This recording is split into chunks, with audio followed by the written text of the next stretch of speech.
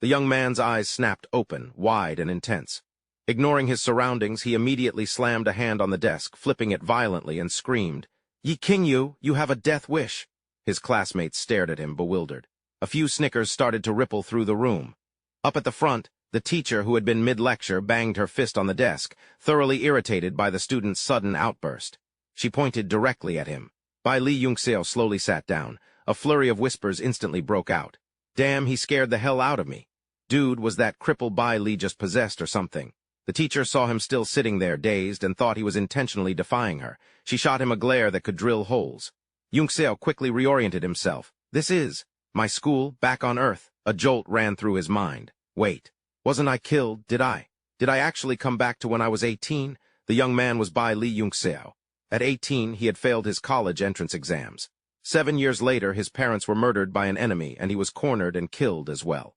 Then, by some twist of fate, Yunxiao stumbled into the grand Nine Heavens continent, stepped onto the path of cultivation, inherited the position of sect master of the Jade Heaven Palace, and became a spirit venerable. But the gates of hell had opened for him nonetheless. On the second day of inheriting the sect master position, Yunxiao was assassinated by his own fiancée, Yi Qingyu. What Yunxiao never expected was that after death he would return to Earth 3 years before his tragic downfall. A look of deep satisfaction spread across his face at the thought. This is perfect. Yunxiao gripped the pen tightly in his hand, his thoughts racing. I've made my decision. In this life I'll cultivate every realm to its absolute peak. I will defy destiny itself. Just then the final bell of the day echoed through the halls. As he slowly made his way out of the classroom, 2 of his classmates watched him struggle, whispering disdainfully from behind. "What a jinx! So damn unlucky!" The other snickered in agreement. "Seriously, he must have done something awful to deserve getting into a car crash like that. Talk about karma." So that was it. The accident was why he could barely walk. Yun Zio heard every word, but he didn't care in the slightest. A small, secret smile touched his lips. That accident changed everything. But so what? He limped onward, an almost imperceptible aura swirling around him. No one knew the truth. It would only take Yun Zio a single day to completely heal this body. Suddenly, a girl with long legs stepped in front of him, her voice sharp and demanding. Looking at Yun Zio with pure disgust, she sneered, "Why are you following me? We already broke up. Can't you just stop stalking me?" The friend beside her covered her mouth to hide a smirk. "He probably still thinks he's the star of the basketball team." Of course. This girl was none other than Lin Mio, his ex-girlfriend, the one who had dumped him the moment he had his accident. Having been reborn, Yun Zio now saw everything with perfect clarity. He met her gaze coolly and replied, "You're the one blocking my way. Move." He looked at her with contempt, thinking, a girlfriend who's only around for the good times, utterly useless. Mio had expected him to plead and beg for her back. His cold dismissal left her completely stunned, her face flushing a deep red with humiliation and anger. But before she could without another word, Yun Zio turned to leave, a look of disgust on his face. She screamed after him, her voice filled with frustration. "Get back here! Don't you dare follow me again, and don't you ever call me your girlfriend!" Yun Zio didn't even bother to fully turn around. He just glanced back, his voice dripping with contempt. "You done? Heh, see ya." As his figure faded into the distance, Dio furiously shot her middle finger at his back. "Bai Li Yun Zio, you bastard!" Just then, a man in a sharp suit walked up to her. "Excuse me, miss." He didn't waste any time. "Our boss would like a word with you." "Don't worry, he just wants to help you teach that cripple a lesson." Dio may have been a gold digger, but she was also cautious. "And who is your boss?" she asked. The bodyguard gave her a slight, knowing smile before answering concisely, "The Yi family of Sen Lin Park." Dio didn't need to hear another word. She knew instantly it was Yi Ling. He didn't try to hide it. "That's right. The boss said if you get in the car, he'll help you break that cripple's other leg." Her thoughts suddenly grew complicated. As Yun Zio's face flashed in her mind, she couldn't help but sigh internally. Bai Li. If that accident had never happened, being with him was actually happy. She knew she wasn't a good person, but she wasn't completely evil either. Dio fell silent for a moment, lost in thought. Finally, she grabbed her friend's hand and turned to leave, tossing a final sentence over her shoulder. "No, thanks. Bai Li Yun Zio and I are through. Why would I get involved in your business?" His business with Dio concluded, the bodyguard quickly returned to the car. "Young Master Lin Mio has refused to cooperate," the man in the sleek black car reported. Inside, a young master idly caressed a woman with one hand, swirling a glass of wine with the other. He smirked. "Is that so? She must have found out my Yi family is taking revenge on Bailey Yunxiao. His eyes drifted down to his own missing legs, his expression twisting with hatred. That damn Yunxiao and his whole family, they're the reason I lost my legs. Suddenly, an idea seemed to strike him. He set his glass down and broke into a fit of chilling, unrestrained laughter. Consumed by vengeance, Yi Ling's mind began to churn.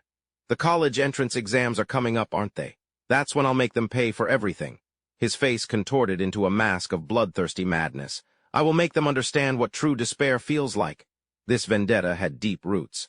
Yunxiao's father had come to Hai Tian City alone and built a massive transport company from the ground up, his natural business talent making him a fortune. But then, disaster struck. Last year, one of his company's truck drivers caused an accident, hitting Yi Ling and crippling him for life. After that, one misfortune after another plagued their family. Even Yunxiao himself was involved in a serious accident. Their finances collapsed, and they were ultimately forced to sell the transport company. Of course, Yunxiao's father knew from the beginning that the powerful Yi family was behind their ruin, but against their influence, his family was helpless. Sitting on his bed, Yunxiao considered his situation. I have to heal this body and increase my cultivation level as quickly as possible. It's the only way to eliminate these threats, to crush them while they're still in the cradle. With his mind made up, he shut his eyes. It was time to begin his recovery. A moment later, an energy like the invisible tide of an ocean began to swirl around Yunxiao, and in response, vital points all over his body began to emit a soft, steady glow. Yunxiao was determined to cultivate 100 points of light as fast as possible. Only by becoming a spirit apprentice could he completely heal his injuries. If this world has spiritual energy, then with my past experience as a spirit venerate, this shouldn't be too hard. After a moment of circulating his internal energy, his efforts finally paid off. Yunxiao looked at the result before him, a smile touching his lips. Success, but it's still too slow. To think that I, the great palace master of Jade Firmament Palace, the 9 heavens spirit venerate, would be reduced to this. The night passed quickly. The next morning, Yunxiao headed to school. As always, the campus was bustling with activity. After circulating his energy to heal last night, he could now walk normally without his crutch. In the distance, a guy taking a long drag from a cigarette spotted Yunxiao and let out a smug "Oh." He swaggered over. Yunxiao, figured you wouldn't show your face here again. What do you want? Yunxiao asked, his voice flat. This was Li Minghao, a hanger-on who was always trailing after Lin Dio and one of Yi Ling's lackeys. Li Minghao blew a cloud of smoke in his face and jabbed a thumb over his shoulder. Someone's waiting for you over there. You should go say hi. Yunxiao followed his gaze. It's him. In my past life, he was the one who broke my leg, making me miss the college entrance exams. He was also the one who beat my parents so badly they were hospitalized. Looking into those eyes, Yunxiao recalled his name. Jin Shan, if I'm not mistaken, a martial artist. He must have reached the bright Jin realm. In Chinese martial arts, practitioners are divided into 4 major realms: Bright Jin, Dark Jin, Transforming Jin, and Pill Jin. Those at the Bright Jin realm could generate wind with their fists, packing a punch with over 300 pounds of force. Yunxiao looked on with pure contempt. He strode past Li Minghao with a contemptuous smirk. Li Minghao, who the hell do you think you are to order me around? Li Minghao couldn't believe his audacity. Humiliated, his face flushed with anger. He swung his arm wildly and yelled, "You bastard!" But this wasn't the same naive Yunxiao from his past life, the one who just took the abuse. He shot his hand out, landing a sharp slap across Li Minhao's face. Yunxiao's expression turned menacing as he stared him down. Get the hell out of my sight! Li Minghao gritted his teeth in fury, but a cold shock ran through him. How is this cripple so damn strong? Impossible. Of course he wasn't about to back down. He immediately swung a powerful kick. Damn cripple. For a piece of trash, he's got some power, fucking animal. Before he even knew what was happening, a series of punches hammered into his face. A jolt of agony shot through him, and Li Minghao cried out as he crumpled to the ground, clutching his face. As he knelt there, the other guy finally stepped forward. He glanced at Yunxiao. Heh, so the kid's got some fight in him. Then Kim San's voice dropped to a cold, threatening tone. If you don't want to die, you'll follow me into that alley for a chat. Yunxiao looked back at him with a scornful glint in his eye. You're from the Yi family, aren't you? And what if I don't go? Even as he spoke, he was already gathering 100 points of spirit light, focusing them between his brows. That should be enough to dodge his first punch. Kim San was genuinely pissed now. He'd never met anyone so brazen. Channeling his internal energy, he roared, "You're asking to die?" Yunxiao instantly dropped his school bag, twisting his body to evade the punch. but he had no intention of just dodging. As Kim San's fist flew past, Yun Zio's knee was already coming up. Let's see what the remaining 50 points of spirit light can do in my right leg. In the next moment, he drove a powerful kick straight into Kim San's gut. A swift kick sent him flying. He had let his guard down for just a second. Now blood spurted from his mouth as he let out a single cry before being launched through the air, landing hard in a cloud of dust. The students watching froze, stunned. This was it. Yun Zio had made his decision. After being reborn, after living 2 lives, there was no way in hell he'd let people walk all over him again. A smirk of satisfaction tugged at his lips as he glanced back at his handiwork. The crowd erupted in a flurry of whispers. He sent him flying with one kick. Whoa, what just happened? I know that guy. He's Bailey Yun Zio. No way, another girl chimed in. You mean Bailey the cripple? His leg is healed. Dio watched the whole thing, her hand flying to her mouth to stifle a gasp. Amid the growing chaos, the whispers turned into a buzz of discussion. Since when could that cripple fight like that? What cripple? Someone shot back defensively. That's Bailey Yun Zio. He used to be the captain of the soccer team. The campus belle, Lan Dio, was his girlfriend. He only ended up with a limp after a car accident a year ago. Humiliated and in agony, Jinken glared at Yun Zio, roaring, "You!" But this time, Yun Zio refused to be the quiet victim. He met the furious gaze with pure, unadulterated arrogance. "A worthless piece of trash like you," he sneered, "dares to talk about breaking my legs?" Just then, a school security guard rushed over. "What's all this? Break it up. Get to class now." Yun Zio casually strolled past the guard. "Looks like I'll have to be more careful from now on," he thought. This is a school, after all. This is not the Jiaxio continent. A chill ran down Jin San's spine. Could that brat have been faking his disability all along, secretly practicing martial arts right under Yi Ling's nose? Growing anxious, he immediately pulled out his phone and quickly reported everything to Yi Ling. On the other end of the line, the villainous Yi Ling exploded. What? He was faking it. He sounded like he was losing his mind, taking all his rage out on his subordinate. "Jin-san, I don't care how you do it, but you will get rid of that little bastard for me. If you can't, I'll just find someone who can." Fear gripped Jin-san, but his voice was cold and firm. "Young Master Yi, give me 7 days. I guarantee that punk won't even make it to the college entrance exams. I'll hire more men to deal with him, but these guys only work for cash." Hearing this, Yi Ling let out a smug laugh. He may not have legs, but he had more than enough money. "Money is not an issue," he said. "But if you fail me again, you'd better start wondering if you can survive my wrath." Back in Yun Zio's classroom, his friends crowded around him, curious. "Bailey, are you all better now? You're looking even more handsome," one of them exclaimed, genuinely happy for him. Another, a straightforward guy with nothing to hide, walked right up and clapped him hard on the shoulder. "Hey, Bailey Yun Zio, you punk, are you really all healed up?" This was Yun Zio's best friend, Liu Dong. He was a genuinely good guy who had never looked down on Yun Zio for his disability. Yun Zio cherished their friendship. They even lived in the same neighborhood, and whenever Liu Dong was free, he'd take Yun Zio home. It was clear Liu Dong's family was well off. Hearing the good news, he broke into a huge grin and shouted, "This is awesome. All right, that settles it. I'm treating everyone tonight." The party was to celebrate Bai Li's recovery. At the mention of free food, everyone's eyes lit up.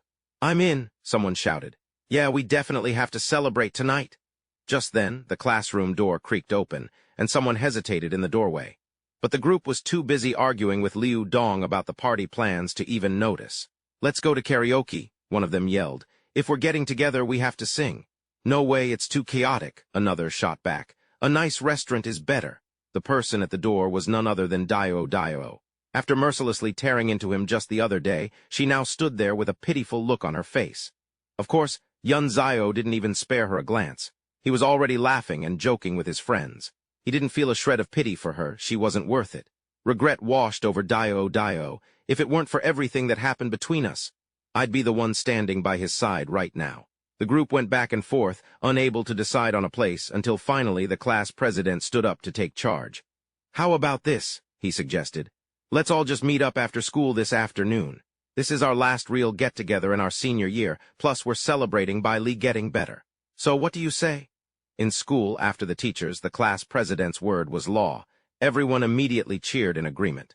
"Yeah, that works. I'm down." After the last bell, the whole group eagerly waited for night to fall. Later, inside the karaoke bar, the music was already blasting. The melody carried the bittersweet lyrics through the room.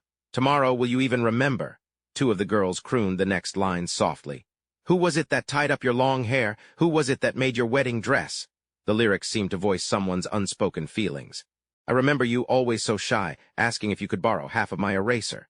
The time you let it slip that you loved being with me. Suddenly, a wave of memories crashed over Yunzio. The song's melody was filled with the nostalgia of youth. You used to say graduation felt a lifetime away. Just then, Yunzio set his drink down on the table. The last line he heard was, "But now we're worlds apart." With that, Yunzio stood up and walked out. Whether it was the song lyrics that soured her mood, Dio's expression darkened. The moment he stepped outside, Yunzio let out a quiet sigh, a hint of regret in the air. Such beautiful years. Back inside the karaoke room, the moment she saw him leave, the girl shot to her feet, ignoring her surprised friend. Dio, where are you going?" Watching her hurry after Yunzio, the others in the room couldn't hide their disdain. So now that he's recovered, Dio wants to start chasing him again. Dio rushed after him, calling out, "Wait, don't get the wrong idea. I need to talk to you." Seeming to realize how badly she'd treated him in the past, Dio was too ashamed to meet his eyes. Still, she had to warn him. "You need to be more careful from now on." Yunzio had no idea what nonsense she was spouting now. His expression darkened, but he held his tongue, waiting to see what she was getting at. The sudden awkwardness in the air made Dio's face flush. She darted a quick glance at him and whispered, "Watch out for Yi Ji," but in the end, her spoiled nature won out. She pouted, her tone turning sharp. "Fine, forget it. Just pretend I never said anything." As he watched her walk away, Yunzio silently sized her up. This Dio had a terrible personality. She's always been a bit too pragmatic, but she wasn't a bad person. It's just a shame that after everything I've been through, I don't feel anything for her anymore. The moment Dio stepped into the restroom, a terrified shriek echoed out. "What do you think you're doing?" A lecherous voice slurred from inside. "Well now, beautiful. You've got a great body." Dio was being cornered by some fat pig. He had her pinned against the wall, a disgusting smirk on his face. "Zhangji's got plenty of cash," he breathed, his breath reeking of beer.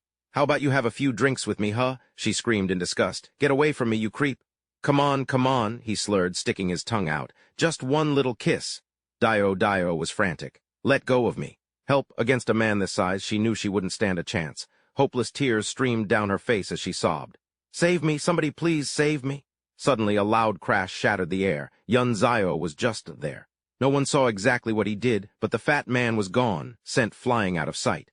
Dio felt a presence beside her, realizing she'd been saved. Her face was still flushed with terror as she slowly opened her eyes. What shocked her more than anything was the sight of her rescuer. Yunzio, the very man she had once rejected.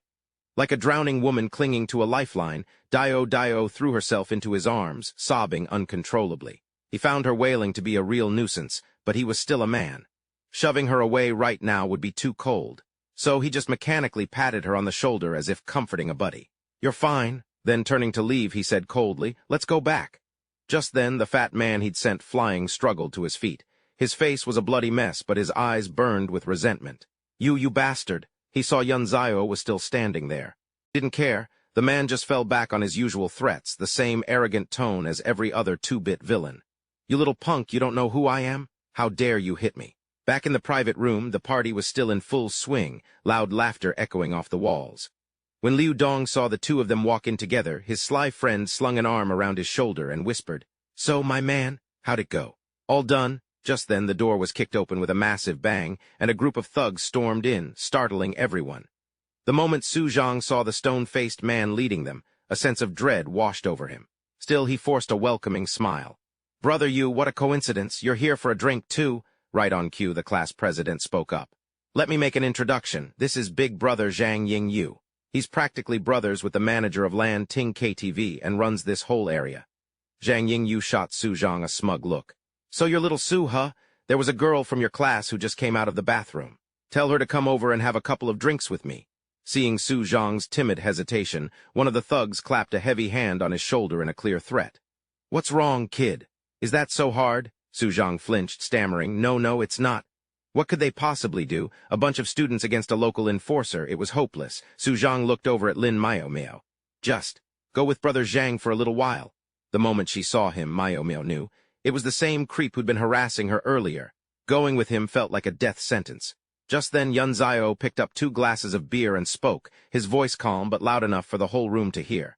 "You don't have to go with him." Zhang Yingyu, his prize just within reach, was furious at the interruption. He spun around and snarled, "You little shit, I thought you were mute. That kick earlier felt pretty good, didn't it?" Remembering the earlier humiliation, he roared at two of his men, "Get him." Instantly, one of them lunged straight for Yunzayo. A fist came flying right at Yunzayo's face. But he didn't even flinch, staying right where he sat. Only then did he lift his eyes to look at the man trying to hit him. He had the expression of someone watching a circus monkey perform, and a sly smirk spread across his face. No one saw what he did next.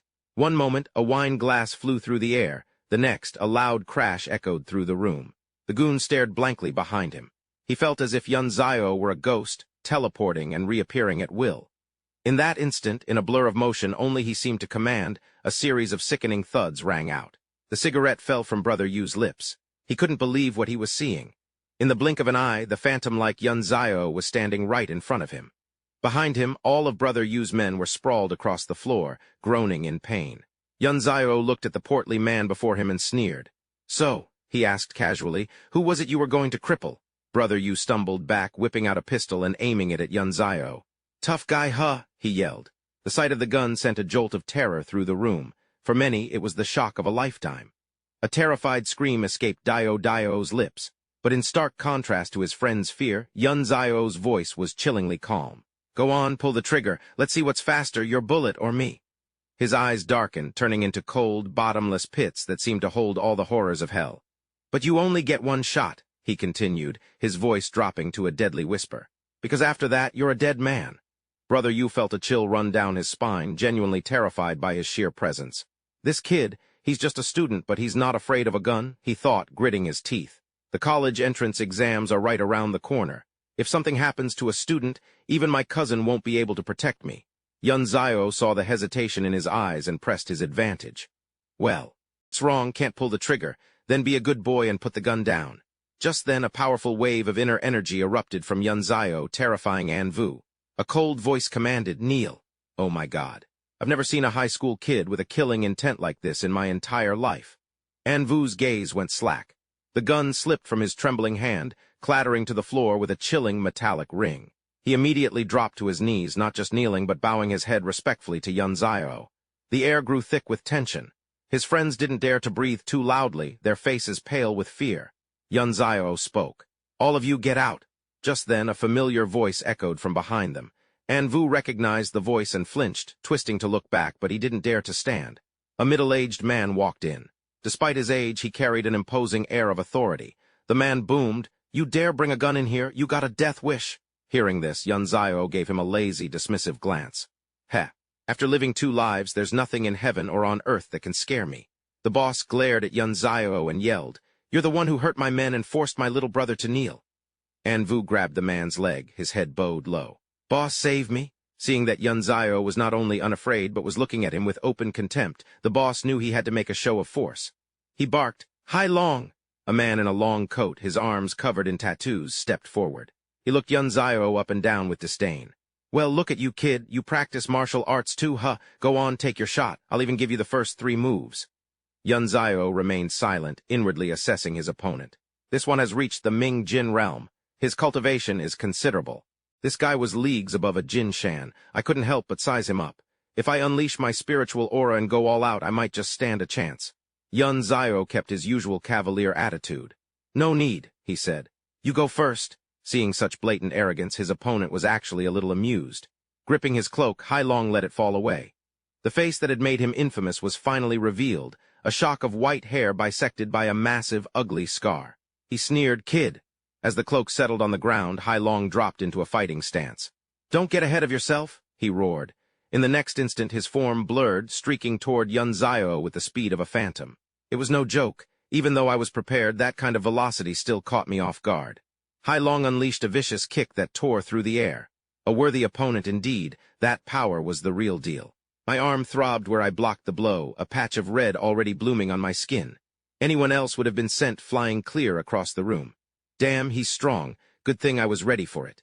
Hai Long closed the distance, a smug grin spreading across his face as he moved in for close combat. "How's that? Scared yet?" "I just need to find the right opening." I gathered my spiritual aura, waiting for the perfect moment to strike. As that muscular arm swung in for another blow, I made my move. Compared to his solid frame, it must have looked like a cat trying to fight an elephant.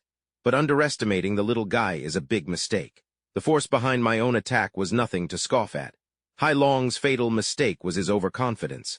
The moment my counterattack landed, a jolt of panic shot through him. Not good. I can't give him a second to recover. Without hesitation, I drove my fist straight up, sending Hai Long's chin flying. Damn, he focused all his spiritual energy, his knee once again rising high. In the blink of an eye, Yun Zio's leg slammed into Hai Long's head.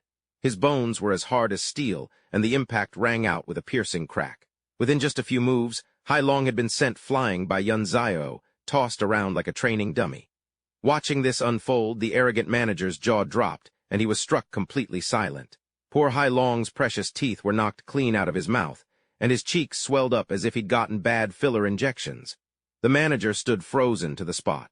Seeing his most prized underling taken down so easily, he finally understood just how terrifying Yun Zio's presence was. The high-end mighty manager's heart screamed, "This is bad." But he was a seasoned businessman who knew when to push and when to back down. His expression changed in an instant. "My friend, it seems I have a bad memory. How about this? This was all my fault. From now on, whenever you come to the KTV, everything's on the house. What do you say?" Of course, Yun Zio wasn't looking to show off or cause trouble. You're the ones who just had to poke the hornet's nest. Even in victory, he wasn't arrogant. "I hope you'll keep a better eye on your boy from now on. Let's go, everyone." As they stepped out of the karaoke bar, the others couldn't hold back their admiration. "Bailey Yun Zio, how are you so strong? You took on 7 guys and didn't even get a scratch." Liu Dong, still in a daze, shooed them away. "All right, everyone, break it up. We've got to get home." When it was just the two of them, Liu Dong's amazement finally burst out. "Bro, when the hell did you get so damn good? I don't care what it takes, you have to teach me how to be that strong." This Liu Dong guy isn't half bad, Yun Zio thought to himself. He could be a real help to me down the line. But there's one thing about him that... Io Buan, your spiritual energy is completely drained. If another one like that black dragon shows up, you'll be in deep trouble. Yun Zio knew he had to find a place rich with spiritual energy and raise his cultivation level fast. He smiled at Liu Dong. "How about this? After the college entrance exams, once summer break starts and you've got nothing to do, I'll teach you a few things." As they walked together under the night sky, Liu Dong couldn't contain his excitement and shouted, "My man, you better not go back on your word." Later that night, Yun Zio was already hard at work, cultivating his inner energy. He meditated, thinking to himself, this is so much better. Cultivating at home just doesn't work. This place is the complete opposite. If the mountain in Forest Park is a dragon, then this lake must be its eye. Yun Zio's eyes snapped open, a faint light flashing through them, a new sharpness in his gaze. He could feel it, the dragon's eye was brimming with spiritual energy. The long night passed in a blur. As the sun began to rise, its warm light spilling over the mountain, Yun Zio opened his mouth and let out a powerful shout, his internal energy surging to a new height. The cry startled the birds in the trees, sending them scattering in a panic. Yun Zio slowly got to his feet. His legs were numb after sitting all night, but it was worth it. He had finally broken through to the spirit-disciple realm. Just then he realized he wasn't alone. A careless foot stepped on a dry twig, making a faint snapping sound. But after his breakthrough, Yun Zio's hearing was far sharper. He easily picked up on the slight disturbance. Someone found me, he thought. Well, I made some good progress. That's enough for today. With that, Yun Zio calmly left the area. From behind him, an old man hurried to catch up, his voice calling out, "Young friend, wait a moment." The sassy young girl beside him pouted, her expression demanding answers. "Grandpa, what's the rush? Did you find anything?" Yun Zio glanced them over, sizing them up. A hidden Jin master. And even the girl beside him practices bright Jin. The old man asked, "I just heard the sound of a flute." "Young man, did you see who was playing?" Yun Zio was no saint. In response to the old man's question, he gave a lazy glance and said simply, "Nope." The fiery girl glared at Yun Zio. "Then what are you doing here? This is a private estate. It's not a place for just anyone to wander into." Yun Zio had no patience for shrews, no matter how beautiful they were. "Is there a problem?" he replied with a sneer. The old man quickly held his granddaughter back, calling out, "Young friend, please don't mind her. My granddaughter doesn't know how to speak properly." Without another word, Yun Zio turned to leave. "Then you should teach her to watch her mouth." "You old geezer, I'm not going to let this slide," she roared, channeling her internal energy. "You dare call my grandfather an old geezer? I'm going to cripple you." The moment the words left her mouth, she launched a powerful kick straight at Yun Zio's head. Perfect timing. I just broke through, a good chance to test my new power. Yun Zio instantly sensed the trajectory of her attack. Just as her foot was about to connect, he effortlessly sidestepped. So much for long legs being gentle. He sent her high heel flying with a loud clatter. But of course, a spitfire like her wouldn't just let it go. Her eyes nearly popping out of her head, the girl, Qing Luan, spun around and aimed another kick right at his face. This time her long, slender leg came whipping toward his face. Annoyed, he snatched her by the ankle just before it made contact. Yunzio's voice boomed, time for a send-off. Go, and just like that, Qing Luan went flying like a discarded doll. The old guardian rushed forward, startled. Young friend, please. Whether it was an accident or on purpose, Qing Luan was thrown straight into the river. Hu Gyu cried out in alarm, Granddaughter. After a struggle, her grandfather finally managed to pull her from the water. Soaking wet, Qing Luan collapsed onto the ground, her face a mask of indignation as she glared at him, refusing to accept defeat. Seeing his granddaughter in such a sorry state, Hu Gyu was furious. He scowled, turning on Yunzio. Don't you think you went a little too far, young man? Yunzio had no concept of respecting his elders, especially an unreasonable one like this. He shot back without hesitation, me. Or was it you two who went too far? That was the last straw for Hu Gyu. For someone so young, you have a violent streak. It seems I must teach you a lesson today. Yunzio found that hilarious. Old man, we'll see who's teaching who. Enough talk, let's fight. Hu Gyu was brimming with confidence. He was clearly no ordinary man. Channeling his internal energy, he lunged forward. Then let's see how you handle my skills. Dealing with a brat like Qing Luan wasn't much of a thrill anyway. But this old man, Yunzio thought with a smirk, would make a perfect test subject. Perfect timing. As Hu Gyu's fist flew toward him, Yunzio easily blocked it. Of course, he had no intention of just dodging. He answered with a punch of his own. The old man was highly skilled, he had to admit. A 5-star opponent for sure. As another blow came flying his way, Hu Gyu was having his own startling realization. This was one of the few youths who could actually match him. They traded fists, then moved to kicks. Hu Gyu aimed a high kick at Yunzio's head, but Yunzio was no slouch. They went at each other like a pair of frenzied fighting cocks. At that moment, realizing he was facing a truly formidable opponent, Hu Gyu, but he didn't dare underestimate him. He poured nearly all his strength into that punch. Then again, there was no way Yunzio was going to let this old man walk all over him. He, too, channeled every last bit of his internal energy into a final, decisive strike. The two forces tore through the air and collided, kicking up a blinding cloud of dust and debris. That one agonizing night was worth it, Yunzio thought. My power has clearly grown. Hu Gyu, meanwhile, was reeling in shock. This kid.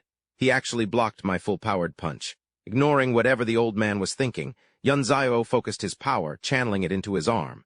He glared and let out a fierce shout as a new surge of power flooded his fist. Hu Gyu's fist was immediately driven back. A massive explosion erupted. Yunzio leaped into the air to dodge, and Hu Gyu jumped back just in time, escaping the blast unscathed. Still, he landed unsteadily. Anyone else would have been grievously injured, if not blown to bits. Yunzio was also sent flying, his body slamming hard against a large, nearby tree. The force of the impact was so incredible that the tree instantly shattered into splinters. Finally, the battle came to an end. Yunzio's face was cold as he watched Hu Gyu, his guard still up. Seeing her grandfather staggering from the clash, Qing Luan rushed over to support him. Grandpa, are you okay? At that moment, the old man bowed respectfully to Yunzio. I am Ziro Yi Hu Gyu. I hope you will not take offense, young man. That was merely a test. Please forgive the rudeness of my granddaughter, Yi Qing Luan, and this old man. His actions took Yunzio completely by surprise. But an instant later, that surprise curdled into raw fury. Yunzio stared at Hu Gyu, his eyes blazing with hatred. You're from the Yi family. Hu Gyu immediately sensed something was terribly wrong. Why, he wondered, would the mere mention of the Yi family? Despite the murderous aura pouring off the young man, the old man answered truthfully. Yes, perhaps you'd be willing to join us for tea at our home, young friend. But Van Tiu could never just swallow his hatred for the Yi family. Still, he couldn't take it out on an innocent man. He turned to leave. No need. But just then, Than Lone rushed forward, grabbing his sleeve. You can't go. This girl was such a pain, always finding a way to piss him off. All beauty, no brains, he thought, shooting her an irritated glance. Than Lone, still acting like the arrogant young lady she was, had no idea what kind of danger she was in. How dare you disrespect my grandfather? She yelled. Van Tiu's patience was wearing thin. Let go, he said, his voice dropping to an icy tone, or don't blame me for what happens next. Than Lone just sneered. And what if I don't? You're going to kill me? That was the last straw. Seeing his genuine rage, Ho Kwak cried out in alarm. Young friend, please calm down. My granddaughter doesn't know any better. but his hand had already closed around her throat. Before he even applied any real pressure, Than Lone was unable to utter a sound. Van Tiu had no problem hurting a woman.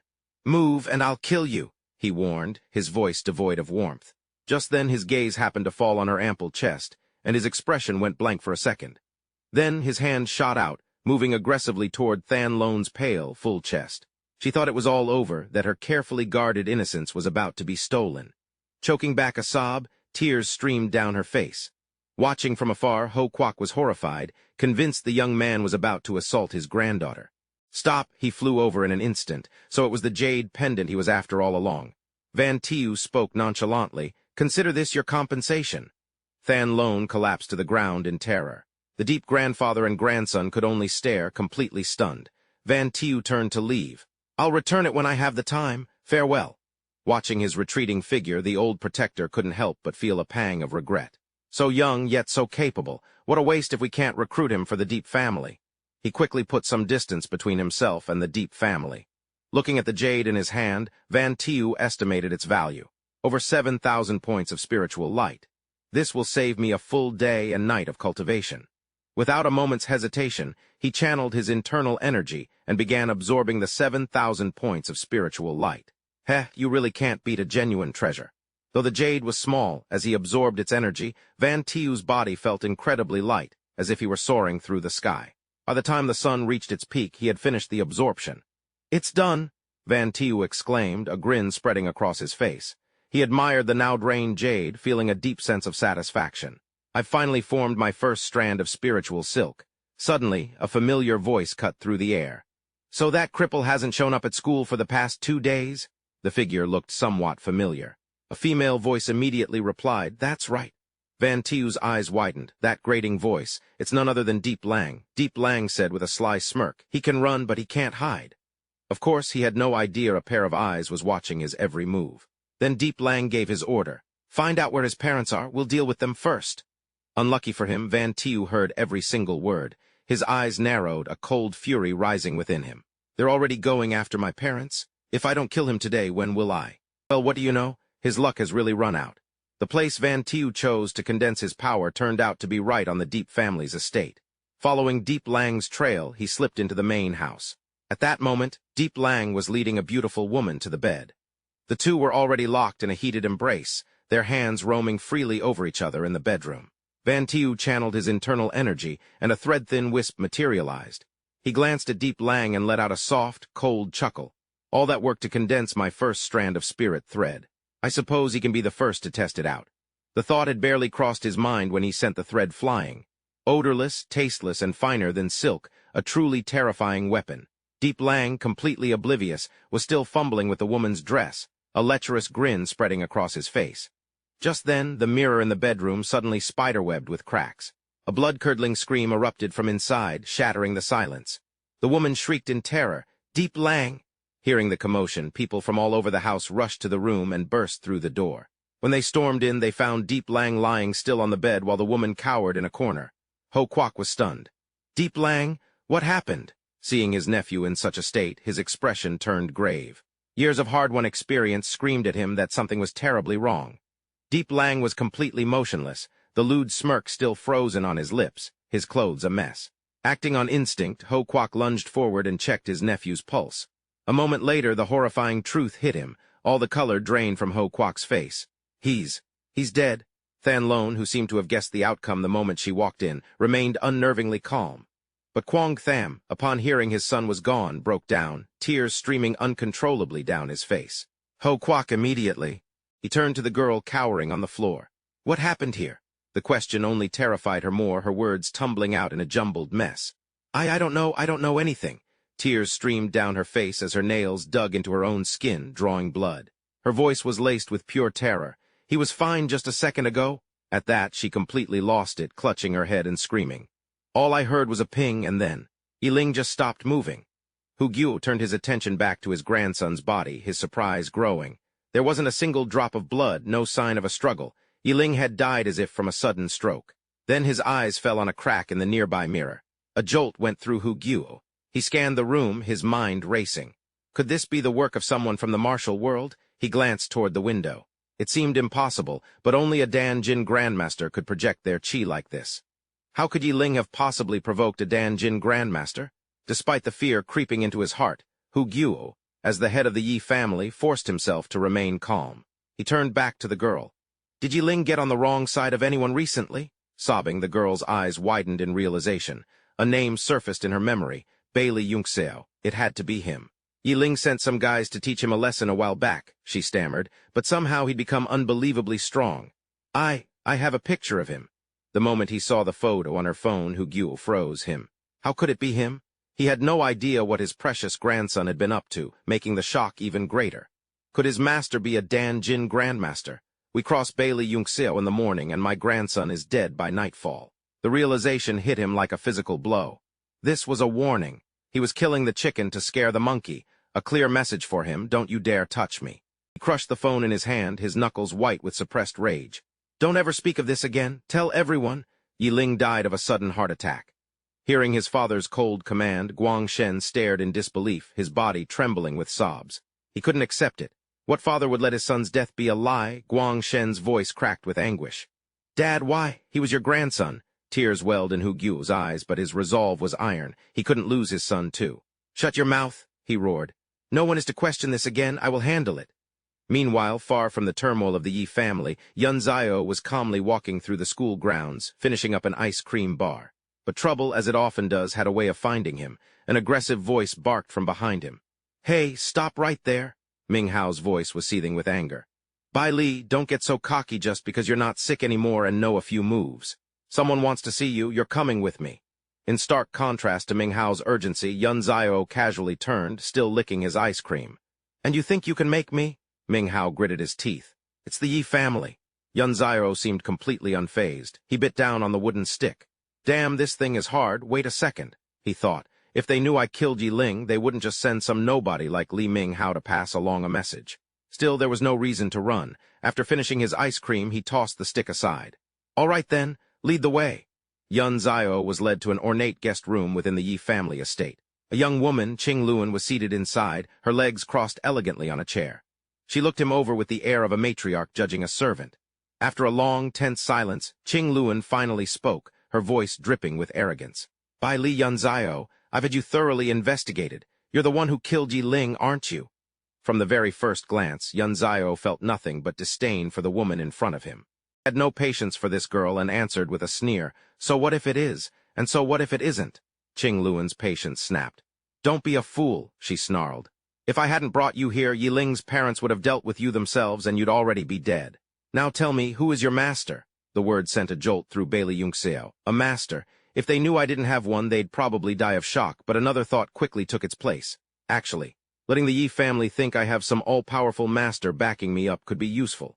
With that, his confidence surged back, and he puffed out his chest as if he had the gods themselves on his side. Master, I've never shied away from killing. What's one little Yi Ling? I wouldn't bat an eye at wiping out his entire family. That was the last straw for Qing Luan. She slammed her hand on the armrest, fury in her eyes. Bailey Yunxiao, I'd advise you to drop the arrogance. Hand over the cultivation technique now. He just smirked. And what if I say no? Just then, an old man stepped forward, cutting in. He stroked his beard as he spoke. Young man, I heard you fought old man Yi to a standstill. He sized Bailey Yunxiao up.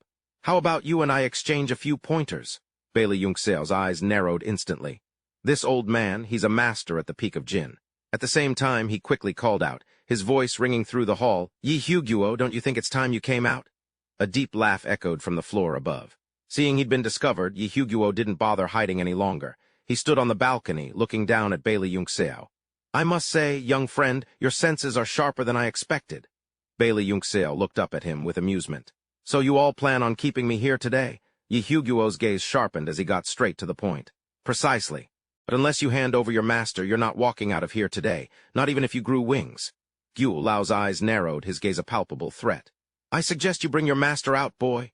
Yun Zio was deep in the lion's den, the air thick with killing intent. But he remained completely unfazed, replying with a sneer, You're not worthy of meeting my master. The old man let out a great laugh, then gathered his internal energy. As swift as the wind, Gu Lao blurred, reappearing behind Yun Zio in an instant. Still talking tough when you're at death's door, the old man thought, a smug look on his face. Gu Lao's movements halted. It seemed this was just the opening act of his little display of power. His eyes locked onto Yun Zio. "Should I toy with you for a bit, or just cripple you right now?" But Yun Zio was not to be outdone. His eyes flashed, a glint of his own killing intent rising to meet the old man's. As if he couldn't wait another second, Guo Lao lunged, striking with brutal force. It was a blow meant to kill. So fast, Yun Zio thought, dropping any hint of carelessness. He clenched his hand into a fist and met the attack head-on. Guo Lao's hand swept forward, but contrary to his expectations, Yun Zio didn't block. Instead, he slammed his own palm onto the ground. In that same instant, a powerful wave of internal energy erupted from him, surging toward the old man. A flicker of confusion crossed Guo Lao's face. Before he could even process what was happening, a thin thread of blue light materialized on Yun Zio's hand. Just as he had with Yi Ling, he flicked his wrist, sending the shimmering thread shooting toward his opponent.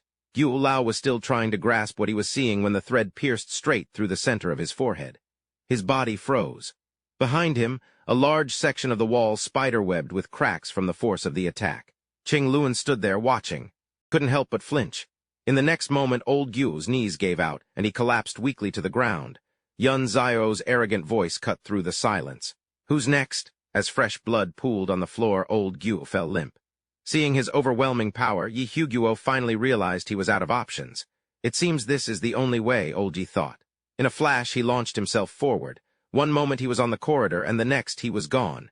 He reappeared in an instant, landing directly in front of Yun Zio, who watched with an amused smirk. "Oh, finally decided to step up yourself, old man?" A palpable killing intent radiated from Yi Guo. He glared, his jaw clenched tight.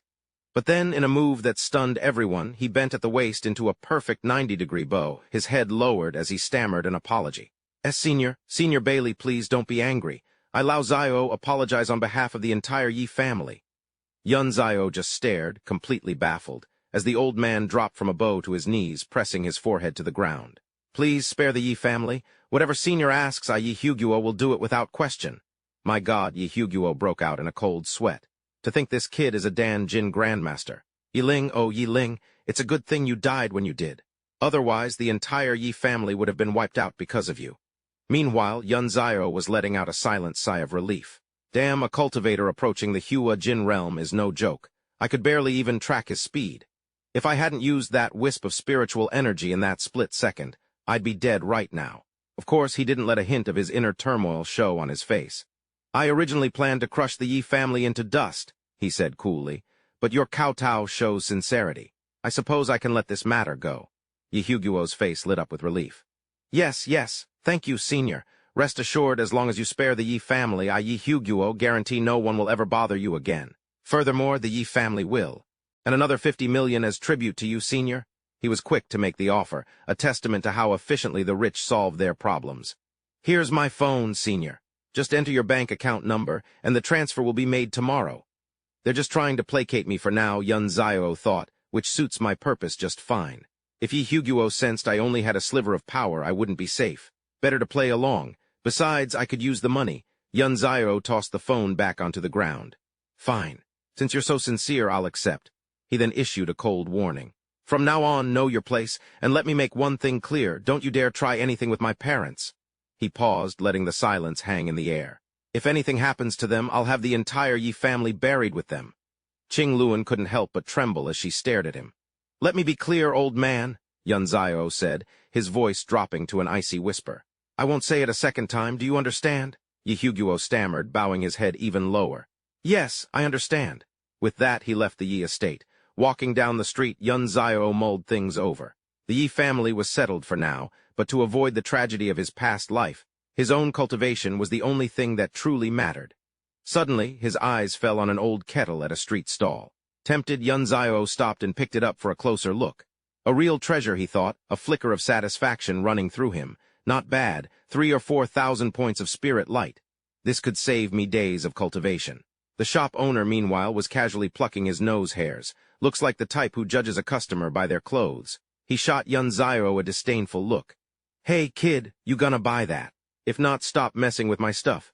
"Excuse me, boss," Yun Zio began, "about this kettle." A look of utter contempt crossed the shopkeeper's face. How much money could a student like him possibly have?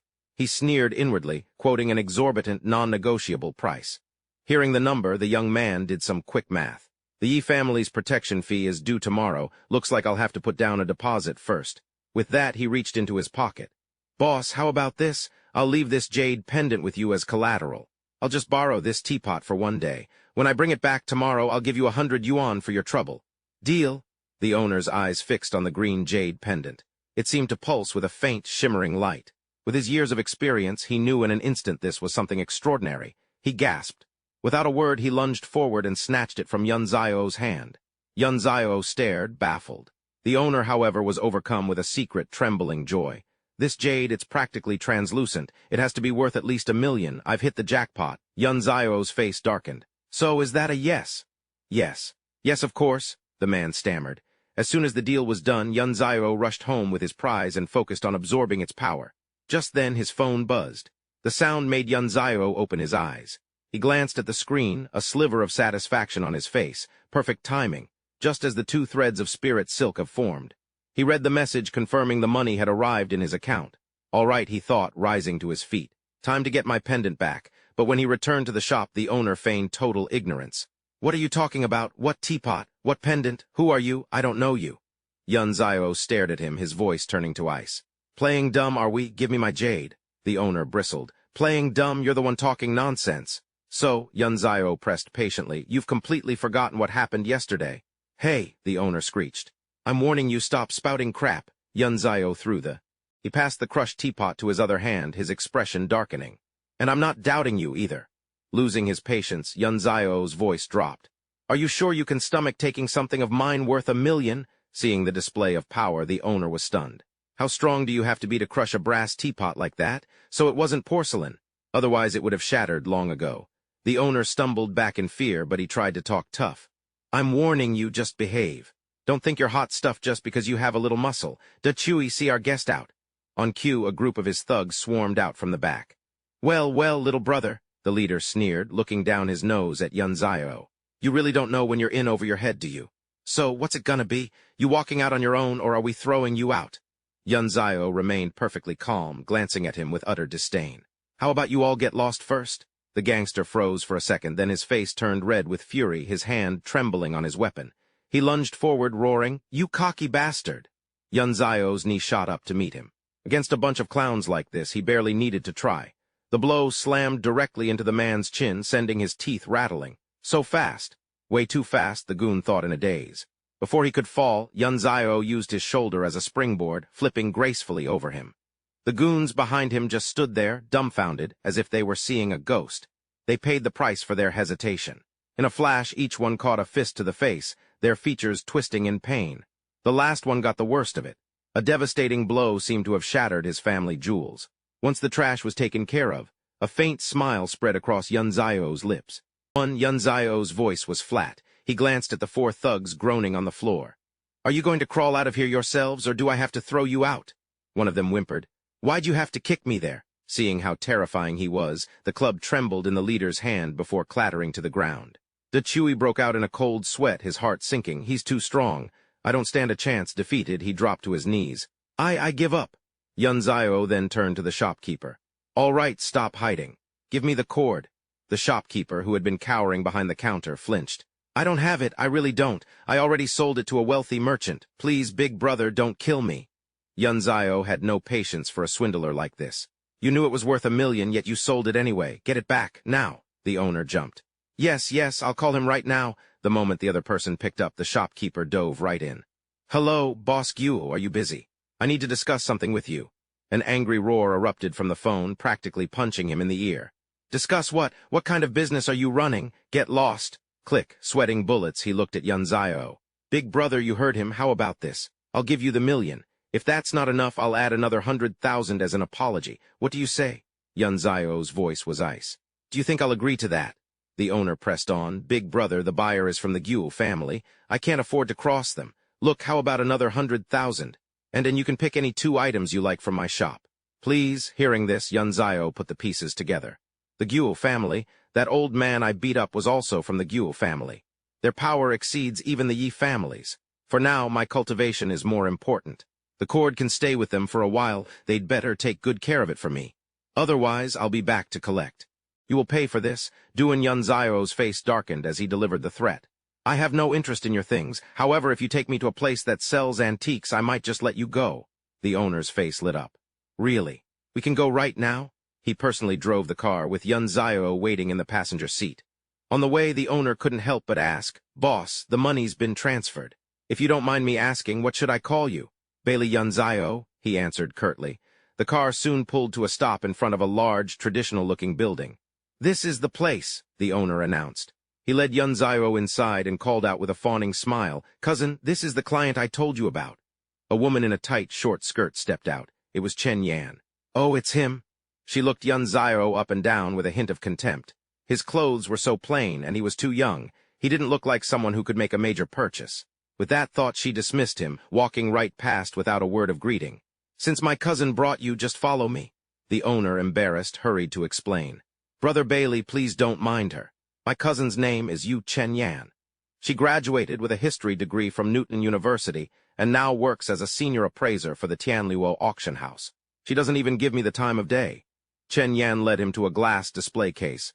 The antiques up for auction are all in here, she said, her tone professionally distant. Feel free to look around, sir. Yunzio silently approached the case, his eyes scanning the three treasures within.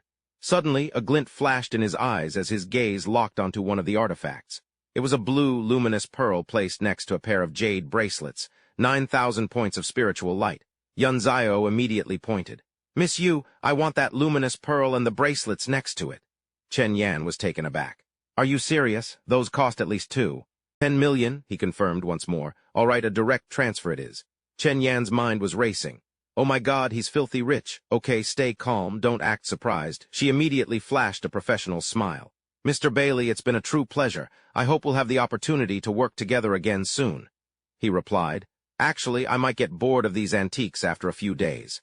I wonder would it be possible to auction them off again then? The boss jumped in, grinning from ear to ear. No problem at all, whatever you say, sir. A moment ago, she wouldn't have even looked his way, but now Chen Yan began to lay on the charm. Of course you can, she cooed. Oh, that reminds me there's a jade exhibition at Jade City today. Many gem merchants are bringing out their prized treasures. I wonder if Mr. Bailey might be interested. He was definitely interested. There was no way he was going to turn down essence points. I could go take a look, he said. But I want to drop this night luminous pearl off at my hotel and rest for a bit. How about this? Give me an hour. We'll leave at 1:30. At that same moment in an auction hall across town, the bids were flying fast and furious. 15 million, someone else shot back with a higher offer. 17 million. The items on the block were two exquisite pieces of jade, and no one was backing down. The crowd buzzed with excitement as the price climbed. 18 million, 20 million. A man below shouted, 20 million. Now 21 million. Is there a higher bid? Suddenly, a single finger shot up, decisively silencing the room. It was none other than Yunzio. He called out his bid loud and clear, 21,010,000. The auctioneer on the stage slammed her gavel down. 21,010,000 going once, 21,010,000 going twice, and sold. The two jade treasures belong to this handsome gentleman. A few old men in the audience covered their mouths, snickering. Go on, little brother, I won't fight you for this one. Honestly, 20 million for these two jade pieces is a total steal. Hearing that, Yunzio grew wary. Are they trying to pull something? Without a second thought, he strode forward. It made sense, after all. Money doesn't grow on trees, and he'd be a real fool to drop a fortune on a worthless piece of rock. Seeing Yunzio pick up the jade, the girl spoke up. Sir, if you please. Payment is required before you inspect the jade. Yunzio began to channel his internal energy. A tingling power, like fizzing seafoam, started to well up from his hand. It seemed the energy constantly rising from his palm was coming from the jade itself. A moment later, Yunzio let out a sigh and set it down. Never mind, I don't want it anymore. The girl's expression turned to a sneer. I think it's more like you can't afford it. Did you really think you could mess with Boss Kim of Fei Kui Cheng? Yunzio didn't back down. Oh yeah, what are you going to do, force me to buy it? Just then, an equally arrogant voice echoed from the back room. My dear sir, the man continued, swirling a glass of wine in his hand. Everyone here can attest that you won the bid for this piece. The transaction is complete. It's a little late to back out now. In fact, it's a breach of contract. I suggest you reconsider. I've been around far too long to be outsmarted by a bunch of crooked merchants. Yunzio decided to call their bluff. You know damn well what you're doing, he shot back. Price gouging. Trying to scam a high school kid like me, that's not a good look. Kim Long's face fell when he heard that. A high school student, not even 18, this was bad luck. He then barked, "Get the hell out of here. And don't ever show your face in Fei Kui Cheng again." Yun Zio's expression hardened into a smirk. You tell me to leave and I'm supposed to just go. I can't believe the nerve on this kid. Jin Long's voice boomed. So you want to do this the hard way? Fine, men. Throw him out. In an instant, Jin Long's bodyguards had Yun Zio surrounded. He glared, bracing himself for the attack. Just then, a cold voice cut through the air, making Jin Long flinch. Stop! As Jin Long looked at the stern young woman before him, he froze. He quickly plastered on a fawning smile and hurried over. "Miss Yu, is something wrong?" But Chen Yan was not one to be trifled with. She spoke up immediately. "Jin Long, I'm about to see Boss Jin. If he hears about this and insists my little brother buy these 2 jade pieces, you can be sure I'll be the one paying for them." Jin Long's face went pale. He scrambled to reply, "Miss Yu, it's just a small misunderstanding. There's no need to bother Boss Jin. If this young man is with you, then we can just forget this whole thing ever happened." Chen Yan looked at the sycophant with disdain. She gave him one last cold look. "Good, as long as you understand." Without another word, Chen Yan grabbed Yun Zio's hand. "Let's go." Caught off guard, he stammered, "Hey, you can let go of my hand now, you know?" But Chen Yan just held on tighter, pulling him away. Left behind, Jin Long's face was a storm of emotions, shifting from pale white to a sickly green. Finally, one of his men had to lean in and whisper, "Boss, you've been standing there for 10 minutes. The guests downstairs are laughing." His gaze dropped to the wealthy guests on the floor below. They'd come for a treasure auction, but a bit of unexpected drama was a welcome bonus they weren't about to ignore. The murmur of their gossip was unmistakable. The humiliation was too much. With a surge of fury, Jin Long's hand tightened, and the wine glass he was holding shattered into pieces. Bodyguard, taken aback, couldn't stomach the humiliation. "You dare make me lose face in front of everyone?" he snarled. "You're nothing but a worthless woman. If it weren't for Jin Fengyu, I would have dealt with you myself." A moment later, Chen Yan led Yun Zio to a different section of the venue, one that seemed reserved for distinguished guests. A man spotted them and approached with a wide smile. "Chen Yan, it's been a while." Chen Yan quickly made the introductions. "Boss Jin, these are 2 of my relatives. I brought them along to broaden their horizons." Her cousin, starstruck by such an important figure, just scratched his head and stammered, "Boss. Boss Jin, I mean Brother Jin, hello." Jin Fengyu beamed. "Welcome, welcome. Miss Yu, please come with me. I have a few friends I'd like you to meet. They've been dying to see you. They wouldn't forgive me if they missed the chance. After all, you're Haitian City's most distinguished appraiser." Hearing her title, Yun Zio's mind started racing. The Jin family of Haitian. Their financial power was on par with the Yi and Gyu families. To think I'd be crossing paths with them so soon in this life. The other boss spoke up. "Brother, let's go check out the sculptures over there." The 2 men quickly headed off. Money really does buy respect, Yun Zio thought wryly. Suddenly, everyone's calling him little brother. Gazing at a particular jade carving, he asked, "Little brother Bailey, what do you make of this piece?" This jade only has about 100 points of spiritual aura, Yun Zio assessed inwardly. Just then, an idea struck her like a bolt of lightning. A sly smile touched Yun Zio's lips as she looked at the boss. "Brother Wang, if I were to carve a piece of this quality, would it also fetch a price in the millions?" Just then, a shrill, cutting voice sliced through the air. "At your age, you dare speak of carving jade. This stone was worth a fortune." A girl who had appeared out of nowhere was acting incredibly aggressive. With her hands on her hips, she challenged Yun Zio. "Do you have any idea who made this old man fishing carving?" Yun Zio answered coolly, "Wang Lin is just a jade carver. So what if I say he isn't worthy of being called a master? What's it to you?" Murmurs rippled through the crowd. "That kid's way too full of himself, disrespecting Master Wang Lin like that." Just then, an old man with a curly beard stepped forward, the very artist who had carved the piece. "Young friend, if you say I'm not worthy of the title master, then by all means show us your own work. Let's compare." Hearing the commotion, Chen Yan hurried over. "Excuse me, coming through." Seeing the tense situation, she quickly stepped in to defuse it. "Master Wang, my name is Chen Yan. This young man is a relative of mine. He's young and doesn't know what he's saying. Please don't take it to heart." Hearing this, the old man glanced at Yun Zio in surprise. "Oh, so he's with the Yu family." Yun Zio didn't hesitate for a second. "Absolutely not. I have nothing to do with the Yu family." He then added, "I may not have brought a piece of my own, but I can make your old man fishing carving perfect. I wonder, are you willing to make a bet?" Having been in this business for years, Wang Lin knew there was no such thing as a free lunch. He eyed him suspiciously. "What are you after?" Yun Zio was the picture of confidence. "Bring out the old man fishing carving, and I'll give you the perfect answer." But the girl cut in again. "You're not planning on stealing it, are you?" Feeling utterly disrespected by everyone here, Yun Zio reached into his pocket. How ridiculous, he scoffed. You think I'd actually want this old carving? He then turned to Chen Yan. Miss Yu, why don't you tell me what this jade is worth? Chen Yan answered quickly. He just bought that at the auction.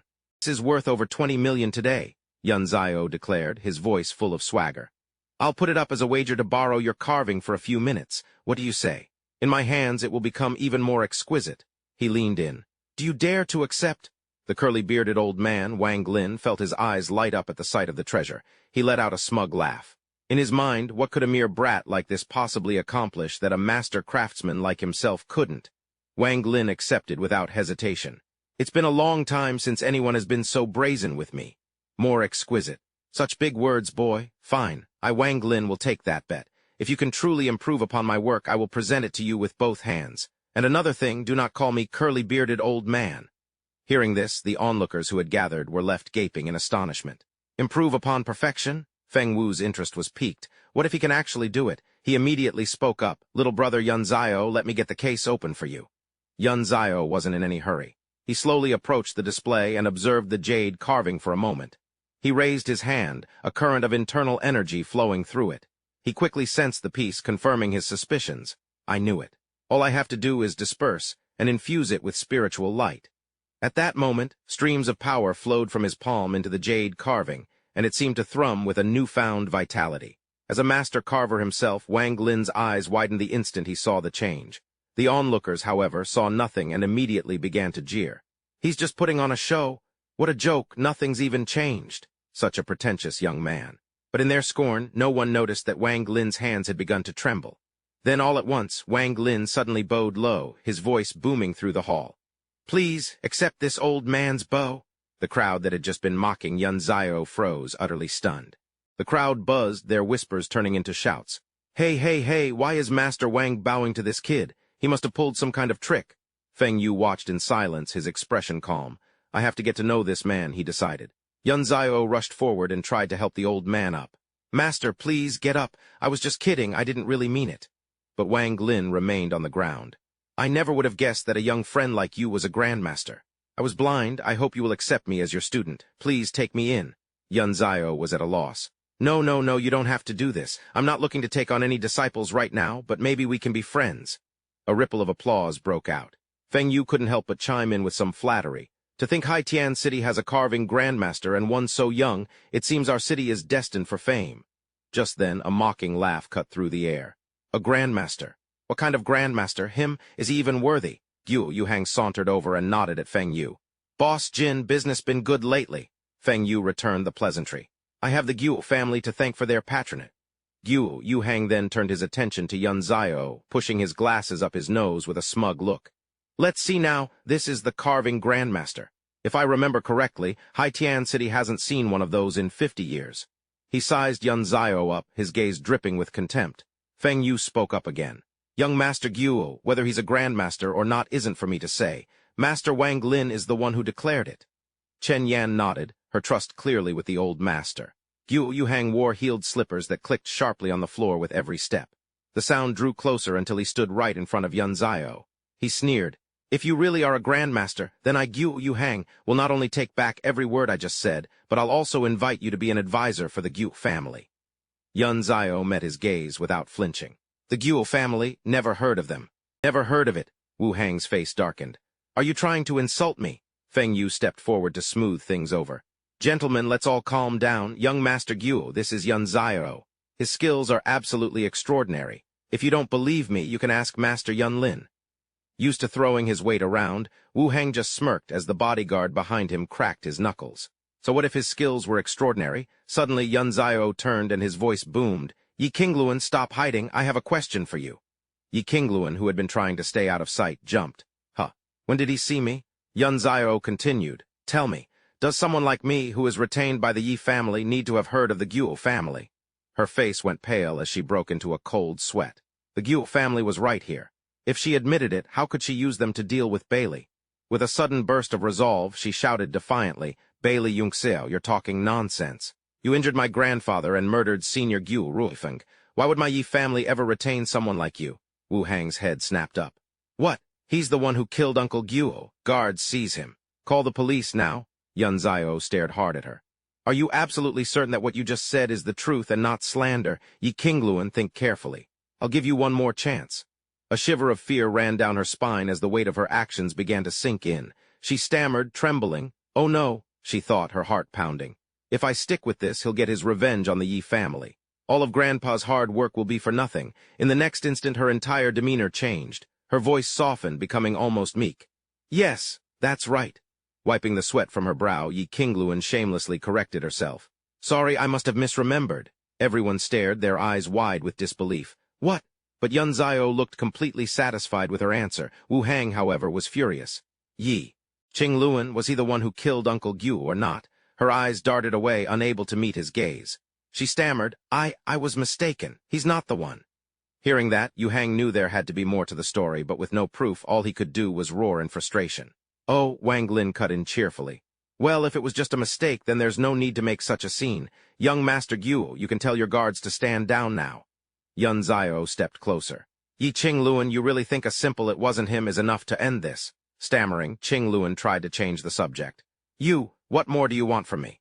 You took my family's heirloom bracelet and promised to give it back, but then you sold it to the Gyu family. But contrary to her expectations, Yun Zio casually tugged the jade pendant from her neck.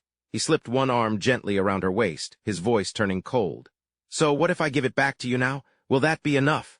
Yun Zio said nonchalantly. I was even planning on taking the bracelet back from the Gyu family for you. Faced with such a handsome man up close, Qingluan's heart suddenly began to race. What's wrong with me? She wondered. Why am I blushing? I'm supposed to hate him, aren't I? Murmurs rippled through the crowd. Are they a couple having a fight? Good heavens, but I heard Yi Qingluan is engaged to Gyu Yu Hang. Why is she acting so intimate with Bailey? His pride utterly trampled, Yu Hang ground his teeth in fury. He pulled 2 items from his pouch. I, Bailey Yun Zio, have always been a man who honors his word. As long as the Yi family didn't break their promise, I would never betray our pact. Handing the items to her, Yun Zio continued. But in the end, I still broke my promise to you. I just bought these back at the Tianluo auction house. They're worth 20 million. That should be more than enough to cover your loss, wouldn't you say? Qingluan was still in a daze. Huh. He spoke again. What's wrong? You don't want it. Without letting Yun Zio say another word, Qingluan snatched the item from his hand. She clearly wanted it, but was too embarrassed to admit it. Glancing away, she blushed and muttered, Of course I do, why wouldn't I? The crowd started whispering again. Whoa, they look like they're in love. Since when did Haitian City have a big shot like him? Yun Zio then turned his attention back to Wu Hang. All right, now I want an answer from you. Wu Hang was clearly on the back foot, but he forced a sneer. What answer do you want? He then barked a vicious order to his man. You want an answer. Tai Jun, break one of his legs for me. Yes, sir, the bodyguard replied instantly. The moment the words were out, Tai Jun lunged at Yun Zio like a predator ready to tear him apart. He looked at Yun Zio with arrogant disdain and roared, Let's see you take a punch from me, punk. But there was no way Yun Zio would just stand there and let him do as he pleased. Yun Zio's fist shot forward. WH was all Tai Jun could get out. It was too fast. Before he could even process what was happening, the blow landed square on his face, which caved in like a cheap dumpling. But that wasn't all. An overwhelming aura exploded from Yun Zio, his internal energy radiating with immense power.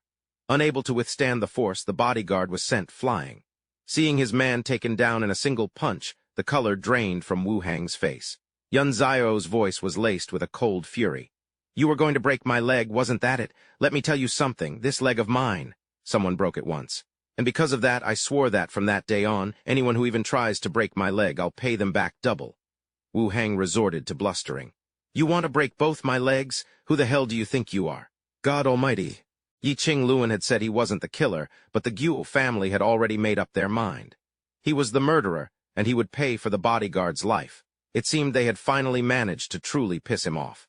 Yun Zio channeled his internal energy into his palms, his eyes burning with a deep, cold hatred as he stared at Yu Hang. I'll be taking both of your legs. Just then, 2 figures rushed in from behind him. Freeze. Police, his ears twitched. Yun Zio didn't even have to look back. He knew they had guns. He calmly raised his hands. Are you sure you want to do this? In the next instant, the cold steel of a gun barrel pressed against his chest.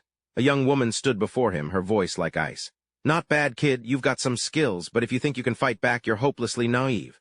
Plainclothes cops. Yun Zio was a little surprised. He suddenly recalled a thought from his past life. Why do people cultivate? Isn't it to be free, to live without restraint? Back on the Nine Heavens continent, he was by Li Yunzio, a man for whom destroying cities and toppling nations was a trivial affair. The policewoman studied him for a moment, then a small, wry smile touched her lips. Ah, forget it. She holstered her weapon. You're coming with us to the station to cooperate with the investigation. If you're truly innocent, we won't give you any trouble. Yunzio grinned. Sure, no problem. Still unwilling to back down, Yuhang screamed from behind him. This isn't over, kid. The police can take you, but the Guo family will never let you off the hook. Hearing him still running his mouth, Yunzio's good mood vanished. His face darkened as he shot a look back at Yuhang. He instantly channeled his internal energy, and a faint, imperceptible light glowed at his fingertip. No one saw a thing. The only sound was Yuhang's blood-curdling scream echoing through the air as he collapsed, clutching his leg in agony. "Ah, my leg." Dun cried out in alarm, Young master." The policewoman shoved her gun in his face and yelled, "Did you do this?" Yunzio was unfazed. "Officer, you can't just accuse me without any proof." "Where is it?" Outside, a girl whispered to the person beside her as a faint light flashed. "Did you see that?" Nearby, a group of bodyguards was helping Yuhang to his feet. "Hang in there, young master. We'll get you to a hospital." The person beside the girl shook their head. "I didn't see a thing. Was I just seeing things?" The girl wondered. The policewoman happened to overhear them. She glanced in their direction, her expression unreadable for a moment. Finally, she turned her attention back to Yunzio, her voice sharp as she pressed the gun against him again. "I'll ask you one more time. Was it you?" Yunzio's expression darkened. "This woman is clueless." "How would I know? To be honest, you're not an ordinary cop, are you? I'm guessing you're not even a local." Her eyes widened slightly in confusion. "What are you trying to say?" Yunzio didn't mince words. "I think you've got the wrong guy. You're all here lying in wait for the jewel thief, right? That's why you can't just pack up and leave. If you do, Boss Kim is going to lose a fortune." At Yunzio's words, Feng Wu's face went pale. He stammered, "Huh, what jewel thief?" The policewoman's eyes narrowed, her suspicion growing. "So you're one of them?" Yunzio turned to face her fully. "Of course not. I'm just an ordinary high school student. Besides, if I actually wanted to kill you, that gun of yours wouldn't even slow me down." The instant the words left his mouth, a hand shot out, grabbing his collar and yanking him forward. "Who the hell do you think you are?" the policewoman snarled. "Some huging grandmaster who can kill without batting an eye?" Yunzio met her gaze, a silent acknowledgement in his eyes. "You already saw it, didn't you?" He was on high alert. If he really broke that young master's leg without even touching him, then he had to be a Dan Jin grandmaster at the very least. She'd have to change her approach entirely. Yunzio watched her, his own thoughts drifting back. He remembered her from his past life. When the jewels were stolen from Jade City, this was the very officer who had died.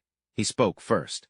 "If I'm not mistaken, you're Kaio Fingerling, right?" Hearing her name, Kaio Fingerling leaned in close to his ear and whispered, "I don't know how you know who I am, but can we ask for your help?" Yunzio didn't agree right away.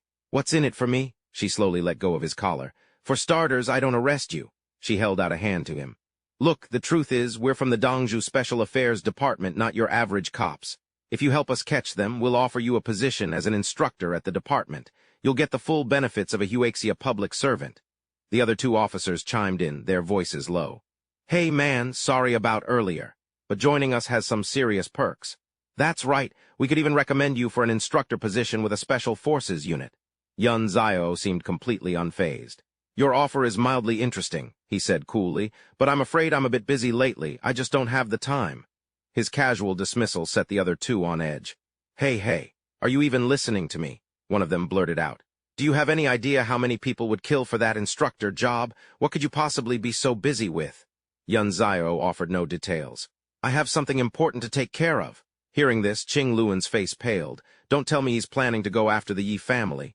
Wang Lin, however, had a different thought. Did he finally see the light and agree to it? As if to answer their unspoken questions, Van Tiu held up 3 fingers and declared dramatically, "In 3 days I have my college entrance exams, and I haven't studied at all." The reason was so jarringly mundane, the 3 of them could only stare, their faces pale. "Huh," Fong Lin groaned, pressing a hand to her forehead. "Seriously, and here I thought it was something important. I'll come get you myself after your exam." Feng Vu quickly interjected, "Instructor, what did you mean about a jewel thief?" Van Tiu spoke up. "Boss Kim, there's more to this exhibition than what you're showing in the main hall, isn't there? The items out here aren't valuable enough to warrant this kind of risk." At his words, Feng Vu's face hardened. It was clear Van Tiu had hit the nail on the head.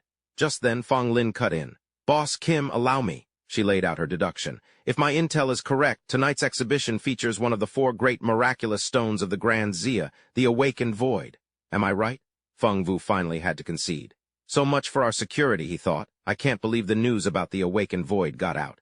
Yes, the Awakened Void is being unveiled tonight. It's priceless. If there really are thieves after it, what are we going to do? Nothing will happen on our watch, Fong Lin assured him.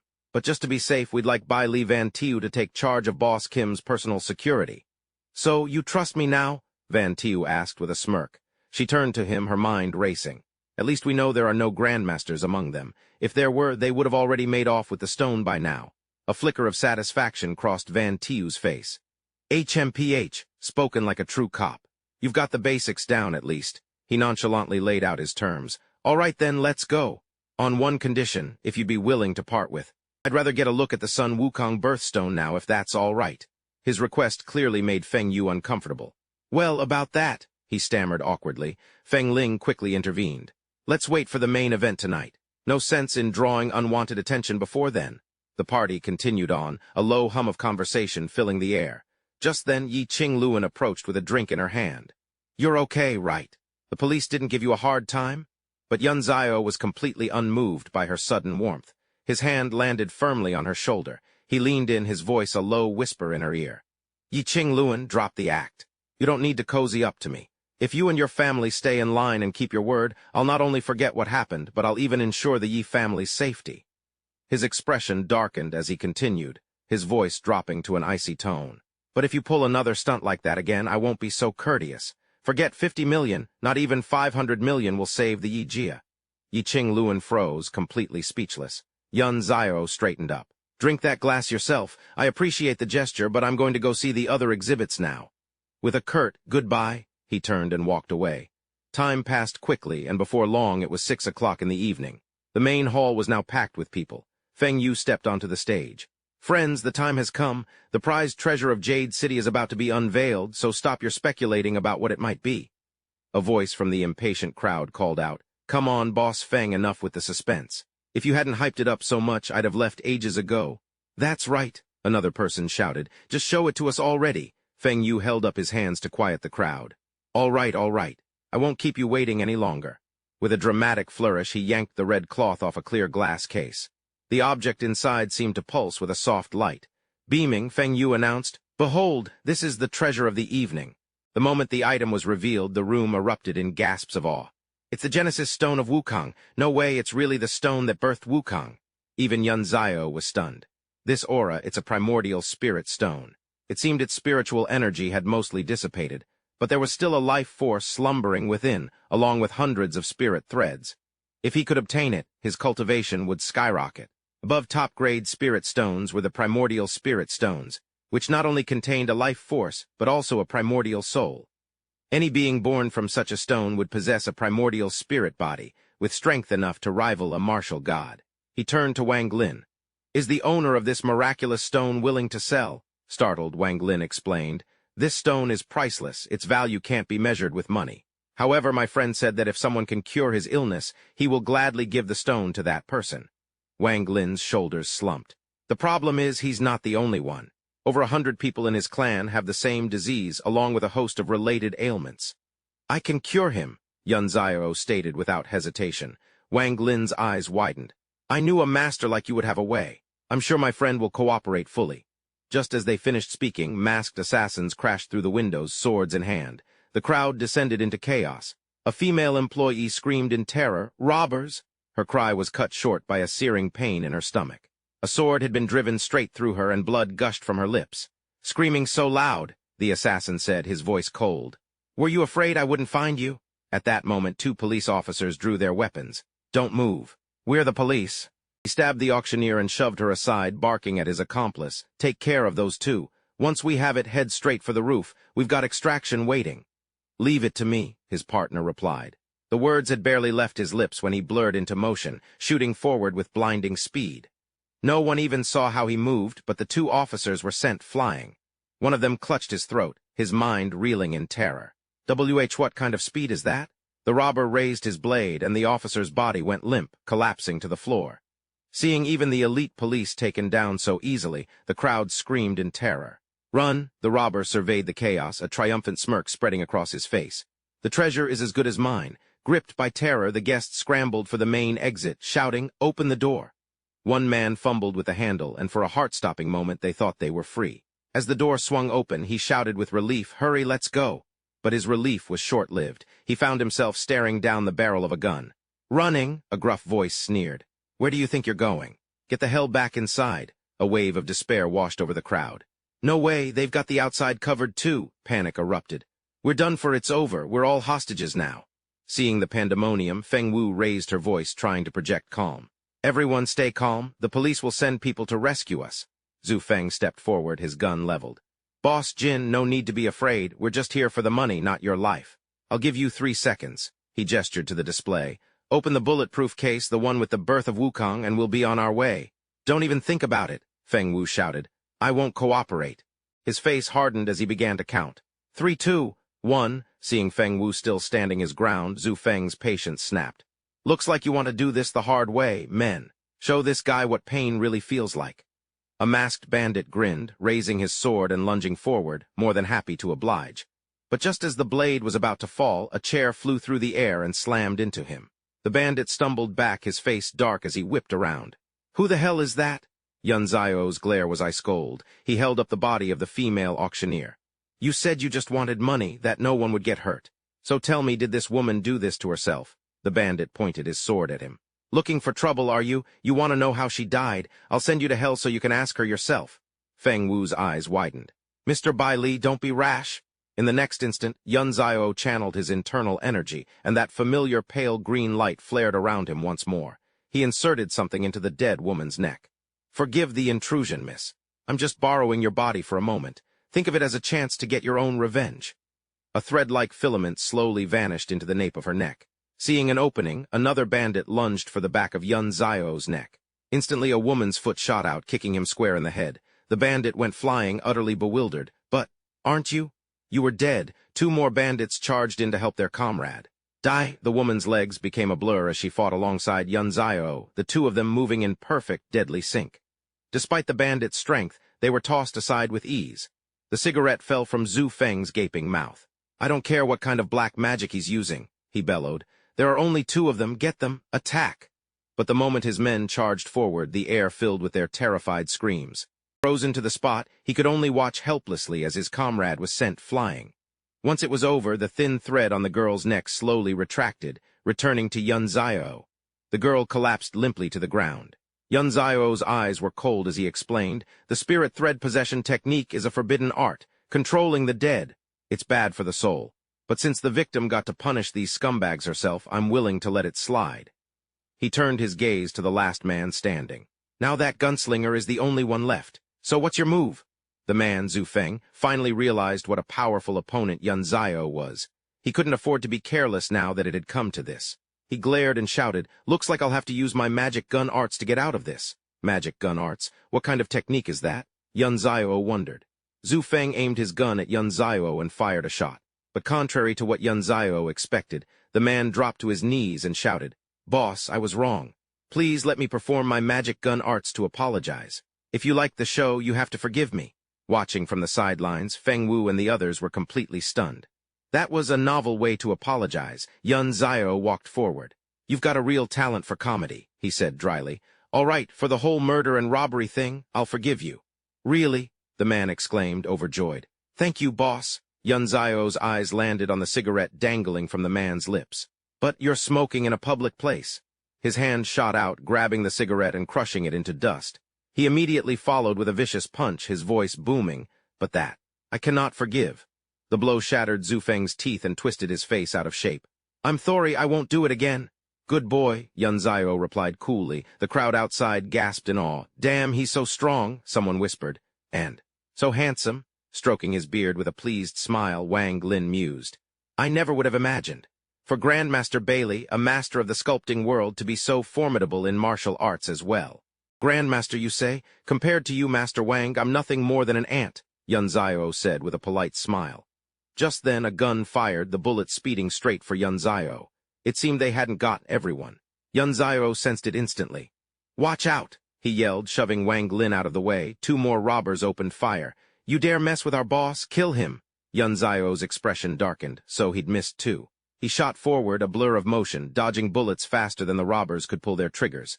They stared in disbelief. He's too fast, I can't hit him. Hey, I'm running low on ammo. What do we do? Before he could finish, Yun Zio was on them. They didn't even have time to back away. So fast, Yun Zio grabbed both of their heads, his grip like iron. Then with brutal force, he smashed them into the ground as if they were nothing more than insects. A sickening crunch echoed through the hall. With the threat neutralized, Yun Zio spoke to himself. That should be the last of them. At that exact moment, Feng Ling and a squad of police officers stormed the building. Police, hands on your head, get down! But the scene that greeted them left her utterly speechless. Whoa, Feng Ling breathed out, her professional demeanor momentarily forgotten. Yun Zio turned to her with a calm smile. No need to worry, officer. The robbers have all been taken care of. Feng Ling took in the aftermath and let out a sigh of relief. I had no idea you were this strong. Thank you, Yun Zio replied. I promised I'd protect this place. I was just giving it my all. And with that, the robbers were cuffed and hauled off to the station for interrogation. A police officer shoved one of them forward, disgust on his face. Next, move it. The robber gritted his teeth. Bailey Yun Zio, Grandmaster Bailey, what a load of bullshit, Zhu Feng. He screamed, refusing to accept it. I refuse to believe you're some kind of grandmaster. I, Zhu Feng, swear I'll bring ruin to your entire family. You just mark my words. Yun Zio let out a tired sigh. Not worth my time to remember, he said flatly. Goodbye. After the troublemakers were dealt with and things had settled down, Feng Yu approached him with an item in hand. Brother Bailey, please accept this small token of my appreciation. You're too generous, Boss Feng, Yun Zio replied coolly. The gift was a piece of green jadeite, so translucent and clear it could be considered a masterpiece. Feng Yu then continued with a smile. Master Bailey, I have a proposal. I hope you will consider becoming a consultant for Jade City. We can offer an annual salary of 10 million plus a 10% stake in the company. Yun Zio felt a bit awkward. Wouldn't that be like getting paid for doing nothing? Wang Lin quickly interjected. Grandmaster Bailey, a freeloader. If that's the case, then what does that make the rest of us masters? Useless leeches. With a grandmaster like you on board, Jade City's annual revenue would multiply several times over. Hearing this, Yun Zio accepted with a nod. All right, I agree. Now let's go treat your friend. What about the Wukong's birthstone? Don't worry, Wang Lin said. Even though the Wukong's birth is a national treasure, he's a man of his word. 2 hours later, they stood in the bedroom of Wang Lin's friend. He asked Yun Zio again, Grandmaster Bailey, are you certain you can cure him? Yun Zio glanced at the patient's pale complexion before speaking. Let me be clear about one thing. I can cure his current illness, but as for his family's hereditary albinism, I can't make any guarantees. I'll do my best. Once he's cured, the Wukong's birthstone is mine. Get me the needles. The man's face lit up as he handed over the box. Really? Oh, that's great, just. As long as you can heal my father, this is all yours. I'll get the needles for you right now. Soon, everyone had cleared out, leaving him alone. Yun Zio picked up the acupuncture needles. All right, I've got what I need, and everyone's gone. Time to begin. He opened the treasure box and let out a quiet sigh of relief. Good thing I brought the Wukong stone in with me. Without this mystical stone, healing him would have been tricky, but with it, this just got a lot easier. A moment later, Yun Zio's expression turned grave. He ran the calculations in his head. Next, Yun Zio immediately circulated his internal energy, using his own spiritual thread to draw out the one from the Wukong stone. A strand of fresh blood shot from his abdomen, and within it, a gossamer thin white thread became visible to the naked eye. He slowly guided it toward the spirit stone. The two were beginning to resonate. Just then, as the thread drew near, the eyes of the stone figure inside flashed with a crimson light. Yun Zio flinched. What the? Could the soul within the stone monkey still be alive? He immediately focused his power and declared in a powerful voice, Lend me your spiritual thread today, and I will repay you 100-fold in the future. I, Bailey Yun Zio, swear that I will see you brought into this world as a primordial being. The two threads began to resonate as one, and a mystical light flooded the space around Yun Zio. Outside, night had fallen. The brilliant moon was now partially veiled by clouds. Yun Zio's eyes were heavy. It was clear he had overexerted himself. Suddenly, a voice cut through the silence. Kid, let me give you the short version. The Su family are true aristocrats. The Yi and Gyul families can't even compare. His authority was second to none, a high-ranking official at the provincial level. Can he asked anxiously, Master Wang, who in the world is this by Li Yun Zio? Why have I never heard of him? Si Yu chimed in. That's right, I don't know that name at all.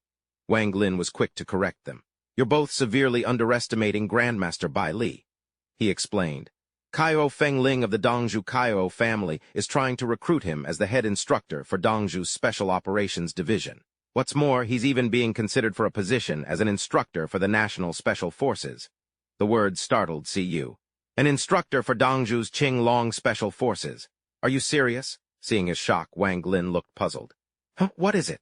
Cu revealed. Master Wang, you may not know this, but I'm a member of the Qinglong Special Forces.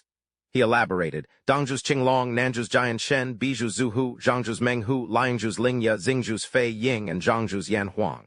These 7 elite special forces units guard the 7 prefectures of Huaxia. Beyond that, there is the core unit in Yanzhou, which presides over the central command. The words struck Can-he like a lightning bolt. Master Wang, are you telling the truth? Stroking his beard, Wang Lin said with absolute conviction. I'm certain of it. He is without a doubt a grandmaster. At the exhibition, he took out more than a dozen armed robbers in the blink of an eye. A wave of relief washed over Ken-he. This is wonderful, our family is saved. At the same time, Cu lowered his voice. Dad, actually, the real reason I came back this time is because my instructor said he knows Dushi-san. He said that if we offer up the Wukong's Genesis treasure, that person can definitely cure our family's genetic disease. His son's words were a thunderclap. What? Dushi-san, he's not dead. The name Dushi-san hung heavy in the air. He's a master of the Huajin realm from the southern continent, originally from the former dynasty. He must be 80 by now, the legendary divine Dr. Du. Wait, do I hear someone talking above me? Genhe's thoughts cleared, and he turned to his son, his face alight with joy.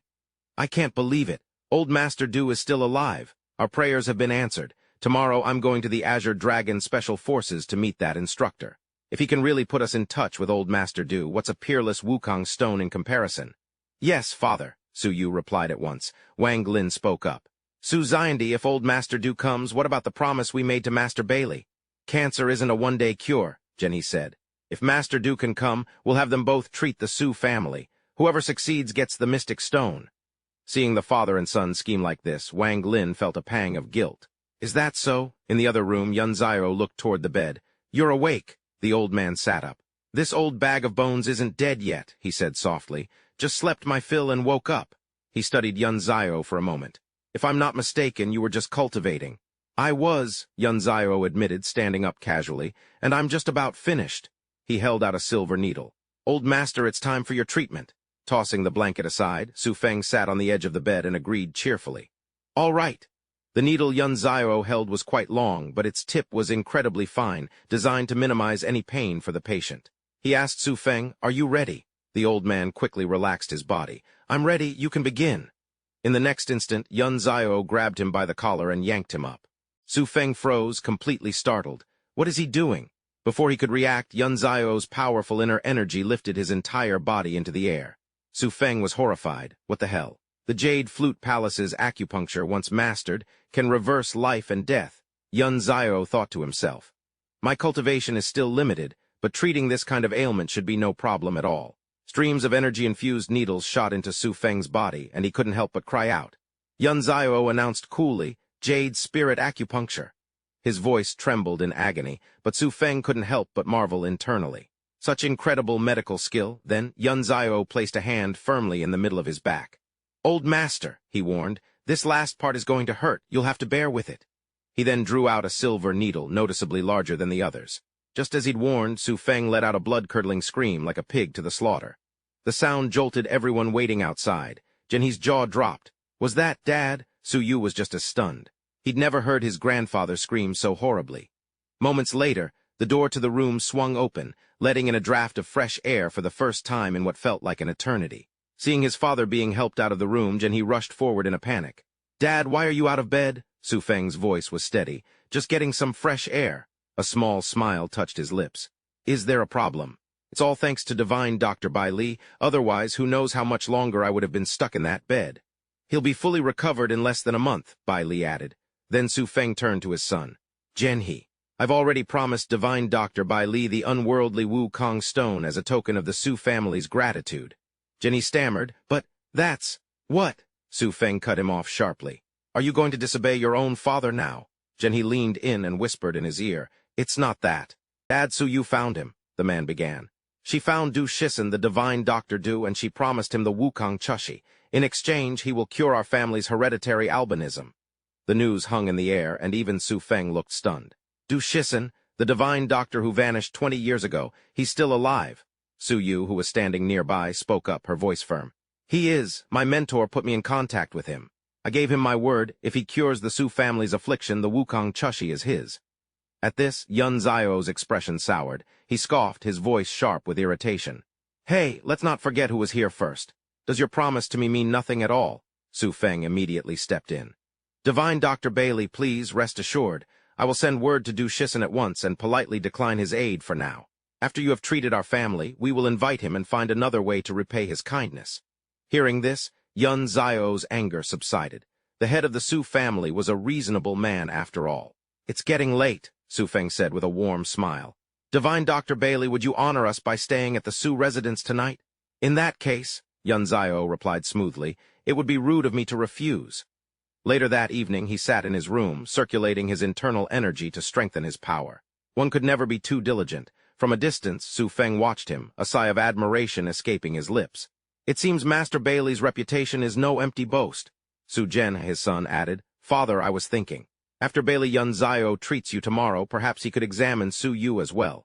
Su Feng glanced at his son, then nodded decisively. Take me to see her. They arrived to a somber scene. The young woman was sitting alone, her gaze lost in the vast, starry sky. The moment she heard them approach, she quickly masked her sorrow and turned around. Grandfather, what are you doing here? Are you feeling better? Su Feng's voice was gentle and full of affection. Su Yu, my dear, I'm feeling much better. Your uncle has found us a brilliant young divine doctor. Someone's coming to heal us after all this time. We're finally going to be saved. Hearing this, the little girl's face lit up with joy. Really? This divine doctor? Can he really cure me, so I won't have to hide in my room all day? So I can go wherever I want? The old man stroked his granddaughter's head. I'm sure this divine doctor can do it. Xiang Yu grew anxious. Where is he? Can I go see him? The divine doctor is cultivating by the lake, Su Feng replied. I'll take you, but we must not disturb him. When they arrived, they stood for a long while, but Yun Zio remained completely still. Xiang Yu watched in awe. Is he even human? Suddenly, Yun Zio's eyes flickered open, his gaze sweeping over them. How long are you two planning to stare? The girl jumped, startled. He then added nonchalantly, Of course I can talk. What did you take me for? Su Feng stepped forward eagerly. Divine doctor, can you see if my granddaughter's illness can be cured? All right, be patient, Yun Zio said. His eyes fell on Xiang Yu, and he immediately sensed a trace of yin energy within her. An innate spirit constitution. If she doesn't learn to cultivate, she's doomed to spend her life in the shadows. With this in mind, Yun Zio spoke directly to Xiang Yu. As I see it, you're not sick. Or rather, this sickness of yours can be transformed into a special ability. I wonder, would you be interested in learning cultivation from me? Xiang Yu was stunned, then overjoyed. Really, how do I cultivate? His voice turned cold.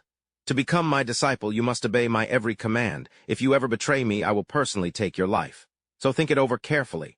The sudden severity of his words left Xiang Yu momentarily speechless. She looked at him, stammering, I. Then, in a single, decisive motion, she dropped to her knees and bowed her head to the ground. I've thought it through. Master, please accept me as your disciple. He was so taken aback he actually stuttered. W.O. Hey, what are you doing? Blood trickled from her nose where she'd hit her head. Her voice was full of innocence. Isn't this how you become a disciple? You have to kowtow. That's how it always is in the movies, and then the master gets all emotional and gives you a gift. Yun Zio groaned. You watch too many movies. He continued, you don't need to become my disciple. Bailey Yun Zio doesn't take disciples, but one day I will need a sword servant by my side. She was his choice. Xiang Yu looked surprised. A sword servant? Yun Zio cut her off. Enough about that for now. Both of you sit cross-legged. I'm going to teach you how to regulate your breathing. 5 hours passed. The first light of dawn finally broke through the darkness, and the sky brightened quickly. Yun Zio spoke slowly to Xiang Yu. Are you in a lot of pain right now? She answered, her voice strained. I can't open my eyes. Once the sun is up, I have to go home. Xiang Yu instinctively shielded her eyes. Can I call you Brother Yun Zio? Her face suddenly reminded him of someone else. Yiminjiu. Yun Zio looked away. There's no need for that. From now on, just call me Bailey Yun Zio. Come closer, head up. The girl shuffled forward innocently, pouting a little. Is this okay? Yun Zio felt a little awkward. Yeah, that's fine. He placed 2 fingers between her eyebrows. Stay just like this, don't move. Xiang Yu nodded obediently. Okay. A silent command echoed in his mind, disperse. Instantly, a brilliant light flared from his fingertips. Just then, footsteps approached from behind. The newcomer saw their intimate-looking pose and flew into a rage. "Bailey Yunzio, you bastard! How dare you get handsy with my sister? I don't care if you're some miracle doctor, I'll kill you." Annoyed, Yunzio simply decked the madman with a single punch. The man cried out and crumpled to the ground. Startled by the commotion, Xiangyu peeked out from behind Yunzio. "Brother, what are you doing here?" Suyu froze, his shock overriding the pain as she recognized him. "Zio, you can see." Suyu quickly bowed his head in deference. "Divine Dr. Bailey, I was incredibly rude just now. Please forgive my impertinence. Thank you for healing my sister's eyes." Yunzio ignored him, cutting straight to the point. "So Du Shisen is here." Startled, he answered. "Divine Dr. Du should be arriving any moment. He's on his way now. A logistics team from the Azure Dragon Special Ops Unit is also en route." How could he possibly know that? Suyu's mind reeled. Seeing Yunzio's unruffled demeanor, he quickly ran the calculations. Even if Du Shisen was at the initial stage of the Dan Jin realm, Bailey Yunzio showed no fear. Escaping safely wouldn't be an issue for him. He suddenly spoke. "In that case, I'd like to meet this divine Dr. Du Shisen." Meanwhile, Su Feng was already at the entrance to greet his guest. "Divine Dr. Du, your presence here today brings great honor to the Su family." Divine Dr. Du replied, "Brother Su, you hardly look like a man on his deathbed. Your complexion is excellent. I'm not sure you need my services." Su Feng immediately turned to his niece. "Xiangyu, come and greet Divine Dr. Du." The girl, who had been pouring tea for Yunzio, jumped slightly. "Oh yes," she stood and offered a bright, respectful smile. "Greetings, Divine Dr. Du. My name is Xiangyu." Su Feng explained with a chuckle. "Xiangyu has been confined to her room for years, so she's a bit naive about the ways of the world. Please forgive her." He adopted an air of magnanimity. "It's quite all right. This would be Suyu's sister, then. Weren't you the one who said she couldn't bear the light?" His eyes flickered toward the young man sitting calmly at the table. "And that boy has no manners whatsoever." Yunzio took a slow sip of his tea, not bothering to rise. "I'm the one who healed her eyes," he called over casually. Du Shisen's disciple suddenly roared. "So the Su family is trying to play both sides. Let me tell you something. This so-called divine Dr. Bailey isn't even fit to carry my master's shoes. Get him out of here now, before you regret it." "Charlatan!" Yunzio shot him an irritated look, not holding back his contempt. "Are you Du Shisen's great-grandson or just his damn dog? You may look human, but you sure sound like one." Xiangyu, furious on her master's behalf, chimed in. "Exactly. Who the hell do you think you are, insulting the divine Dr. Bailey?" Du Fei's face twisted. "I've been running this town for years, and no one has ever dared to speak to me like this." Yunzio faced the self-proclaimed divine doctor, his expression perfectly calm. "I said what I said. What are you going to do about it?" Before Yunzio could even stand, Du Fei lunged forward with a kick. "Then I'll just have to beat you to death." Divine Dr. Du smirked to himself. With Du Fei's temper, this kid is in for a world of hurt. Yunzio remained seated, perfectly composed. He simply pointed a finger at Du Fei's approaching knee and let out a soft sigh. In an instant, a fine thread of energy shot from his fingertip, not just connecting with Du Fei, but blasting straight through his leg. Du Fei didn't even have time to react. The sight left Du Shisen and the man beside him completely stunned. "What? External chi projection? He's a Danjin Grandmaster. How is that possible?" With a single, sharp scream, Du Fei collapsed to the ground, blood gushing from his knee. He stared in horror at the bloody mess. My leg, my leg!" While Du Fei shrieked like a stuck pig, Yunzio calmly handed his empty cup to Xiangyu. "This tea's not bad. Pour me another." She jumped, startled. "Why, yes, of course." Sweat pouring down his face from the pain, Du Fei cried out, "Great-grandfather, my leg is ruined. You have to avenge me." He then turned on the other man. "Lieutenant General Wu, what are you standing there gawking for? Seize him." Tianjun coughed into his hand, hiding his face. "Don't drag me into this," he thought. A Dan Jin Grandmaster at 20 years old. A Grandmaster? A man who could one day reach the mythical peak of martial arts, and they wanted me to arrest him. Were they trying to get me killed? "I can't believe that in the 20 years I've been gone, a Grandmaster this young has appeared," Shisen said aloud. "But that's no excuse for crippling my grandnephew's leg. What is your title?" "I might as well use my title from the Nine Spirits continent," Yunzio thought. "You can call me Yu Lingxiao." Shisen pointed a finger toward the door, a cruel smirk spreading across his face. "Yu Lingxiao? Yu Lingxiao, a fine name. You think you're the Jade Emperor himself. Today this old man is going to teach you a lesson. Get out here." "So what if he's a Danjin Grandmaster?" he mused. "At worst, he's on my level, a newly minted one, probably. He can barely project his aura, that must be his limit." Su Feng rushed forward. "Divine Dr. Du, please calm down. You are both half-step Grandmasters, both divine doctors. Why must you two fight? It's because we're both half-step grandmasters that we must fight, Shisen retorted.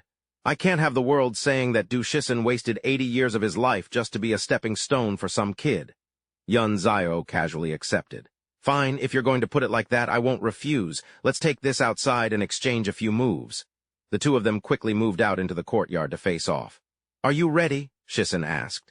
I've been ready, Yun Zio replied. How long are you going to stand there posing? Shisen's face darkened. Kid, do you have any idea how fast a man can truly be? Enough talk, Yun Zio said, looking bored. If you're going to fight, then hurry up.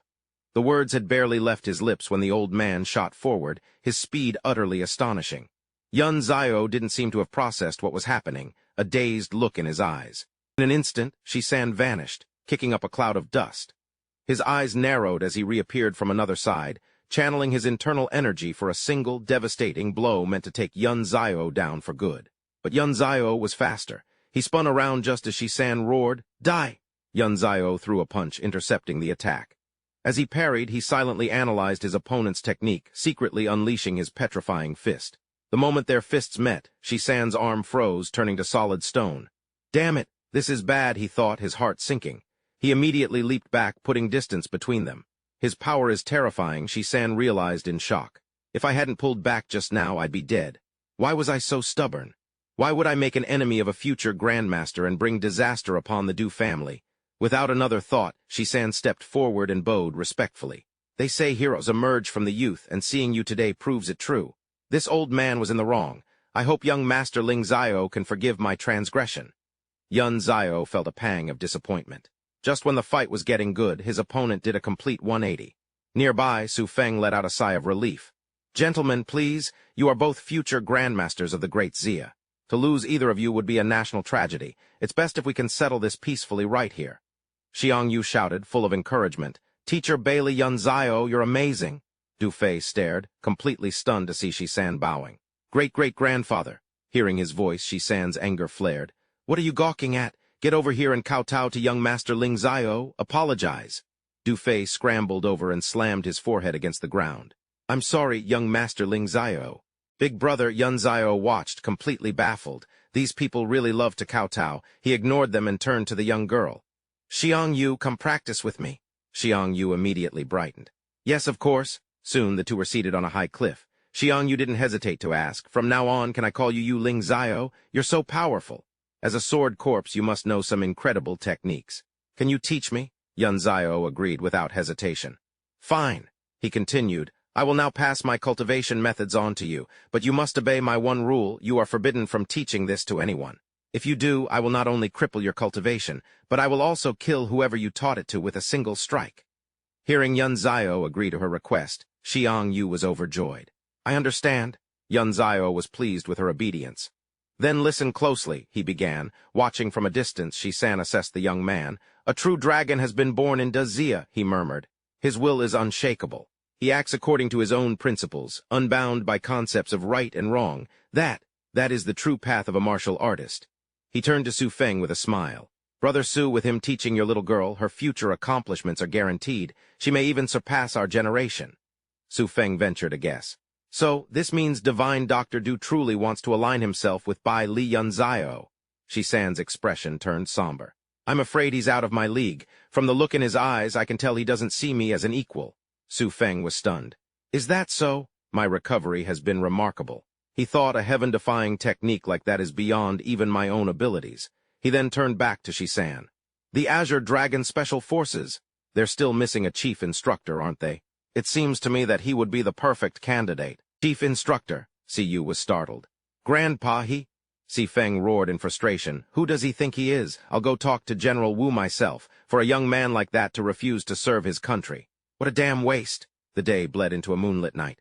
Only then did Yun Zio finally open his eyes, emerging from what seemed to be a long and profound state of enlightenment. The moment he stirred, Xiang Yu beamed. Teacher, you're awake. Yun Zio smiled gently at her. Hungry, aren't you? You've made some incredible progress. You've already reached the spirit disciple realm. Xiang Yu didn't quite understand. Spirit disciple, she asked. Yun Zio got to his feet. By now, you should be able to sense the light within your dantian. Once you become more skilled in your cultivation, your albinism will heal on its own. She lifted a strand of her hair. Does that mean my hair will turn black too? Can I have long, dark hair like all the other girls? Yun Zio smiled warmly. Your condition will be cured, but does it really matter if your hair is white or black? You are who you are, there's no one else like you in the entire world. Now come on, let's get something to eat. Soon they were all gathered around the dinner table. Hang on, everyone, Si Feng announced. The food's on its way. Bailey Shenny made the introductions. This is Lieutenant General Wu. The General, Wu Tianjun, offered a faint smile. A pleasure, Mr. Bailey. You can just call me Wu Tianjun. I'm a Lieutenant General with the Dongzhou Military Region. The rank seemed to take Yun Zio by surprise. A Lieutenant General, outwardly, however, he just gave a curt reply. Hello. Wu Tianjun raised his glass. You must be curious about why I came all this way. I'll cut to the chase. I would like to offer you the position of Chief Instructor for our Azure Dragon Special Forces unit. The position comes with the rank of General. At that, Yun Zio was visibly stunned. For a moment he was at a complete loss for words. The sudden offer left him stunned. Yun Zio had always been cautious, a firm believer that there was no such thing as a free lunch. He had to ask, You think that highly of me, General Wu? Tianjun was blunt. A half-step grandmaster at your age with medical skills like yours. Of course I do. Just say the word and you can come to Azure Dragon with me tomorrow. The military. Yun Zio thought for a moment before replying. General Wu, the college entrance exams are right around the corner. I don't have the time. Besides, I have no desire to be tied down by the military. I have my own path to follow. If you want to go to college, I can get you into any university in the country, Tianjun pressed. And you only need to stay at Azure Dragon for a little over 2 months. After that, whether you stay or go is completely up to you. Now that made him hesitate. He knew that with his current grades, the best he could hope for was an ordinary university, and he was only doing it for his parents' sake. He made his decision in an instant. All right, I want to study out of province, so Dongzhou University. Assuming nothing comes up, I can come check out the Special Forces unit tomorrow. Tianjun couldn't hide his excitement. Excellent, I'll have a helicopter pick you up. The next day, just as Tianjun had promised, a helicopter descended from the sky. The pilot couldn't help but ask his comrade, Zio Yun, who the hell is this Bailey Yun Zio anyway? Important enough to have the Azure Dragon unit give him a personal chopper ride. They spotted him waiting below, which only made it stranger. Not even a division commander got this kind of VIP treatment. The man called Zio Liu flashed a wicked grin. Who cares? Our job is to get him to Azure Dragon Mountain, so how about we just drop him on the mountain? If he can't even find the headquarters, he can just crawl back to wherever he came from. Go ahead, drop the rope. Let's see if he can even pass this first test. If he can't manage a 30-meter climb, we're turning right around. Van Tiu watched the rope drop, instantly realizing they were messing with him. His expression soured. Unbelievable, he thought. Can't even take a damn helicopter without running into trouble. The next moment, Van Tiu simply kicked off the ground and soared into the air. He and his large suitcase ascended effortlessly, not even brushing against the rope. Up in the chopper, the pilot grew antsy. Is he coming up or what? Where the hell is he? The man beside him chimed in, settling back in his seat. Probably gave up halfway. I bet he's running home crying right now. The pilot let out a smug laugh. Yeah, probably. He trailed off as he suddenly spotted Van Tiu, then shrieked in shock. How the hell did you get up here? I just jumped like normal, Van Tiu answered nonchalantly. The other guy groaned. You call that normal? Van Tiu shot them a glare. What are you staring at? Get us to Qinglong Mountain. And no more games on the way. Understood. The two pilots flinched, stammering, Why yes, instructor. An hour later, the helicopter finally touched down. Instructor, we're here, one of them said. Please, this way. Van Tiu scanned the area before asking, Aren't there usually guards here? Jian Feng quickly replied, Usually, yes, it's just. Van Tiu cut him off. What is it? Trying to put the new instructor in his place. Jian Feng flinched and hurriedly explained. Instructor, it's not like that. It's just, everyone heard how young you are and they're a proud bunch, so. Van Tiu couldn't be bothered with their games. Fine, say no more. My luggage is your problem now. Jian Feng stared after him, bewildered. Instructor, you're going the wrong way. He glanced nonchalantly into the deep abyss. I'm taking a shortcut. Jian Feng's jaw dropped in sheer disbelief. A shortcut? That's a cliff. Yun Zio didn't waste a second on him. In a flash, he was gone, leaping into the chasm below. He actually jumped, Jian Feng yelled, watching in horror as Yun Zio descended with an unnerving calm. A groan escaped his lips. Looks like the Azure Dragon Special Forces are in for it this time. Down at the base of the mountain, the soldiers were in an uproar. On what authority? I'll never accept this. The commander, his patience wearing thin from the racket, barked. All right, that's enough. All of you shut it. But the grumbling continued. Some snot-nosed kid who's never spent a single day in the service. What right does he have to be our drill instructor? Exactly. A teenager as our instructor. What a joke. We'll be a laughingstock. Another soldier turned to his superior. Sir, I have to agree, a kid like that won't command any respect. Gui Hong shot back. Yi Tao, why are you stirring the pot? A murderous glint flashed in Yi Tao's eyes. I don't care who he is or what powerful family he comes from. The second he shows his face, Yi Tao will be the first to challenge him. The words had barely left his mouth when a streak of light, followed by a deafening crash, slammed down from the heavens. Yi Tao whipped his head around, startled. Who in their right mind would jump from the cliff face? As the dust settled, Yun Zio's silhouette slowly came into view. He'd clearly heard every word. Someone wants to challenge me? He asked, his voice cutting through the silence. The moment he landed, Yun Zio began to gather his internal energy, ready to make a powerful first impression. He wasted no time with introductions. From this day forward, I am your chief instructor. If anyone has a problem with that, you can challenge me. But you only have until the end of today. Starting tomorrow, anyone who disobeys a direct order. The crowd below erupted. Did he really just jump off a cliff without a scratch? That killing intent is intense. Can we even take him? Gui Hong's voice cut through the noise, cold and sharp. You think cracking the pavement is enough to scare the men of the Azure Dragon Special Forces, kid? With a pathetic trick like that?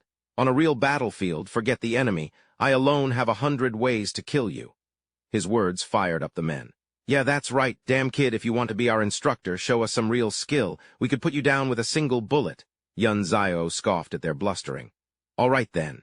I'd like to see you try. His gaze then fell on Yi Tao. You said you wanted to be the first to challenge me, didn't you? Yi Tao flinched but tried to play it tough. Who, me? When did I say that? Yun Zio's voice boomed like a command. Louder, haven't you eaten breakfast? As if a switch had been flipped, Yi Tao snapped to attention and yelled, Reporting, instructor, it was me. Yun Zio's voice was ice. You're supposed to be a soldier, yet you can't even speak up. I'll fight you with one hand. Bring it on. Yi Tao's brow furrowed, a vein throbbing on his forehead from pure rage. One hand, in the next instant, he charged. Fine, you asked for it. Take this. Meanwhile, Yun Zio remained rooted to the spot, his free hand shifting into a ready stance. The moment Yi Tao's fist flew in, Yun Zio effortlessly parried it. Just as he'd promised, he used only one hand to brush the attack aside. Yi Tao's jaw dropped. No way. He blocked my punch that easily. He immediately followed up with a roundhouse kick aimed straight for Yun Zio's head. How about this one, then? Is that all? Yun Zio stood casually, reaching out a hand to catch the attack. Yi Tao couldn't help but scoff. A kick like this could snap a tree in two, and he thinks he can block it with his bare hands. But to his utter shock, Yun Zio caught his leg with just one hand. In the next instant, Yi Tao was slammed into a large tree so hard he nearly coughed up blood. He couldn't hold it back any longer, and a mouthful of fresh blood sprayed from his lips. He stammered, I give up. Yun Zio's cold gaze swept over the others.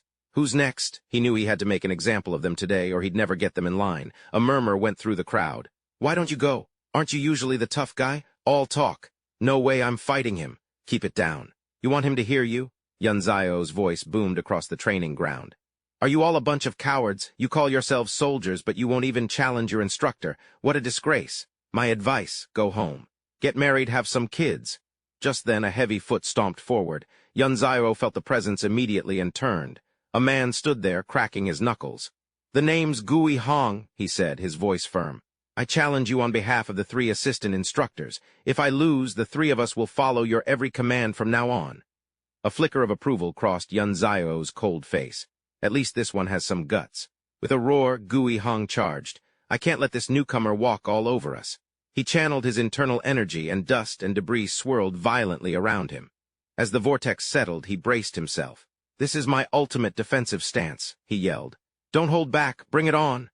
A smirk played on Yun Zio's lips as he leaped into the air, raising his leg for a kick. Wouldn't have it any other way. Feeling the immense pressure crashing down on him, Gui Hong was inwardly stunned. This is the late stage of Huijin. It was terrifying. In the next instant, he stomped his foot, and a small explosion ripped through the air. Everyone instinctively threw their hands up to shield their faces, a wave of murmurs rippling through the crowd. Was this guy even human? When the dust settled, Gui Hong's clothes had been shredded to rags by the sheer force of that internal energy. He was a complete mess. Finally, Gui Hong conceded. I can't believe you shattered my formation so quickly. He looked up at the instructor. Head instructor, I've lost. You have my complete respect. But his men were still in disbelief. Gui, Boss Gui, that kid. How did he? Yunzao's face darkened as he shot them a cold glance. If they weren't convinced, he would make them convinced. He bent down and picked up a pistol from the ground. No one knew what he was planning. Yunzao aimed the gun straight at Guihong. "It seems some people still have their doubts," he said, his voice low. "In that case, I'll give you a demonstration." Guihong flinched. "Head instructor, I've already surrendered. Please have mercy." Without another word, Yunzao fired. Guihong broke out in a cold sweat. But the strangest thing happened. The bullet flew straight for his chest, then suddenly swerved, curving around him. He stared, completely baffled. How was that even possible? Instead of piercing his flesh, the bullet had used his body as a guide, ricocheting off the air around him before slamming into the dirt behind him. A curved bullet. A cold sweat trickled down Guihong's back. "That's the work of a master marksman, but how?" A buzz erupted from the crowd. "He's a master marksman," someone shouted. "Our last Azure Dragon was killed by one of them. We can finally get our revenge." At that moment, a man stepped forward and saluted. "Head instructor, I never imagined that on top of your supreme martial arts, you were also a marksman of that caliber." Then his voice rang out, powerful and clear. "Wei Qing, I am willing to submit to you from this day forward. If anyone in the Qing Long Special Forces dares to disobey your orders, I'll personally beat them until their own mother wouldn't recognize them." Cheng Gong looked at Yunzao, pleased, and then barked at the squad, immediately snapping to attention. "Yes, sir. Since there are no more objections," Yunzao continued, his voice ringing out, "I am now the head instructor of the Qing Long Special Forces, but let me make one thing clear. My vision for this team doesn't require thousands of men. 300 is all I need." The men roared in unison. "Yes, head instructor." Yunzao's presence was that of a true commander. In ancient times, King Gaojian of Yue used 3,000 elite soldiers to conquer a rival state. Today, Bai Li Yunzao would use just 300 mighty warriors to shake the world. "From this day forward, I will be putting you all through hell," he announced. "If you can't keep up, get out." The soldiers erupted with fervor. "We won't let you down, head instructor. We'll follow all your orders. I'll risk my life to be one of the 300. Yunzao nodded, a hint of a smile on his lips. "Good, that's the spirit I want to see. I hope you remember those words. All right, I'm heading to the barracks to change. Assemble here in half an hour." The barracks were a sea of military green. This would be Yunzao's new home for the foreseeable future. As he changed into his uniform, a thought crossed his mind. These soldiers are all action. Forcing them to sit and meditate would be a challenge. So what should I teach them? Suddenly an idea sparked. That's it. The 100 Fortunes Fist. If I modify it slightly, it could allow the body to rapidly absorb the spiritual energy from the world around it. With his knowledge, practicing this long-term would forge their bodies to be as tough as bronze and iron, impenetrable to blades and spears. He stepped back outside, a confident smirk on his lips. It's the perfect introductory lesson. Under the blazing sun, Yunzao stood proudly before his assembled men. A thunderous shout echoed across the training ground. "Greetings, instructor!" His expression turned serious as he began to speak, his voice cutting through the heat. "Today I'm going to teach you all a fist technique, similar to the 5 animals frolics of Dazia. You can call it the 12 Zodiac Fist. Now I'll perform it once. All you have to do is watch closely." As he finished speaking, Yunzao lifted his leg. "First move, Raging Bull stomps the earth swift as lightning." The moment he spoke, a powerful gust of wind erupted from his form. The crowd's jaws dropped in unison, and someone couldn't help but shout, "Holy hell!" Yunzao's expression remained cold, his gaze sharpening. "Second move." With that, he clenched his hands into fists, his internal energy flaring to life. Ferocious tiger strikes, aggressive as fire. A deafening explosion ripped through the air as if a bomb had gone off. Once again, the onlookers were completely stunned, only able to gasp in shock. My God! Finally, Yunzao leaped high into the air. Third move, Leaping Dragon, Coiling Serpent. The training dummy on the ground below instantly shattered. He landed and continued without pause, and the fourth. Divine Dragon whips its tail, unpredictable as the wind. Yunzao's leg whipped through the air, and what was left of the dummy was sent flying into oblivion. After just 4 moves, the area was in complete chaos, with splintered wood and straw flying everywhere. Yunzao continued his demonstration in a blur of motion. 5th move, Spirit Serpent's Deadly Strike. 6th move, Celestial Steed gallops through the sky. 7th move. 17th move, Brave Boar's Sudden Charge. If the straw dummy could speak, it would have been screaming for mercy. It had been utterly annihilated, serving as a testament to his power. Yunzao then stopped, speaking calmly. "All right. Besides the final move, I've demonstrated the 12 Zodiac Fist. Did you all get it? The first 11 moves are all about fierce forward attacks." He smirked, lightening the tense atmosphere. So why is it called a 12-move set? The last of the 12 zodiacs is the rat. If the first 11 moves fail you, then my advice is to run like one. As fast as you can, save your own skin. Everyone roared with laughter. This is what I do best. Yunzao's voice boomed over the crowd. By the time I'm done, I'll have turned you all into animals, oxen, dogs, rats, rabbits, absolute beasts. 50-kilo packs. 50-kilometer run, move out. A chorus of voices rang out in perfect unison. Yes, head instructor. By the end of the day, every last one of them was panting, tongues lolling out. God, I'm dead, but we finally finished. Then they saw the large tubs of water set up before them and stared, dumbfounded. Huh, what's this? Yunzao simply stripped down and casually slipped into one of the tubs. A wave of excitement rippled through the men. Hot baths. Hell yeah, but the moment they sank into the water, the compound was filled with agonized screams. AGHITHURTS, it hurts so much. Training harder than ever before than a hot bath. Gui Hong thought, gritting his teeth. My muscles feel like they're being sliced by 1,000 knives. Meanwhile, Yunzao leaned back looking completely at ease. The temperature is perfect. So relaxing. Watching him, Yi Hong was stunned. How can he just sit there? How can he stand this pain? What's the point of all this anyway?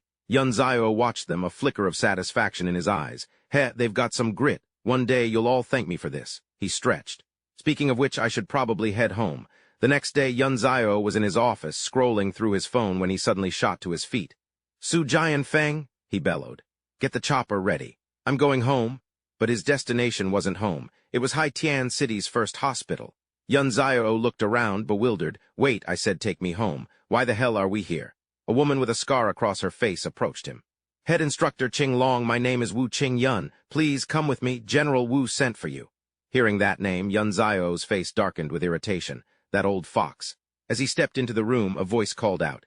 Our head instructor Ching Long has arrived. Yunzao's reply was flat. General Wu. Quan spoke up. The real reason I invited you here today is for our commander, General Chu of the Dongzhou military region. He's having heart trouble. I was hoping you could spare a moment to take a look at him. The man standing beside him added, We've already had several top specialists look at my father, and they all said the same thing. Whether he can pull through is up to him now. The woman beside them dabbed at her eyes with a tissue. The young woman spoke again, her voice tight. Grandpa's condition has been getting worse and worse these past few months. He can't eat at all. He's only surviving on nutritional fluids. Yunzao gazed at the man on the bed. This was the legendary general who had led the armies of Great Xia to crush the southern Viet Kingdom, yet even he couldn't fight off the ravages of time. Tianjun let out a heavy sigh. General Chu is over 70. He should have retired years ago, but he pushed himself to the limit for the country. We couldn't convince him to seek treatment in time. He lowered his head. We, his subordinates, share the blame for this. The man's breathing was impossibly faint, his face a mask of exhaustion. Yunzao's gaze sharpened. This is bad. He has 3 days left at most. Tianjun suddenly realized his oversight. Forgive me, I got ahead of myself and forgot the introductions. To the Chu family, he said, turning to them, I've brought a miracle worker to see you today. This is Bailey Yunxiao. Bailey Yunxiao. And this, Tianjun continued, gesturing to the man beside him, is General Chu's son, Chu Zianmin, the deputy governor of Dongzhou. Hearing him called a miracle worker, the young woman gasped. A miracle doctor? Can you really save my grandpa? Yunzao met her desperate gaze, his own expression unhurried and calm. It shouldn't be too difficult. Chu Zianmin's face lit up with relief. He clasped his hands together in a gesture of deep respect. That's wonderful. We'll be in your debt. Miracle doctor, if you can save my father, name any price. We will grant any request you have. Just then, an arrogant voice cut through the tense atmosphere. Uncle, trust some kid who's still wet behind the ears? Liang Wei scoffed. A divine doctor, he calls himself. At his age, the nerve. The man beside him chimed in. Yeah, you should probably go home and do your homework. What medical school did you even graduate from, calling yourself a divine doctor? Just don't make things worse and end up killing the man. Yunzao let out a derisive breath. I'm still in high school, actually. College entrance exams are coming up. So no, I haven't graduated from any university, and I don't have any notable achievements to speak of. Ryu Dan's face flushed with anger. Liang Wei, Mr. Bailey is a guest of General Wu. Where do you get off talking to him like that? Don't you dare embarrass the Zhou family. A gentle voice nearby whispered, Ryu Dan, his aunt is your mother. We're family, after all. You should watch your tone. So he gets to act like a tyrant, but I have to hold my tongue, she retorted, her voice rising in frustration. Damn it, Liang Wei thought, this little brat has the gall to lecture me. He sneered aloud, fine. Then why did you all invite him here? What's he supposedly so good at? Tianjun interjected. Let him examine General Zhou and you'll see for yourself. As for his identity, it is not my place to disclose it at this time. Liang Wei shot back. General Wu, don't tell me he has some kind of special identity? Tianjun's voice was cold. Liang Wei, you don't have the right to know. Yun Zio's face darkened, his voice turning to ice. If it weren't for General Wu's personal request, I wouldn't be here in the first place. Since you all feel this way, feel free to treat General Zhou yourselves, but I'd hurry if I were you. He only has 3 days left. Tianjun started, his eyes wide. What? Only 3 days? Are you certain? Have you ever known me to joke about something like this? Yun Zio replied coolly. What kind of way is that to talk? Fu Yu exploded in anger. General Wu, is this really the person you invited? How dare you show him such disrespect? The heavyset man beside him started spouting nonsense. But General Zhou's official diagnosis clearly states. He has at least a week, don't listen to his nonsense. So what? Liang Wei sneered. You think you get to decide if old Master Chu lives or dies? I told you this guy couldn't be trusted. Brother Chu, just let him try, Tianjun yelled. You can doubt me, but you can't doubt Bai Li Yunzio. He cured old Master Su Feng's cancer. He's completely recovered now. Xian Min was stunned. Su Feng's cancer is cured, he cured it. Fu Yu was just as shocked. Is that really true? Another man immediately pulled out his phone to make a call. A moment later, he looked up, his face pale. I just had someone check. A man named Bai Li Yunzio did cure Su Feng's illness. They even think he can cure the Su family's hereditary disease. Liang Wei froze. How is that possible? A wave of pure joy washed over Xian Min. Divine Dr. Bai Li, please help us. If you can cure my father, you can name your price. But Liang Wei, still puffing out his chest, scoffed. Kid, I'll admit you've got some skills. If you actually manage to cure old Master Chu, I, Liang Wei, will get on my knees and kowtow to you. But if you can't, that was the last straw. Bai Li Yunzio had heard enough. In a blur, he shot forward and seized Liang Wei by the throat. Hoisting him effortlessly into the air, Bai Li Yunzio's voice was ice. You talk too much. Liang Wei's face turned white as he choked and sputtered. You dare to touch me? Are you trying to die? Bai Li Yunzio just stared him down. Hey, he asked calmly.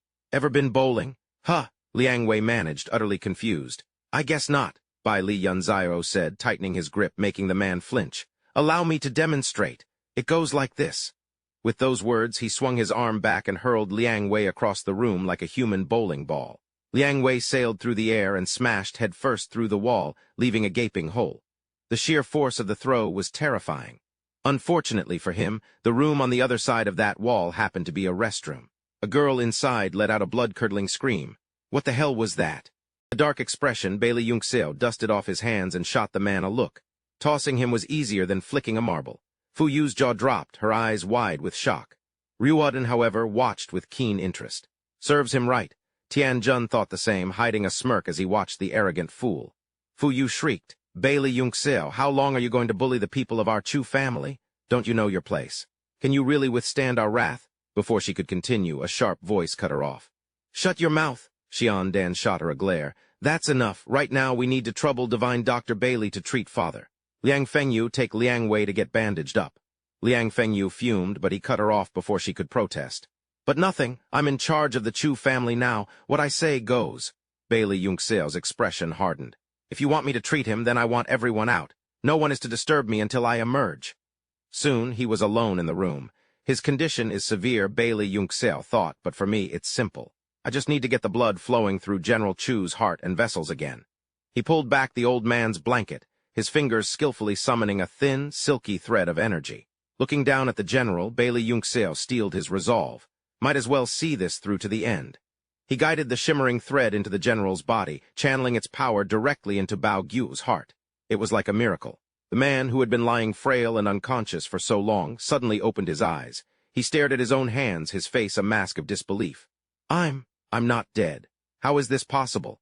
Bai Li Yunzio explained calmly. General Chu, I have cured your illness. As long as you stop taking that other medicine, living another 10 years won't be a problem. The general stared at him, his eyes shining as if looking at a divine being. So you're a doctor, kid? Yunzio spoke up. Not exactly, I'm your subordinate. General Qing Long, Bao Gyu's eyes narrowed. So you're the one Wu Tianjun sent over, the old man hesitated. A soldier who only knows medicine, the young man continued. I'm a god-tier healer and also a god-tier marksman. I hope that's enough to satisfy General Chu. At that, Bao Gyu's eyes widened. A god-tier marksman in Dongzhu? For real. Outside the hospital room, a woman wouldn't stop nagging an older man. How could you possibly trust that brat? If he actually cures Dad, it'll be a damn miracle, Xian Ren added, her voice laced with frustration. All right, that's enough, another man said, adjusting his glasses. If you ask me, someone like him doesn't even have the right to be in that room. Yeah, Liang Wei chimed in, his face still swollen. He doesn't know when to hold back. Just as they were all busy bad-mouthing him, the door swung open. Bao Gu strode out, his arm slung chummily over the young man's shoulder. Come on, you have to come over for dinner. I'm all better now, I'll cook myself. Everyone froze. What the? Liang Wei's jaw dropped. Oh crap, I am so dead. The man with the glasses put a hand to his face. He looks like his chin's about to hit the floor. Tears welled up in Xian Ren's eyes. It's been so long since I've seen Dad look this healthy, but Bao Gu only had eyes for his new friend. Let's go to my place. Don't look at me like that. Back in my prime, my cooking was legendary. In that case, Yun Zio said with a smile, I'd love to try it. Suddenly, the man in glasses stepped in their way. General Chu, you should get another full examination. Sweat beaded on his forehead as he desperately tried to find a flaw. This kid might have only treated the symptoms, not the root cause. We should. Bao Guo's face darkened as he roared. Get out of my way, I know my own condition. And listen up, this is a state secret, not a single word gets out. Anyone who leaks this will face a court-martial. The man immediately stammered in fear. General, please. Be careful. A little while later, everyone was gathered for a meal at Bao Guo's residence. He smiled warmly at the young man. Come now, little Bailey, don't stand on ceremony. Eat up. Standing off to the side, Liang Wei ground his teeth in frustration. Damn it all, he fumed internally, that was supposed to be my seat. Bao Guo glanced at Tian Jun, then spoke warmly. We're all comrades here, so feel free to speak your mind. Little Wu, you've rendered a great service to the nation. Both I and the Zhu family owe you our deepest thanks. He answered modestly. You flatter me, General. The most important thing is that you've recovered. We need you to keep leading us. Bao Guo's eyes lit up with excitement. Little Bailey, you're already so brilliant at such a young age. The next generation is truly something to behold. The moment you achieve another great merit for the nation, I'll personally pin the stars of a major general on you myself. Right at that moment, his phone rang. Yun Zio picked it up right away. Hello, Mom? It was impossible to tell what was said on the other end, but as soon as he hung up, Yun Zio moved to take his leave. General Zhu, my parents just called. They're worried and want me home as soon as possible. Please forgive my rudeness. We'll see you again, the old general said. Bao Guo, seeing him ready to bolt, tried to hold him back. Little Bailey, at least have another bite before you. But before he could finish his sentence, the man was gone, not even a shadow left behind. Bao Guo stared in astonishment. What's the big hurry? Liang Wei couldn't hide his contempt. He scoffed loudly. The nerve of that guy, showing such disrespect. He hadn't even finished the sentence when both Bao Guo and Tian Jun roared in unison. You will be silent? Liang Wei flinched, his jaw hanging open at their shared fury. Ah, so Bao Guo wasn't afraid to draw a clear line in the sand. If Liang Wei wanted to ride the coattails of the Zhu family, so be it. You need to know your place. Compared to Bailey Yunxiao, you're nothing. Meanwhile, Bailey Yunxiao soared through the air, his feet barely touching the tops of the towering buildings as he flew. He held a phone to his ear, a wide grin on his face. Mom, just a little longer, I'm almost home. Back in the office, Bao Guo took off his reading glasses, a look of surprise on his face. He hadn't expected his blurry vision to be cured as well. Looks like that kid Bailey is full of surprises. I guess I won't be needing these old things anymore. He picked up the stack of papers. Still, this file is a bit thin. It is thin, Tian Jun agreed. This is everything we have on Bailey Yunxiao. We still haven't been able to figure out where his abilities come from. Suddenly, Bao Guo's eyes shot wide open as he stared at the paper in his hands. The words Bailey family seemed to leap off the page. His jaw dropped in disbelief. He's from the Bailey family? Bao Guo marveled. I can't believe it. He's one of them, but if that's true, why has his life been so miserable? According to my investigation, Tian Jun explained. His father, Bailey Yingji, was from a minor branch of the Zizhu Bailey family. They considered him a good-for-nothing and cast him out. He ended up in Yanzhou, where he met and married Lin Xiaoyan, the eldest daughter of the Lin family. The Lin family didn't approve of Bailey Yingji either, so they disowned her as well. He paused for emphasis. And just to be clear, we're talking about the Lin family of Yanzhou, a city teeming with powerful, prestigious clans, immense wealth, and deep-seated connections that reach all the way to the central government. Bao Guo burst out laughing, a wide, excited grin spreading across his face. The eldest daughter of the Yanzhou Lin family, you say? Ha! Talk about a slap in their own face. The Bailey family threw his father out, and now their cast-off son has become the grand instructor of the Azure Dragon. If they ever found out, they'd probably die from sheer regret. Old General, Tianjun said, cutting in, let's set aside Bailey's background for now. Right now, the United States is on the move. Our main force's combat readiness is low without a secure rear, but that only proves how crucial our independent operatives are. Hearing this, the man let out a long sigh. That's why I've valued the Qinglong Special Forces team so much these past few years. And it's also why I'm so disappointed. Tianjun leaned in. Sir, are you planning to deploy the Shenglong team to engage the United States? Exactly, he replied. On top of that, Dazia is moving forward with the Ancient Silk Road initiative. Our merchants will have more opportunities abroad, but that also comes with greater risks. That's why the Yanzhou Central District needs its own private security company. The news was a shock. A private security company? You mean like Blackwater in the U.S.? Bao Guo's voice was cold. That's right. Our security contractors will be going up against the criminal underworld in these foreign nations. They'll need to be absolute masters of their craft. His faith in Bai Li Yunzio grew even stronger. Little Bai Li, you better not let me down. Meanwhile, Bai Li Yunzio had finally arrived home. Mom, Dad, his mother gasped. Yunzio, the moment she saw her son, tears began streaming down her face. Yunzio, you're back, she rushed forward, throwing her arms around him. Oh, my son, I missed you so much. Have you been eating properly? You look thinner. He smiled, hugging her back. Mom, I'm fine. Really, I'm healthier than ever. His father, also fighting back tears, stepped closer. Son, your neck, is it healed? Bai Li Yunzio stomped his foot firmly on the ground. Mom, Dad, I'm all better, see. My leg is completely healed, too. Zio Yan's face lit up with joy. That's wonderful, just wonderful. She then glanced at the other woman in the room, realizing she'd forgotten her manners in all the excitement. Oh, look who's here, Yunzio. Say hello, this is my little sister. The sharp-featured woman stepped forward. So you're Bai Li Yunzio when you... And Tiu's face darkened. An aunt I've never even met before, he thought. From what I remember, Mom and Dad cut all ties with the Bailey family, so why is she here now? Besides, after everything that happened, they never showed up once. He said coldly, Hello, Aunt. Tiu Yen spoke. Nephew, our family has been through a crisis, and your college entrance exams are coming up. Your parents want to give you the best possible environment to study in. After your exams, why don't you come live with me in Yanzhou? His face fell. Yanzhou is a dusty, polluted city with thin spiritual energy. Van Tiu immediately replied, Mom, I'm not going to Yanzhou. I know what this is really about. You're afraid the Yi family will retaliate, aren't you? Hearing her son say this, and Kayat was stunned. What? Van Tiu, you know everything? Then I won't hide it anymore. That's right. Everything that's happened to us is because of the Yi family. If they decide to take revenge, what are your father and I supposed to do? The Yi family is a major clan in Tianhai City, with deep connections to officials and business leaders.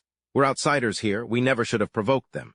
His aunt interjected, Sister, this is actually easy to solve. Just take Van Tiu and go home to apologize to Mom and Dad.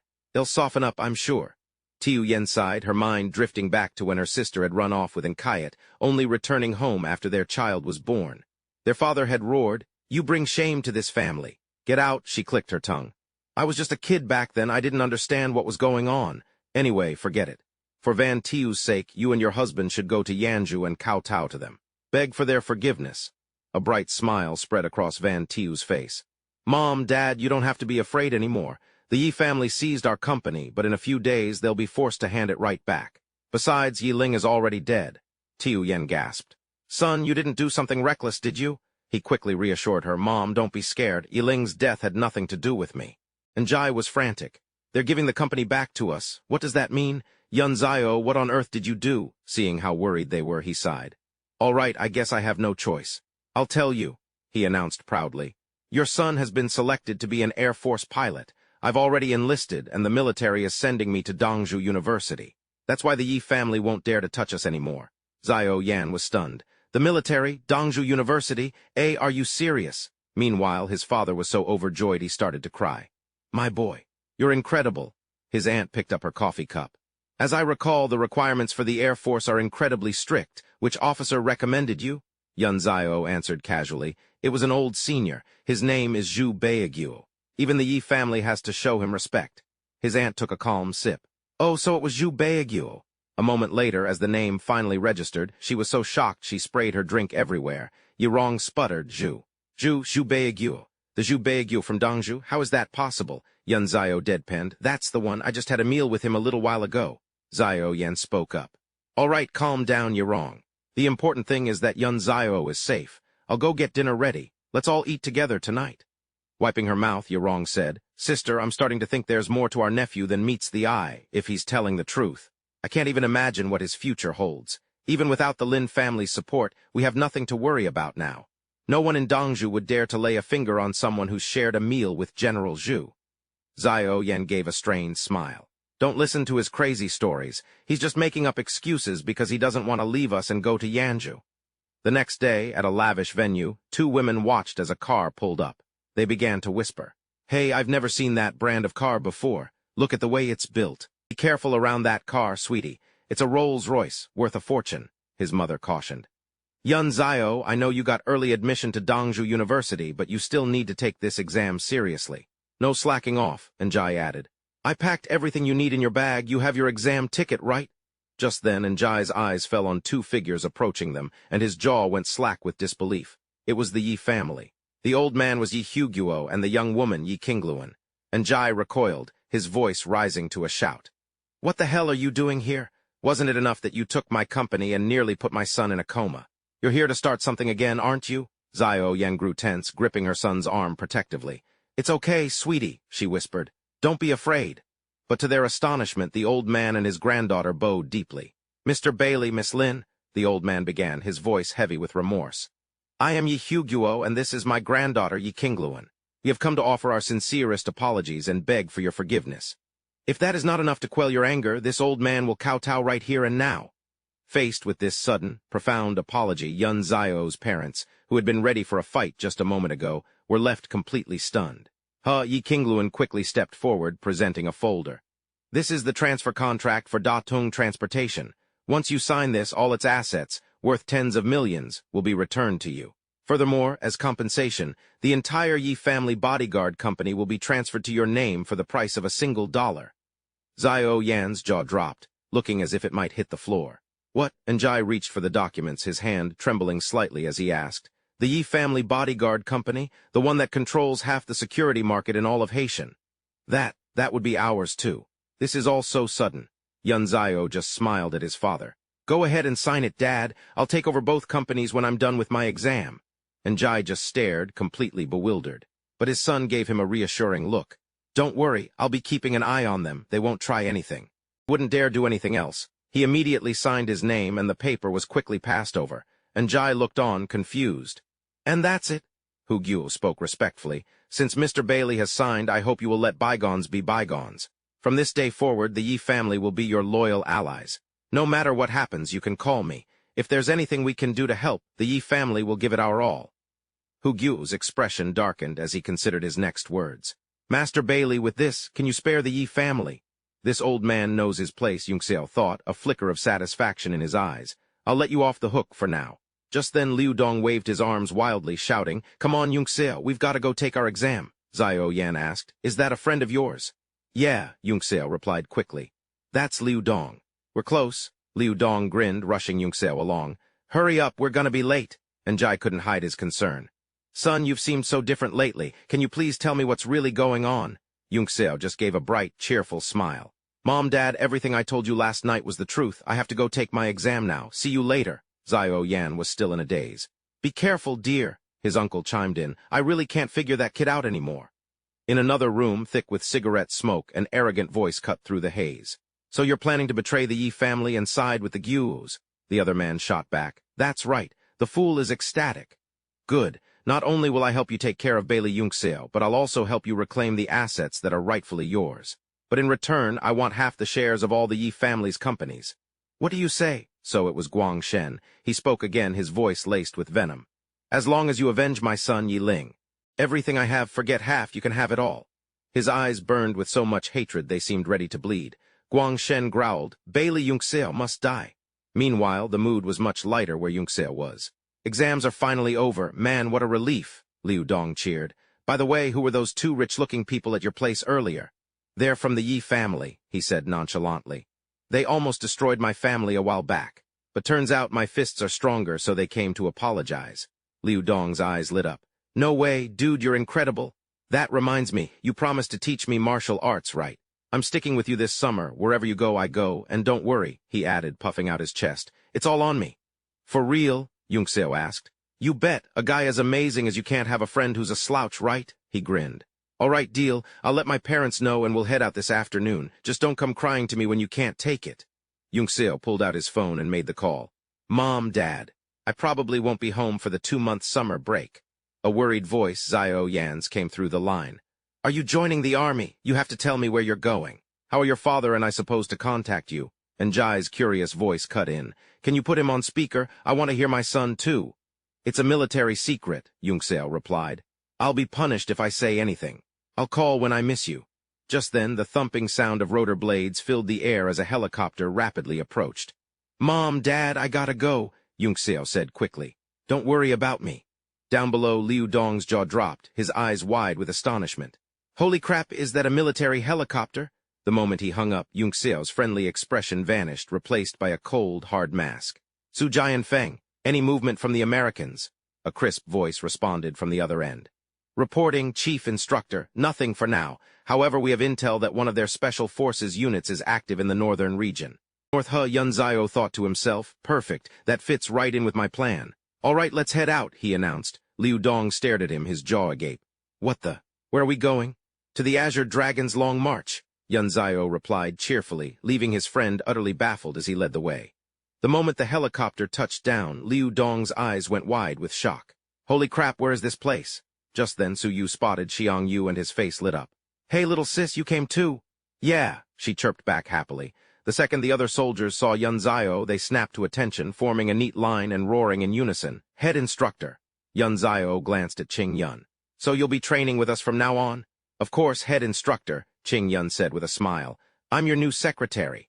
Yunzio then gestured to his bewildered friends. This is my brother Liu Dong and this is Gui Hong. He'll be training with you guys from now on. Huh, the word escaped Liu Dong's lips before he could stop it. He was completely lost. Wait, I don't know anything about the military. Can someone at least explain what's going on? Gui Hong's expression darkened as he cracked his knuckles. Hey kid, don't be a stranger. We're all brothers in the Azure Dragon Special Forces now. Suddenly, a commotion erupted around him. All right, Strip, let's get you into a training uniform. Don't be like that. You're a big boy now, what's there to be shy about? Here, let me help. A sly grin spread across Yunzio's face. Looks like they're getting along just fine. A few moments later, Xiang Yu emerged, having changed into her new clothes. She fidgeted shyly. Master, how do I look in my uniform? Yunzio nodded in satisfaction.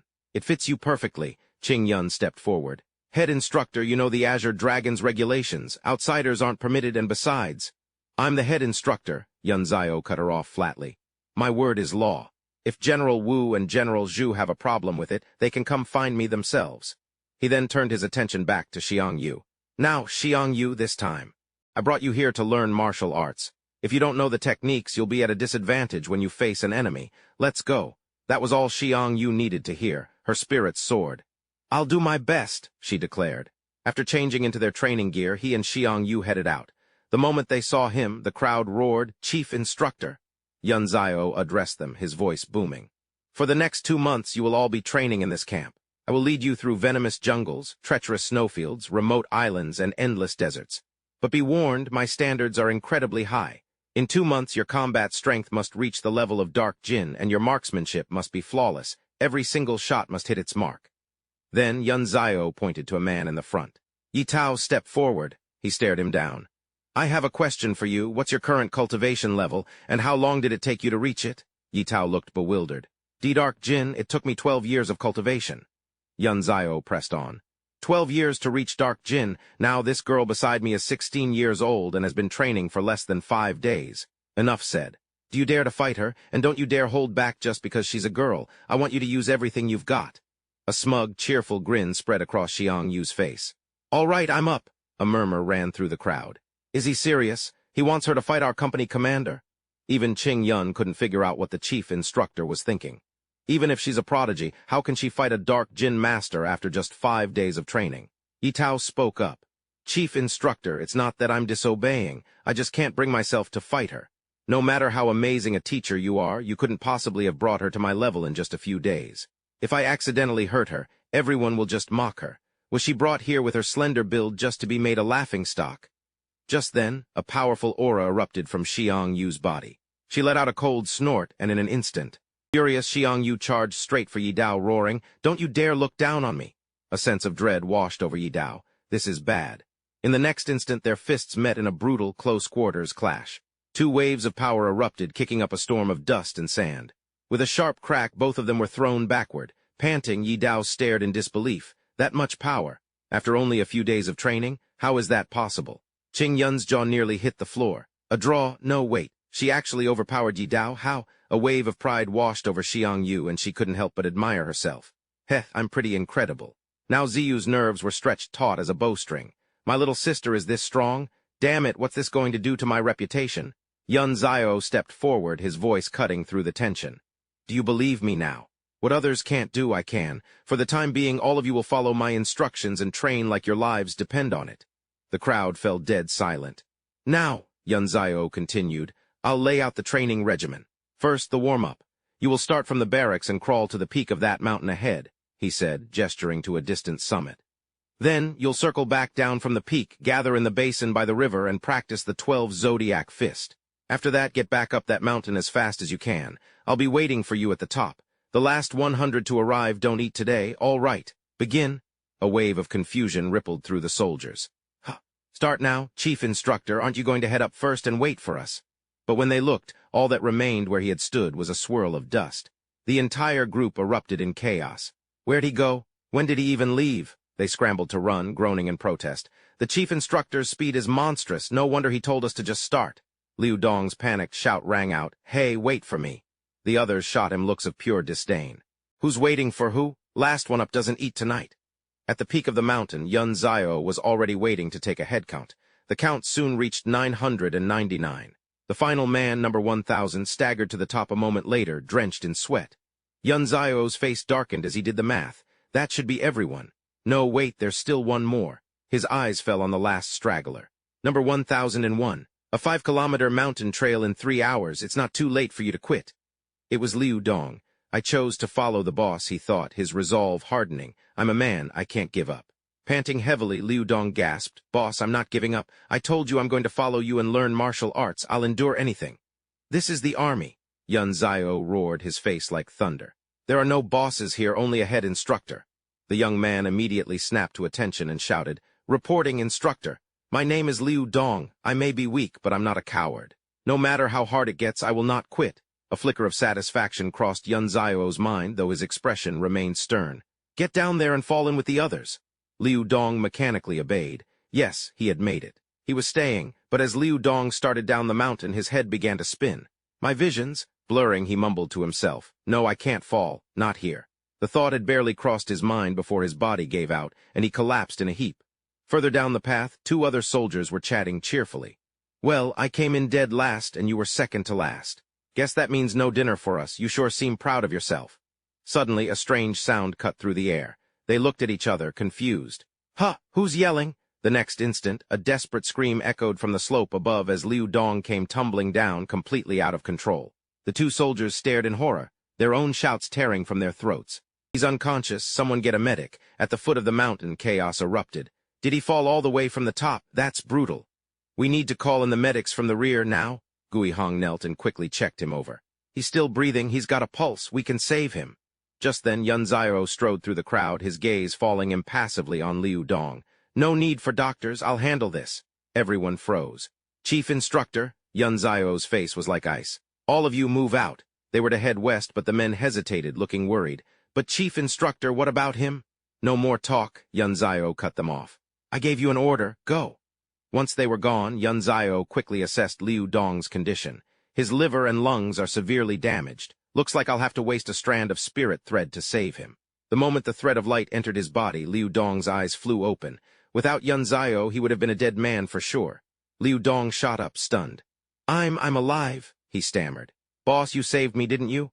Address me as Chief Instructor, Yun Zio's voice was ice. And remember this, I will only save you 3 times, this was the first. You have 2 left. Liu Dong couldn't help but feel a surge of gratitude. I knew it. The Chief Instructor wouldn't just let me die. But how did you heal me? I feel even stronger than I was before. Yun Zio's expression darkened. Of course you feel stronger. I just wasted one of my precious spirit threads on you. How I did it is none of your concern, he said aloud. Listen up. In this training exercise, I will only select the top 300 soldiers. Only those 300 will serve in the Azure Dragon battle team. Whether or not you make the cut is entirely up to you. Yun Zio turned to leave. You have until nightfall to catch up with the unit. If you don't, you'll be spending the night alone in these woods. He glanced back over his shoulder.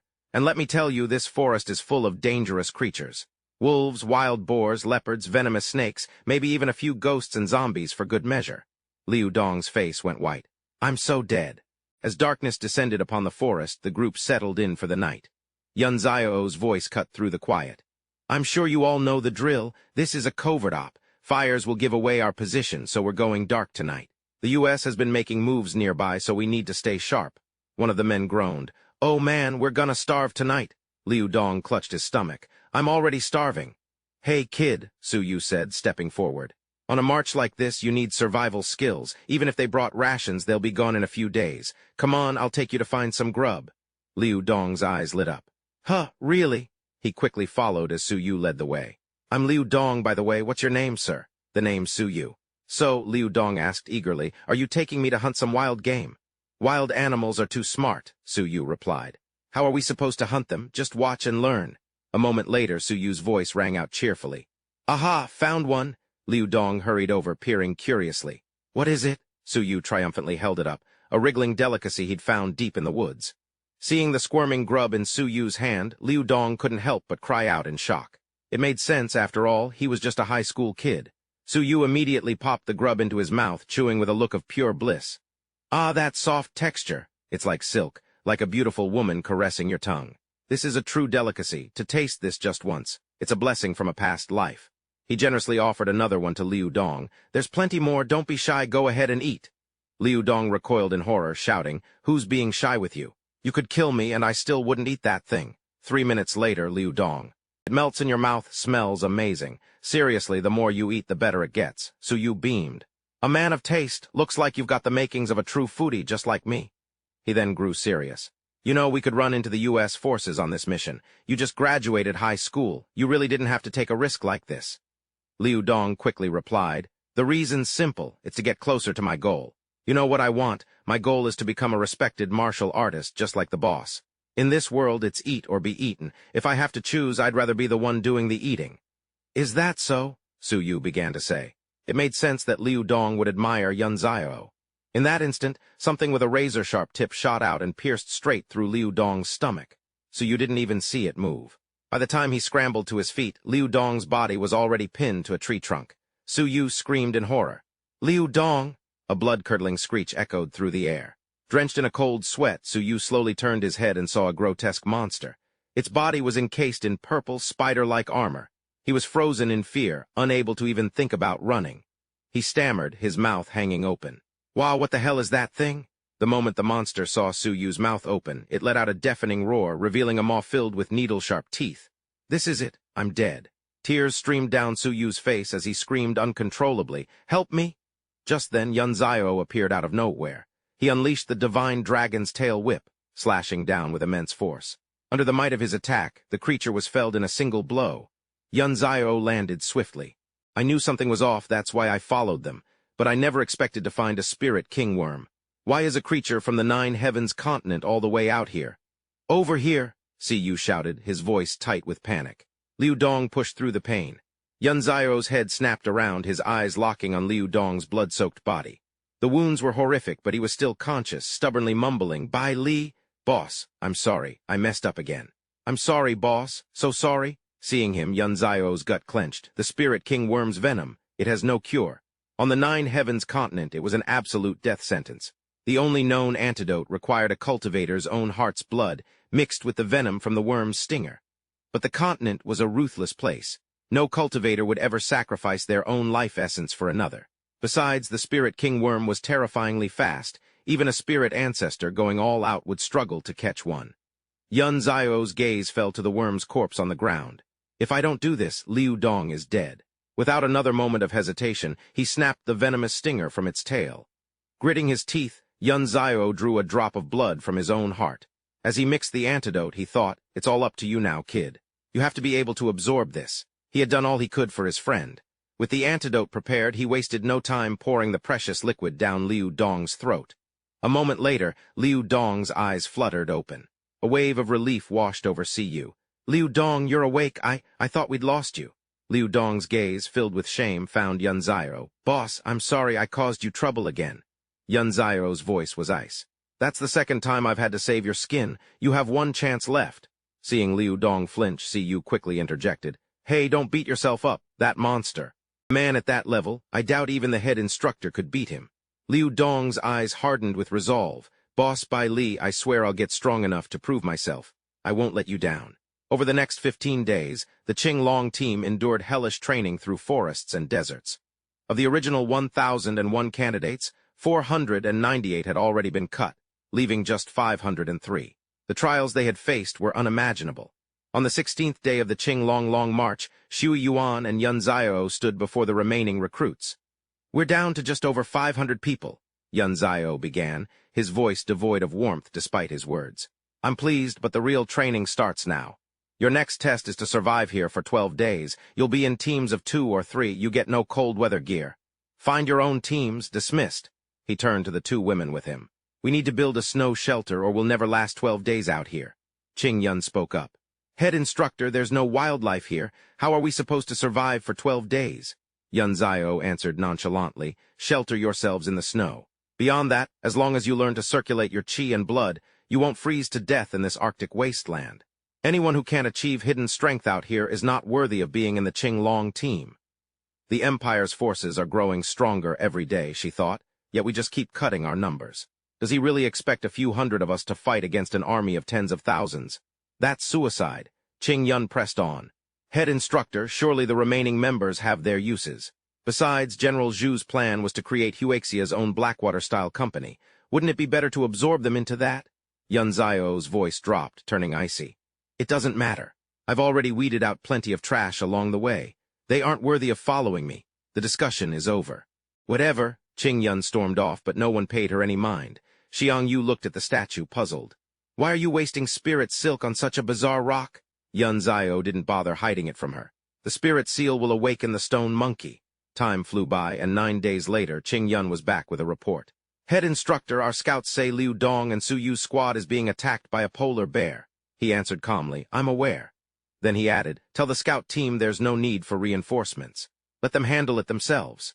Having followed him for some time now, she had grown used to Yunzio's way of doing things. Qing Yun said nothing more and simply relayed the order. Just then a massive bear came charging aggressively right toward them. Qing Yun tensed.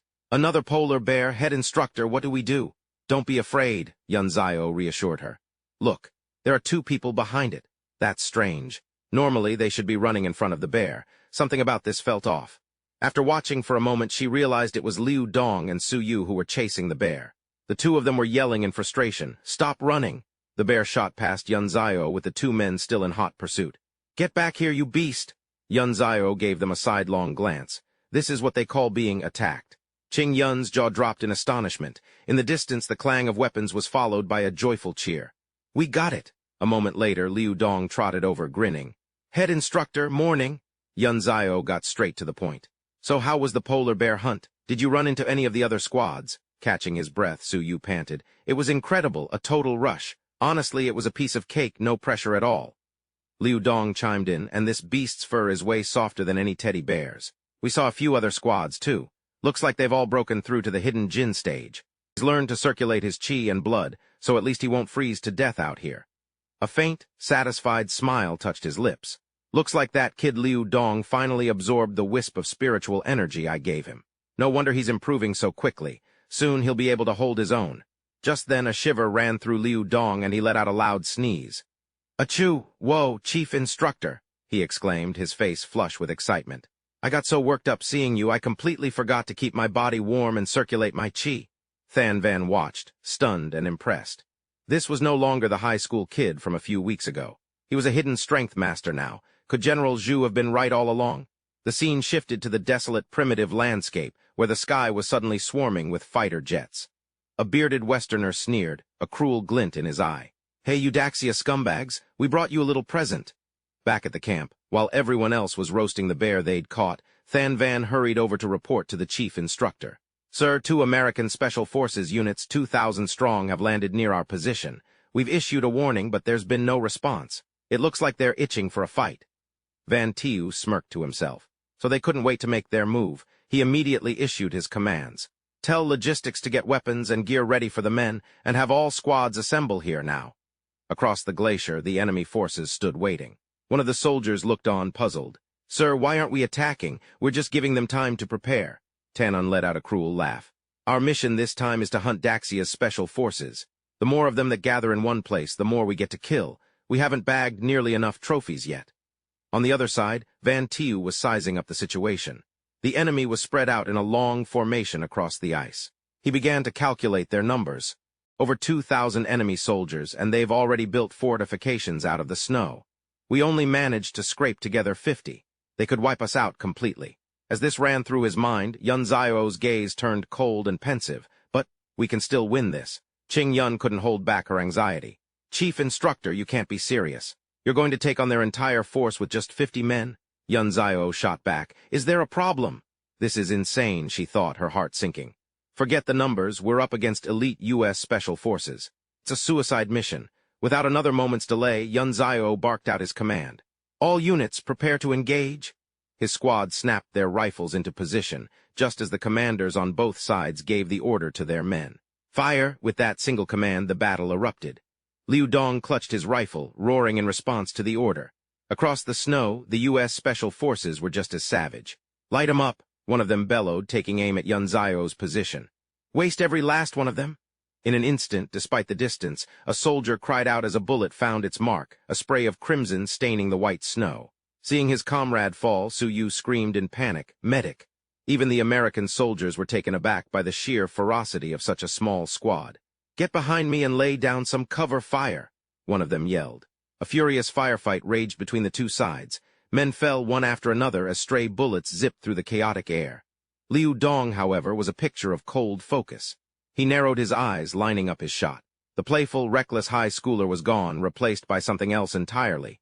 He squeezed the trigger. A single, perfect shot right through an enemy's head. Su Yu stared in disbelief. Holy shit. When the hell did you get so good with a rifle? A grin spread across Liu Dong's face. Su Yu, I get it now. If you circulate your chi and blood to your brain and combine it with the principles of the 12 Zodiac Fist, you can sense exactly where the enemy is. They're 1,000 meters out, but it feels like they're right in your face. Every shot's a bullseye, Tu Vu praised, unable to contain his awe. Damn, man, did you come up with this technique yourself? Stop talking and just try it, Liu Dong urged him. Overhearing them from just behind, a satisfied smile spread across Yun Zio's face. Liu Dong, you haven't let me down. A moment later, Tu Vu tried the method Liu Dong had taught him. It actually worked. From that insane distance, he was landing one headshot after another. Tu Vu was ecstatic. Holy shit, every shot's a kill, this is insane. Nearby, Than Van had been listening, circulating blood and chi, might as well give it a shot. On the other side of the battlefield, American soldiers were dropping one after another, startling their commander, Kenny. How the hell did their accuracy get so good all of a sudden? Don't tell me we're up against dozens of master snipers. Another soldier rushed to report. Commander, a message from HQ. If we can't take down these shooters within the hour, the entire army from the Arctic base will be deployed for a full-scale sweep. As he finished, his expression turned grim. Did you tell them what's happening on the ground? Tennis roared. Do they have any idea how many of our own men will die in a full-scale sweep? Is that how little faith they have in me? Just then, a new voice called out. Commander, he whipped around, furious. What now? The soldier reported urgently. Our rear guard was ambushed by a Qing Long Special Forces team. Casualties are catastrophic. We've walked right into their trap? Tennis couldn't believe it. Moments ago, his forces had been on the verge of victory, and now they were facing a devastating defeat. He was so enraged it felt like his eyes were about to burst from their sockets. Back with the others, Than Van was putting the pieces together. You knew the team would eventually become expert marksmen. You were stalling, waiting for our main force to get into position for a pincer attack. Yun Zio quickly explained, it's not just about them. We're also running out of. That was some incredible shooting. Your control is perfect. She blushed, a bright smile on her face. You're right. So what's the plan? Are we moving in to clean them up? Yun Zio's face darkened. Not yet, he elaborated. This initial attack was just to clear the way. Now we wait for the big fish to take the bait. Just then, Liu Dong's voice rang out. "Chief Instructor, they've stopped firing," Yu added. "Someone's approaching." "Do I take the shot?" Tennyson's defiant roar echoed across the field. "Who's your commander? Get your ass out here. If you've got any guts, face me one-on-one." Qing Yun reported in. "Chief Instructor, their leader is challenging you to a duel. This must be their plan. Should we take him out?" "No," Yun Zio said. "Like I said, we're waiting for the big fish. Cut off the head of the snake and the body will die. Once I've got him, his soldiers will fall apart." His eyes flashed with a brilliant light as he addressed the members of the Azure Dragon team. "Stand by for orders. I'll handle this." The two men quickly came face to face. Dennison spoke first. "A duel, you win, my squad surrenders." "If I win," Yun Zio countered, "I'll let you all walk away, but you never attack us again." Two soldiers hidden nearby snickered to each other. "Look at this punk playing the hero. Just wait till our commander tears him limb from limb." "Seriously, so what if they've got a few crack shots? The kid's a naive fool for accepting this challenge." A knot of worry tightened in Qing Yun's stomach. "This is bad. That's Tennyson, one of America's 5 war generals. He single-handedly wiped out one of our elite units in under 2 hours. The prisoners he takes, they suffer a fate worse than death." "Chief Instructor," he whispered, "do you have a plan, or was that just reckless?" Tennyson was smug. "Heh, a fearless little brat, all hot blood and no brains. Daring to challenge me?" A wild, manic grin spread across his face. His eyes bulged with madness. "You worthless Dazia trash," he sneered. "I tore them apart with my bare hands while they screamed, 'Save me, save me!' God, it felt good." A cruel smile spread across his face. "It finally dawned on me that 'save me' was just their pathetic way of begging." Flames of hatred ignited in everyone's eyes. Liu Dong couldn't hold it in any longer. "You goddamn animal!" Van Tiu, however, remained unnervingly calm. "You should cherish these last moments you can still run your mouth," he said, his voice like ice. Tennyson just threw his head back and laughed. "That's my line, kid," he lunged. For a split second, Van Tiu looked startled. His energy is exploding outwards. He's a grandmaster. He never expected an enemy this strong. The battle began in an instant.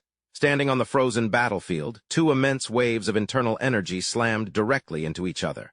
Van Tiu gritted his teeth, his grip tightening as he poured more power into the strike. "Down!" he roared. From the sidelines, the others couldn't see a thing. The impact sent a blizzard of snow blasting in every direction. "Holy shit!" Liu Dong screamed in awe. "A fight at this level is as insane as something out of a comic book." Van Tiu couldn't stop a trickle of blood from escaping his lips. "Damn it," he thought, his jaw clenched. "I can't believe one punch was enough to injure me." In a flash, Tennyson vanished and reappeared directly behind Van Tiu, who seemed to freeze in shock. "In a one-on-one fight, you're no match for me," Tennyson bellowed with triumph. "Die, you little shit!" And just like that, another colossal wave of power surged forward. A figure was sent flying, slamming into a cliff face with a sickening crunch as dust and rock exploded into the air. But the body that crashed was Tennyson's. He spat out a mouthful of fresh blood, his mind reeling in disbelief. "How? I was the one sent flying? Why?" Van Tiu stood over him, his expression dripping with contempt. "You," he said, his voice low and dangerous. "You really thought you could take me on alone?" It was clear he was truly furious now. A palpable aura of pure rage began to radiate from his body, as he slowly raised a hand to wipe the blood from the corner of his own mouth. He stared down, his eyes like ice. "Are you even worthy, you piece of trash?" A terrifying blade of pure light materialized above him. Yun Zio stood his ground, radiating the unyielding aura of a god of war. Before such power, anyone would tremble. Tennis was completely terrified, his body shaking uncontrollably as he stared up at the impossible sight. "WH, what is this?" Yun Zio delivered his sentence in a voice colder than ice. "For trespassing on Great Zia, for murdering my soldiers. Your crimes are unforgivable. Your death will not be mourned." "Execute!" At his command, the sword of light plunged down, giving Tennis no chance to escape. The American soldiers watched in horror as their general was struck down. "Oh my God, is he still alive?" One of them screamed, already turning to run for his life. "Alive? Yeah, right, he's paced, run. Their commander is a monster." As Yun Zio descended slowly, the fleeing soldiers yelled to one another. "What about the heavy sweepers? Think that crap will even work on him? Just get the hell out of here." Yun Zio let out a cold snort. "That attack took more spiritual energy than I'd like. Even absorbing all the ambient energy here, it'll take me 10 days of cultivation to recover." Liu Dong's eyes shone with adoration. "Boss Bai Li, you're incredible. I'll follow you for the rest of my life." The other soldiers erupted in cheers. "So powerful, Chief Instructor. That move was insane." Unmoved by the praise, Yun Zio cut them off with an order. "All right, that's enough. Prepare to move to the next location." "Yes, sir." they roared in unison. Time passed quickly.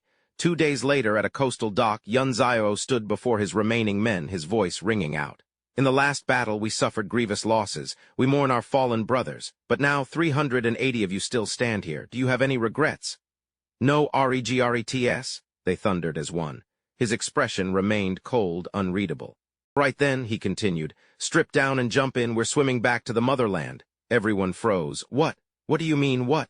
Yunzio shot back. This is your final test. Swim these tens of thousands of nautical miles and you graduate. Liu Dong grinned. Whatever the boss says. Su Yu was right behind him, shouting, my family's been swimming for generations, before splashing into the water. When Yunzio saw Qing Yun start to shed her clothes, he was taken aback. Oh, I thought for sure she'd refuse. She's not even arguing with me this time. Thinking back on everything he'd accomplished, Qing Yun couldn't help but wonder maybe he really can pull off miracles. She then spoke up, her voice clear. I apologize for my previous disrespect. From this day forward, I will follow your commands unconditionally. Once the others had swum a fair distance, Yunzio casually began to walk across the water's surface as if it were solid ground. Suddenly his eyes caught a swirl of movement beneath the waves. Yunzio's breath hitched. What is that?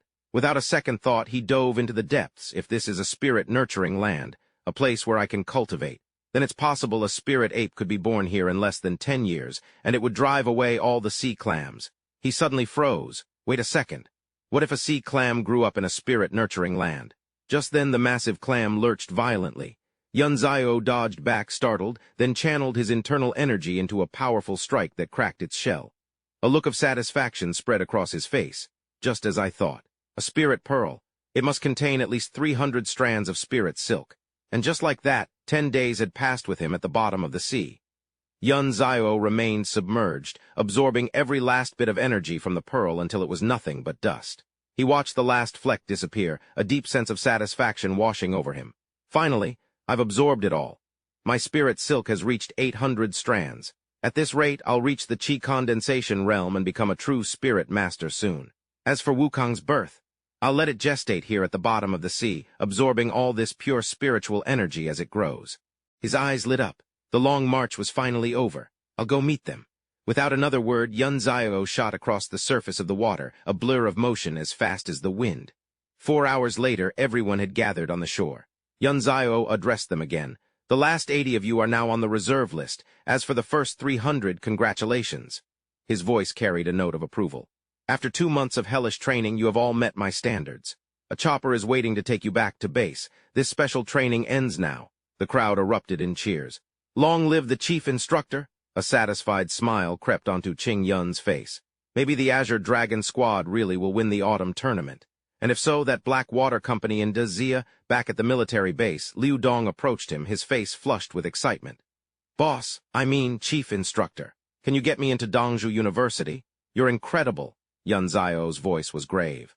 Let me make one thing clear. Once you leave this base, you can never return without a direct summons, and what happens here stays here. You don't tell a soul, not even your parents. That's a direct order and a matter of military law. Liu Dong immediately straightened up. Yes, chief instructor, Xiang Yu was beaming. This is great, Liu Dong. We can go to school together now. Just then the door swung open and Bao Guo strode in. Chief instructor, congratulations. General Chu, what brings you here? Bao Guo grinned. How could I not come? Wu Qingyun told me everything. You eliminated the enemy on the ice, a great service to our country. I'm here to make good on my promise. It looks like I'll have to start calling you Major General from now on. Nearby, Xiang Yu tugged on Liu Dong's sleeve. The generals are talking business. Come on, let's slip out. Hearing this, Yunzio was taken aback. Could General Chu mean? You're promoting me to Major General. Tian Jun replied instantly. That's right. I was worried there might be objections, but in just 2 months, you turned the Azure Dragon Squad into the deadliest marksmen we have, and defeated more than half of America's hunting dragon squad. Who would dare say a word against it now? Qing Yun stepped forward, presenting the new insignia. Congratulations, head instructor. You killed the head instructor of the American hunting dragon squad, Zhou Beiguo added, his voice resonating with pride. One of the 4 strongest instructors in the United States. You have no idea the waves that made. Back at the Yanju Central Command, almost no one could believe it was true. This medal is an honor you've earned. He gestured to the object in the box, a solid gold medal, emblazoned with the image of a great dragon. Yunzio snapped to attention. Thank you for this honor, General Zhou. He then added, Actually, General, I was hoping you might want to inspect the 300 elite members I've been training. A satisfied smile spread across Joe Baegu's face. That's exactly what I was thinking. Lead the way to the Azure Dragon base. The moment Joe Baegu saw them, he understood. No wonder 50 of Yun Zio's men could wipe out an entire company of the hunting dragon squad. Their very presence was different. His eyes swept over the soldiers. I can see they've made incredible progress. General Joe, Yun Zio began, these three can be considered master marksmen, and their cultivation is at the initial stage of an Jin or higher. My 3 deputy instructors have all reached the peak of Hua Jin. Among them, Gui Hong has already reached half-step Dan Jin. The 10 company commanders were all originally at the Jin realm. Now 4 have reached Hua Jin, and the other 6 have reached the initial stage of Hua Jin. Joe Baegu's jaw dropped. Does that mean the Azure Dragon squad will soon have more than 10 Hua Jin grandmasters? Yun Zio then turned to his men, and his voice boomed across the field. Listen up, anyone who has killed a shark in the open sea, take 1 step forward. Hearing him say it so casually, as if it were nothing, left both Joe Baegu and Tian Jun utterly speechless. His jaw dropped. I've even hunted polar bears in the Arctic, Yun Zio continued. As more men stepped forward, Bao Kwok's shock deepened. Tian Jun had to rush to support the general, whose jaw looked like it was about to hit the floor. Seeing his expression, Yun Zio asked, So, General, are you satisfied with these 300 men? Tears streamed down the old general's face. Bailey Yun Zio, you are truly a once-in-a-generation commander for Dazia. The old Azure Dragon may have fallen to a super grandmaster from Luo country, but his successor, Bailey Yun Zio, has already avenged him. Satisfied? He said, his voice filled with joy. I'm blown away. These 300 will undoubtedly become the most elite force in our army. That said, Major General Bailey, I do have one request. Now, on a plane soaring through the sky, Yun Zio sat alone, lost in thought, replaying the private conversation they'd had earlier. General, please speak freely, Yun Zio had told Bao Kwok. The general's expression had turned grave. General Bailey, Luo country has grown arrogant and brazen, causing trouble for our nation time and time again. To make matters worse, the previous Azure Dragon was killed last year by their agent, Dan Shah. This man's cultivation is terrifyingly high, and he's even built up his own power base. The nation is powerless against him. I was wondering if you would be willing to make a trip to Luo country. He paused, then added, Of course, this mission is extremely dangerous. If you're unwilling, General, I won't press the matter. Yun Zio had offered a faint smile. General Chu, there's no need for such formalities. I'll simply consider this another risk I'm taking for the country. The general was overjoyed. Of course, we wouldn't let you take such a risk for nothing. General Bailey, have you ever heard of the Blackwater Company from the United States? If you can eliminate this threat for us, you can take it over in your own name. Blackwater Company of Dazia? Back in the present, he silently weighed his options. Money and power were meaningless to him now, but a company with a global reach, that could help him break through to a higher realm. He had to accomplish the things he'd failed to do in his past life. Just then, a female staff member approached him. Mr. Bai Li, you have a phone call. Yun Zio took the phone, wondering who could be calling so urgently. A flicker of unease passed through him as he answered, his voice cold. Hello. On the other end, Qing Luan's voice was choked with sobs. Bai Li Yun Zio, something terrible has happened. She sounded frantic. Yi Guangshen teamed up with the Guo family. They attacked my father and grandfather. I don't know if they're alive or dead. They've already taken over the Yi family. The once-proud young lady was completely broken, her voice cracking as she pleaded through a flood of tears. Please. You have to help me. Yun Zio's mind raced. The Yi family turning on their own with outsiders. I already killed Yi Ling. This Yi Guangshen will definitely come after my parents sooner or later. He didn't hesitate. Leave this to me, Yun Zio said instantly, but on one condition. From now on, the Yi family answers to me. Okay, Qing Luan sobbed in agreement. He turned to the staff member. Send a coded message to Wu Qing Yun. Inform her that the Yi and Guo families are conspiring in Haitian. The situation is critical. He paused, his voice dropping. There are 2 key figures involved. To prevent a threat to society, they must be dealt with immediately. Yes, Chief Instructor, she replied swiftly. Yun Zio's thoughts turned inward again, his resolve hardening. Anyone who dares to threaten my family cannot be spared. He took stock of his own power. I have 830 strands of spirit silk. And now that Wukong has been born, he has about 200 of his own. If I can draw the spirit silk from his body, I can finally break through to the spirit master realm. The female staff member watched him, her cheeks flushing. He's so handsome. If only he were my boyfriend. She added, in your dreams, he's a major general, we're just normal people, we're not in his league. Just then, a powerful gust of wind swept through the cabin, sending loose items flying. The two flight attendants cried out in surprise. Whoa, where did this wind come from? The plane's door was already open, and Yunzio walked right up to the edge. The captain spoke in a loud, solemn voice, wishing you a successful journey. The two women looked like they were about to faint. Captain, what are you doing? Hey, what if he falls to his death?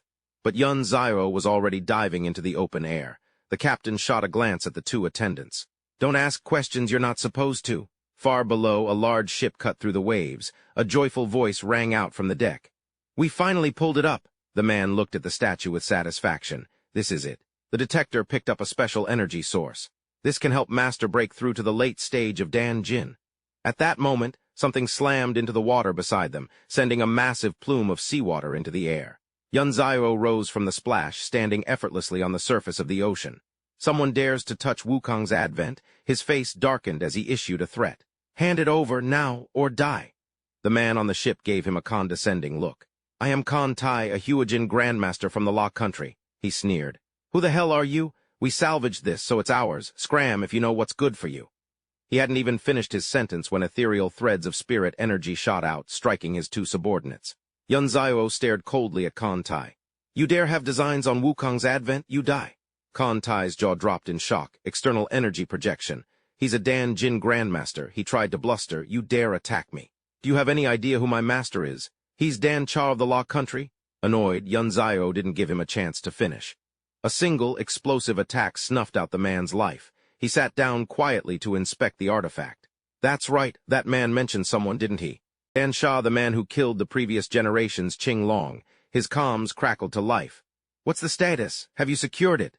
Yunzio picked up the phone, his voice calm. So you must be Dan Cha. You're the one after the nascent Wukong. The voice on the other end replied.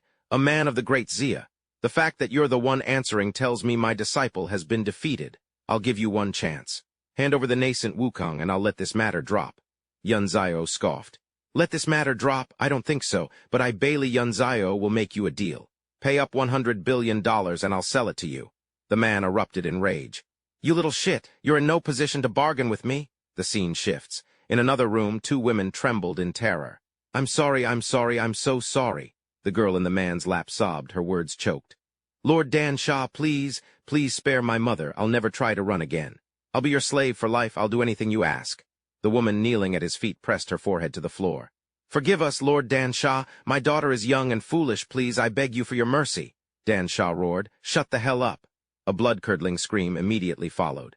He turned to the girl in his lap with a cruel smirk. Since you finally shut your mouth, I'll grant your mother a clean death. But if you ever dare to defy me again, I'll feed your father's corpse to the worms. His voice returned to the call, dripping with menace. Listen here, you little shit. You will bring me what I want. If you don't, your parents will die. Witnessing this raw evil, the girl gasped in horror, her sobs renewed. A cold dread washed over Yunzio. He wouldn't dare. He roared into the phone, Dan Cha, if you so much as touch my parents, I'll make you regret it for the rest of your miserable life. A deep, malicious laugh echoed through the line. Oh, I'm counting on it. I'm sure we'll be seeing each other very soon. Get ready, you little punk. The line went dead, but on his end, Yunzio had already saved the recording. He slammed the phone down. Bailey Yunxia was shaking with rage. Dan Cha, you don't deserve to live. Without a second thought, he floored it, racing to get to his parents. I have to stay by their side for now. A powerful energy signature enveloped someone in the distance. The energy reading just vanished. He recalled the intelligence he'd gathered. That girl had been investigating an artifact tied to the birth of a martial arts legend within their organization. It was something they couldn't afford to lose. Meanwhile, in a dark room far away, the same girl knelt trembling on the floor, sobbing over a body. Mom, wake up, please wake up. Dan Cha turned to his subordinate. Song Bai Shan, contact our people in Xia. Find Bailey Yunxiao's address. A cruel smile spread across his face. I want to send his family a little gift. The man bowed swiftly. As you command. The emergence of Wukong is crucial to my plans for domination, Dan Cha thought, his eyes glinting. You dare stand in my way? I, Dan Cha, will make you lose your home and your family. The girl's incessant crying grated on his nerves. What a troublesome woman, can't she just shut up? He finally snapped, Song Bai Shan? His subordinate immediately responded. Yes, boss, what are your orders? Dan Cha pointed a cold finger at the woman he once treated as a pet. Cut out her tongue. Without a moment's hesitation, Song Bai Shan seized the girl. "No problem!" she shrieked in terror. "Lord Dan Sha?" A blood-curdling scream ripped through the air, followed by a choked silence. She could no longer make a sound. Dan Shaw's eyes blazed with fury. "Anyone who defies me must be taught a lesson. Not just you, but that bastard Bailey Yunxeo, too." The girl's eyes rolled back in her head from the sheer agony, her body going limp as if she had already died. Back at his house, Bailey Yunxeo moved swiftly, channeling his internal energy. He had finished setting up the spirit array. There he thought, surveying his work. Now all the rooms are enveloped in the formation. If any powerful enemy tries to force their way in, the array will annihilate them. This should be enough to protect them. He had to protect his parents. He remembered lying in the hospital, his mother keeping a vigil by his side all through the night. Yun Zio, you have to hold on." Her heart ached as she clutched her son's hand. "I'm right here with you, sweetie." Tears streamed down Zio Yan's face as she whispered words of encouragement. "You have to keep fighting." He remembered the doctor's words from before. "Ma'am, your son's legs. He may be crippled for life." "What? Doctor, isn't there anything?" "I'm sorry, ma'am, we did everything we could." Then came the jeers and mocking laughter. "Look at the cripple. He walks so funny. What a useless piece of trash. He's just gonna be a burden on society. Why don't you just die?" Suddenly his father had rushed over. "Let go of my son," he had roared. "I've already called the cops. Get lost unless you want to spend the night in jail." As the bullies scattered, his father snorted. "Heh, for a fat guy he sure can run." Yun Zio couldn't help but ask, "Dad, where did you go just now?" And Jai beamed. "Weren't you looking for that super popular novel?" He held it up. "Urban Immortal King. I saw they were selling it, so I waited in line for 2 hours to get it for you. Had to fight my way through the crowd just to buy it." Back in the present, Yun Zio finished his work. "Mom, Dad, you always protected me in the shadows. Now it's my turn to protect you." His mother couldn't help but chuckle. "Yun Zio, what is this? Did you draw a duck on the floor?" And Jai chimed in, playing along. "Oh, you just don't get it, honey. This is abstract art. Our Yun Zio is a modern-day Picasso." Yun Zio stood up. "Mom, Dad, stop joking around. This is a defensive formation I learned at the military academy. I've set it up in the house to keep you both safe. I'm a little tired today, so I'm going to turn in." "Okay," and Jai said, his voice laced with concern. "If you get hungry, there's food in the fridge." Zio Yan added, "Make sure you use a blanket. It's gotten cold lately." He quickly entered his room to cultivate. "I need to train. Taking on a late-stage Dan Zhang is still a bit of a stretch for me right now. I have to break through and fast. If I absorb all the spirit silk inside the Wukong's genesis tonight, I can break through to the spirit master realm. But first, I need to pick a foundation-building technique. The cultivation resources here on Earth are nothing compared to the Yun Zio continent. The Fan Tian Ju is calling to me." Inside his sea of consciousness, Yun Zio swims toward it. The Fan Tian Ju doesn't just refine the world's spiritual energy. It uses earth fire to temper the body and heavenly fire to refine the soul. It's powerful enough to found an immortal sect on the Yun Zio continent. And the best part is, Earth has plenty of earth fire, more than enough for me to reach the great spirit master realm. Just then, the doorbell rang. Zio Yan called out to her husband, "Honey, what did you buy during the 11/11 sale?" A package, Yun Zio thought. The next morning, he looked at his hands, a satisfied smile on his face. He'd not only broken through to the spirit master realm, but he'd also mastered the first stage of Emperor Yan's Fan Tian Ju. Not even a Dan Jin Grandmaster could stand up to its Samadhi true fire. It really is the #1 Yan-type technique in the Jiu Zio continent, and I did it in a single night. But then a sudden realization hit him. Wait a second. Where's the Wukong's genesis? He scrambled out to the living room. His parents' auras, they were gone too. Sensing something was terribly wrong, he bolted outside. Did they just step out, or could it be? His eyes fell on a box sealed with 2 crossed paper talismans. Yun Zio froze, this is. A memory of his parents' conversation from yesterday flashed through his mind. "Honey, what did you buy during the 11/11 sale?" Yun Zio's eyes widened in realization. This talisman. It was a combination of a blood curse effigy and a ghost formation. No way. Could it be? Head-lowering sorcery, a vile form of black magic from Southeast Asia. It uses talismans to project curses and ghost effigies as a medium to inflict them. And the most insidious version of all is the twin. Spirit-binding hex. It can be used to completely control a person's mind. Yun Zio slammed his fist into the wall, his knuckles cracking against the plaster. Dan saw. That bastard controlled my parents, then took the newborn Wukong to the Zhanluo kingdom. He cursed himself. How could I have been so stupid? The array could never have stopped a talisman hidden inside a package. Damn it all. A murderous fire blazed in Yun Zio's eyes. He growled, his voice low and menacing. Dan Sa, you are going to die. But just then another voice cut through the air. The array is broken, kid. A young woman materialized out of thin air. I have 2 questions for you, she said. First, did you set up this formation? And second, have you seen a strange stone that gives off a faint glow? Yun Zio was in no mood for games.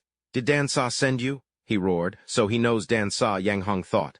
Dan Sa doesn't have the authority to give me orders, she replied coolly. Now about that stone. Hand it over, or you'll bring disaster upon yourself. Being interrogated by a stranger while he was already seething with rage was the last straw. A furious wave of internal energy surged through Yun Zio. Get the hell out, he bellowed. Yang Hong stared, a flicker of shock in her eyes. This kid. He can command the energy of the world itself. Before she could react, a devastating wave of power erupted from him, so immense it sent cracks spiderwebbing across the entire building. A streak of pink light shot out from the apartment, fleeing into the distance. Yang Hong was terrified. She had nearly been killed. To think a master of this caliber existed here. I have to report this to the young master, and fast.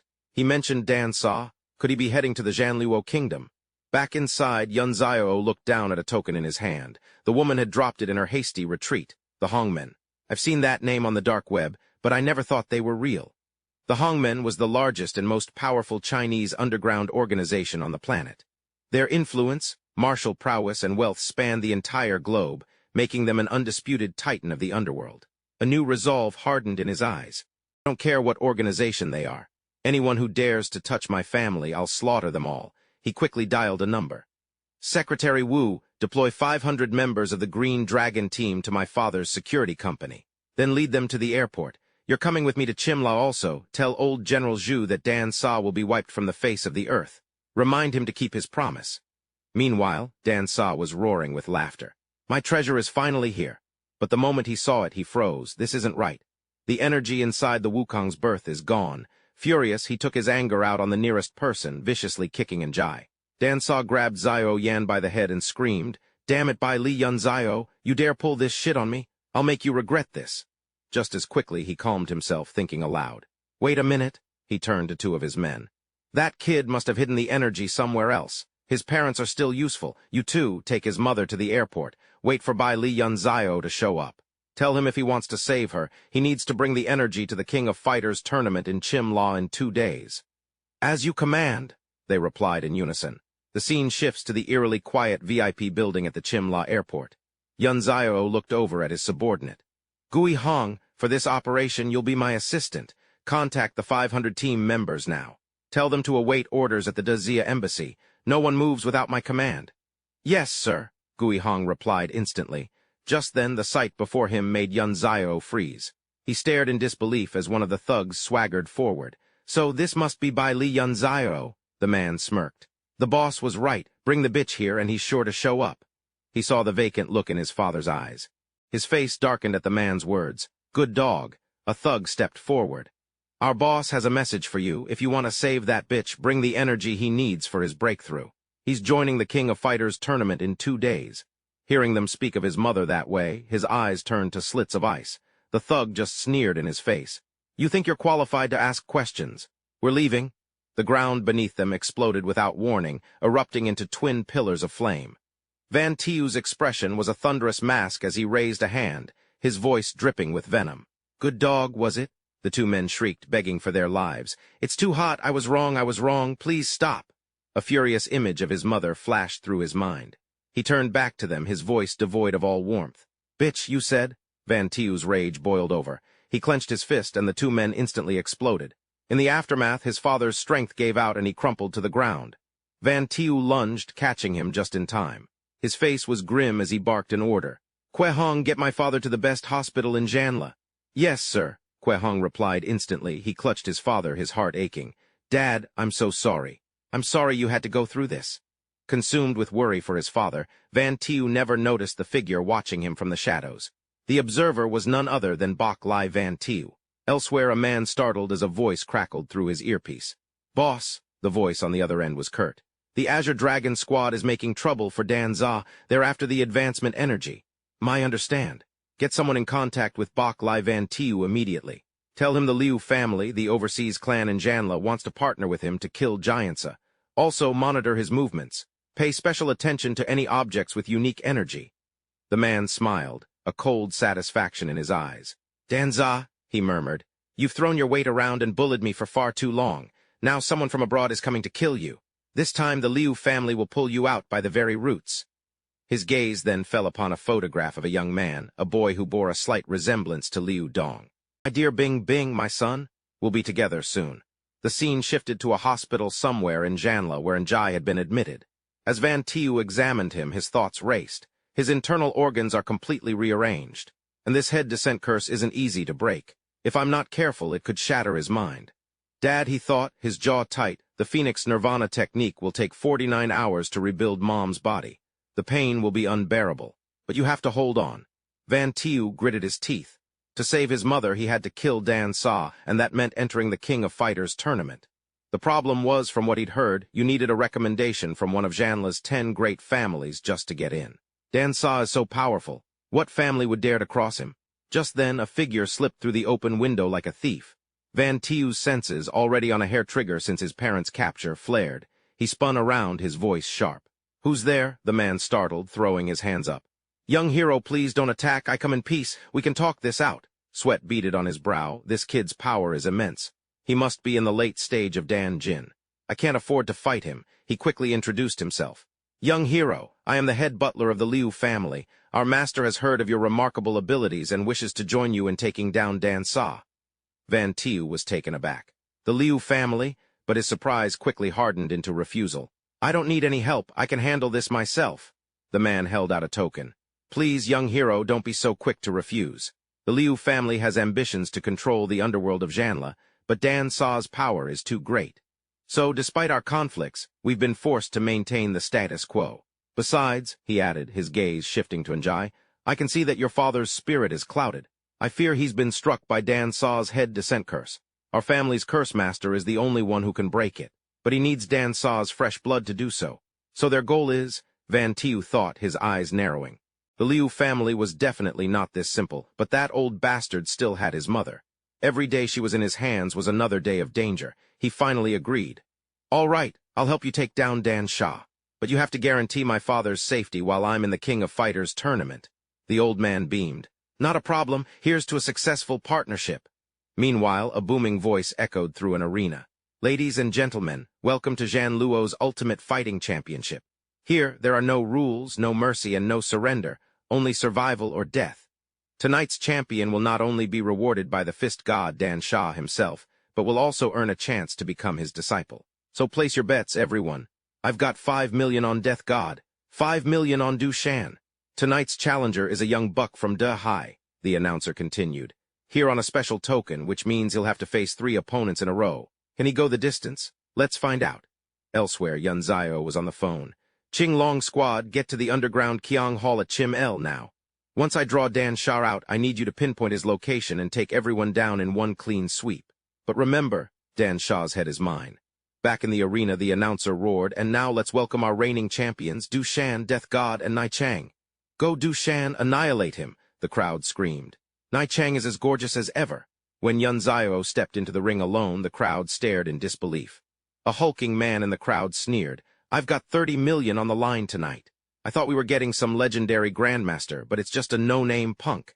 Hell, I could take him out with one punch. The woman and the big guy have just reached the peak of the core energy realm, Yun Zio thought, sizing up his opponents. But there's something odd about the other one. A smirk played on his lips. Steward, can I borrow 20 million? I'd like to place a bet on myself to win. After the match, I'll pay you double. The butler couldn't help but be taken aback. Oh, not a problem at all. If I lose, it's coming out of my own pocket. The crowd roared. Is that guy a complete moron? He won't even last 5 seconds like that. The Liu family is so stupid, just throwing away 20 million like that. Zai Shen glared at Yun Zio, his brow furrowed. If only my master could be here. Yun Zio stared back, and a look of amused recognition crossed his face. Oh, one of Du Shi's dogs. His expression darkened as he channeled a powerful surge of inner energy. Not only will you fail to get the energy you're after, he declared, but you will all die here today. The 3 of them, hearing his words, charged forward with a furious roar. You've got a big mouth. Instantly, Zai Shen lunged toward Yun Zio. Take this, he bellowed. Meteor fist. Yun Zio calmly clenched his fist. Fist techniques. Allow me to show you the true martial arts of Daxia. With that, he threw a powerful punch toward Zai Shen, shouting, 8 trigrams, first form. At the same time, Du Shan leaped into the air, bringing down a devastating strike. Giant elephant shakes the earth. The blond man in the crowd cheered, his excitement palpable. There it is, Du Shan's ultimate move. This kid's about to be turned into a pile of paste. But Yun Zio, facing them both, simply channeled his power. Second form, Rainbow's Veil, he cried, striking both of them at once. The woman stared at him, completely stunned. He took down both Du Shan and Zai Shen with a single move. In a flash, Yun Zio shifted his focus to her. His third form shot out, slamming into her stomach. She had no time to react before she was kicked headfirst into the ground, the impact tearing her clothes to shreds. The referee's voice boomed over the arena. I can't believe this is happening. Could the kid from Daxia actually win this? Elsewhere, the young man who placed the bet looked pleased. Uncle Yang, it looks like your prediction was spot on. I've got $60 million riding on this. If I'd lost, my dad would have skinned me alive. The man beside him spoke. Young master, do you really think the major organizations will just let the Liu family win? And Bailey Yunxia was just taking all the money? Just then, one of the men heard something strange and flinched. A gunshot. Yunxia reacted instantly, whipping his head around just as the bullet tore through the air. It rocketed toward him, kicking up a cloud of dust as it closed in. Behind a pane of cracked glass, 2 figures emerged from the shadows, drawing the eyes of the entire crowd. The man behind them sneered. I don't care what kind of god you are. Nobody just walks away with 3,000 from our Wan Heilong Hui Dongying. But then, an immense aura of energy erupted from Yunxiao's entire body, enveloping him in a powerful glow. The sudden transformation made the man gasp. What the? Yunxiao caught the bullet with ease. He glared at the 2 men, his eyes as sharp as blades. You thought you could ambush me with a cheap trick like this? With that, he threw a punch, unleashing a wave of power that erupted into a torrent of flames. Yunxiao's brow furrowed as he swept his gaze over the stunned crowd. Is this how the Zhanluo nation treats its foreign competitors? He asked, his voice ringing with cold accusation. When you can't win on the stage, you resort to assassination. Witnessing this, the crowd erupted into a flurry of shocked whispers. My god is even human. He must be an immortal from Dezia. How could I have known? Oh man, why did I bet against a god? Du Xiao was just as stunned. He slammed his fist on the armrest of his chair. How is this possible? That last punch was brimming with incredibly powerful fire elemental energy. His mind raced. He had wanted to steal that miraculous power for himself, a treasure that could rapidly advance a cultivator's realm. But a treasure like that would draw the attention of every major power. And now, it looked like simply using the Hong Men's authority to kill him was off the table. With things having come to this, he shot a glance at the man behind him and gave the order. He's clearly not under Hong Men's control, so we can't let him live. Get Jai Tai here now. Also, prep the large-caliber incendiary missiles. We have to make sure he never leaves Zhanluo. Take his energy and give it to my father. Yang Shu said nothing more, simply bowing his head in deference. Yes, sir. Meanwhile, after fending off the other 2, Yun Zio escaped the inferno and landed lightly on the ground. Thank God those were just standard missiles, he thought with a surge of relief. If they'd been armor-piercing or anti-chi rounds, I'd be dead or critically wounded right now. But just as his guard was down, the Reaper suddenly lunged forward in a blur of motion. With lightning-fast reflexes, Yun Zio managed to block the surprise attack, but he immediately felt a staggering change in his opponent's strength. Yun Zio was stunned. What the? This guy was clearly just at the half-step Dan Jin realm. How did he suddenly skyrocket to the peak of the early Dan Jin stage? He then realized the man was being puppeteered, his body controlled by Dan Shah, who now spoke through him. Bailey Yun Zio, the voice boomed. We finally meet. I'm surprised you've managed to stay alive this long. I suppose those pathetic whelps at the dojo were more useless than I thought. It seems this old master will have to deal with you personally. As he spoke, Dan Shah was also assessing Yun Zio's condition. The kid just used the primordial elements of heaven and earth. It looks like he's absorbed the energy from inside the stone Hu. So that's how it is. Hearing that voice, Yun Zio's blood ran cold before boiling over in fury. Dan Shah, he roared. You old bastard. Tell me, where is my mother? Dan Shah remained utterly calm, his voice chillingly serene as he used another's body to step on a woman's back. Your mother? Why, she's right here under my foot. Makes for a rather comfortable footstool. The Reaper's voice, possessed by Dan Shah, continued to echo. He looked up, a triumphant smirk spreading across his face. I'll give you 1 hour. Bring the energy to Shadow Island in the West Sea. Come alone, I'll be waiting. So what if the kid had already absorbed it, he thought. Shadow Island is shrouded in darkness year-round. The array there is powered by the Dark Organization's energy, the perfect place for me to drain it all back. At his thought, runes etched into the ground began to glow. And if you're really that powerful, I've got a special gift waiting for you. Don't you dare die too soon. He then pointed a finger straight at him and bellowed with laughter. Everyone in this temple, listen up. I, Dan Shah, make this promise.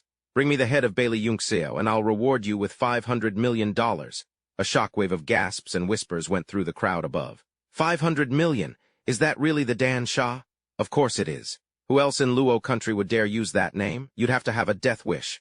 One man hesitated. He's incredibly strong. If we fight him, we'll probably be killed. But then his eyes filled with greed as he muttered with a grin, but for 500 million. Who could possibly resist? Enraged, Yunxeo unleashed a torrent of fire at the Grim Reaper, but the controlled puppet felt nothing, its face twisting into an even wider, more triumphant grin. I'll be waiting, Bailey Yunxeo. But don't get so worked up. Why don't you take a look around? He was surrounded. Countless eyes stared back at him, a low, greedy murmur rippling through the crowd. Just kill him and we'll get 500 million. That 500 million will be mine. A fresh wave of fury surged through Yunxeo. Damn you, Dan Shah, you're using this mob to wear me down. They're nothing but trash, but they'll still cost me precious time. With that thought, his voice boomed, sharp and clear. Azure Dragon Guard, by your command, you will handle this. Anyone who dares to make a move. Kill them, no questions asked. With that, Yunxeo shot straight into the sky, blasting right through the ceiling and leaving the stunned crowd to stare after him in dismay. He's gone, just blew a hole in the ceiling and took off. There goes my 500 million. Just then, a squad of guards burst through the door, their guns leveled at the crowd. Nobody move! They quickly moved in to secure the room, the leader's voice stern. Drop your weapons. All of them, the Liu family steward scrambled to make a call. Master, Bai Li Yunxeo is on his way to Phantom Island to get revenge on Dan Shah. And Dan Shah has a 500 million reward on Bai Li Yunxeo's head. Should we help him? Liu Xing, on the other end, gave his orders without hesitation. Have our men surround Phantom Island, but tell them to hold their positions and conserve their strength. Let the two of them wear each other down. When they're both injured, we'll take out Dan Shah in a single strike. And while we're at it, get a good look at the kind of power Bai Li Yunxeo is wielding. Yes, sir, the steward replied with a bow. Meanwhile, Yunxeo was streaking through the air at incredible speed. Mom, don't be afraid. I'm coming to save you. Suddenly, the water below him erupted, shooting upward to form a massive wall that blocked his path. Yunxeo's face darkened. You dare stand in my way? He roared. A figure emerged from the watery spray, Yang Hong of Hong Men, a peak mid-stage Danjin master. Why does young Master Du want this super grandmaster dead so badly? She wondered. He's even willing to work with the Black Dragon Society. Still, with so many Danjin masters activating this formation, even a martial god would be crippled if not killed. And if we succeed in seizing his power, my own master will finally break through the limits of mortality. Another man stepped forward. It was Wu Tian Xingshan of the Black Dragon Society, a mid-stage Danjin master. He sneered, a look of triumph on his face. On behalf of the Black Dragon Society, you think I'm some kind of pushover? If you can escape the god-slaying grand array cast by the four of us grandmasters today, I'll rip my own heart out and serve it to you for dinner. Another man, a mid-stage grandmaster from the Yandong Green Cloth Society, spoke with a voice dripping with false sincerity. Young friend, if you die here today, don't blame me. $500 million is just too tempting to pass up. Then there was a rogue cultivator, a peak initial stage grandmaster, who snapped irritably. You knocked my disciple, Du Shan, out cold. For that, I'll drag you down to the 9th circle of hell. The four of them took their positions, one at each of the 4 cardinal points, trapping Yunxeo at the center of their formation. Guardian God Array, they roared in unison. He stood there, feeling the power of the array envelop his body, and was genuinely surprised. This energy, but Yunxeo remained perfectly calm. This formation, he assessed, was powerful enough to pose a real threat to a spirit master. Still, his voice was slow and deliberate when he spoke. Do you people really think this formation can hold me? Zhu Yanghong was stunned. Could it be? Does he actually have a way to break the god-slaying grand array? Wu Tian Xingshan, however, had no patience for it. You're about to die and you're still talking? You die here today, now die. As the four of them roared in unison, a massive pillar of energy descended from the sky. Activate the array. Slay the god? Yunxeo's brow furrowed. A lightning array, this feels just like the 4-9 minor heavenly tribulation back in the 9 heavens continent, only 100 times weaker. Still, at my current level, it'll cost me half my spiritual energy to break through. He then unleashed his own power toward the pillar of light, roaring, Samadhi true fire, ignite! Watching Yun Zio's powerful figure charge straight into the attack, Zhu Yanghong gasped in disbelief. How is that possible? Not even a martial god could break through heavenly lightning that easily. Her eyes widened in shock. He's reached the martial god realm. There's absolutely no way he's going to die in a place like this from something as simple as running out of energy. I can't waste any more time here. After shattering the formation, Yun Zio calmly pointed a finger at the group, his voice dripping with ice. You dared to stand in the way of me saving my mother.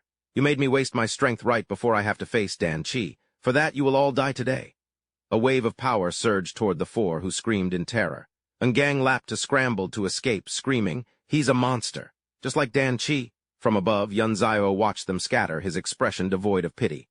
In the distance, a ship approached. Someone on deck waved frantically, shouting, "Auntie Zhu, hurry! Get on board!" Yang Hong immediately flew toward it, shouting a warning back.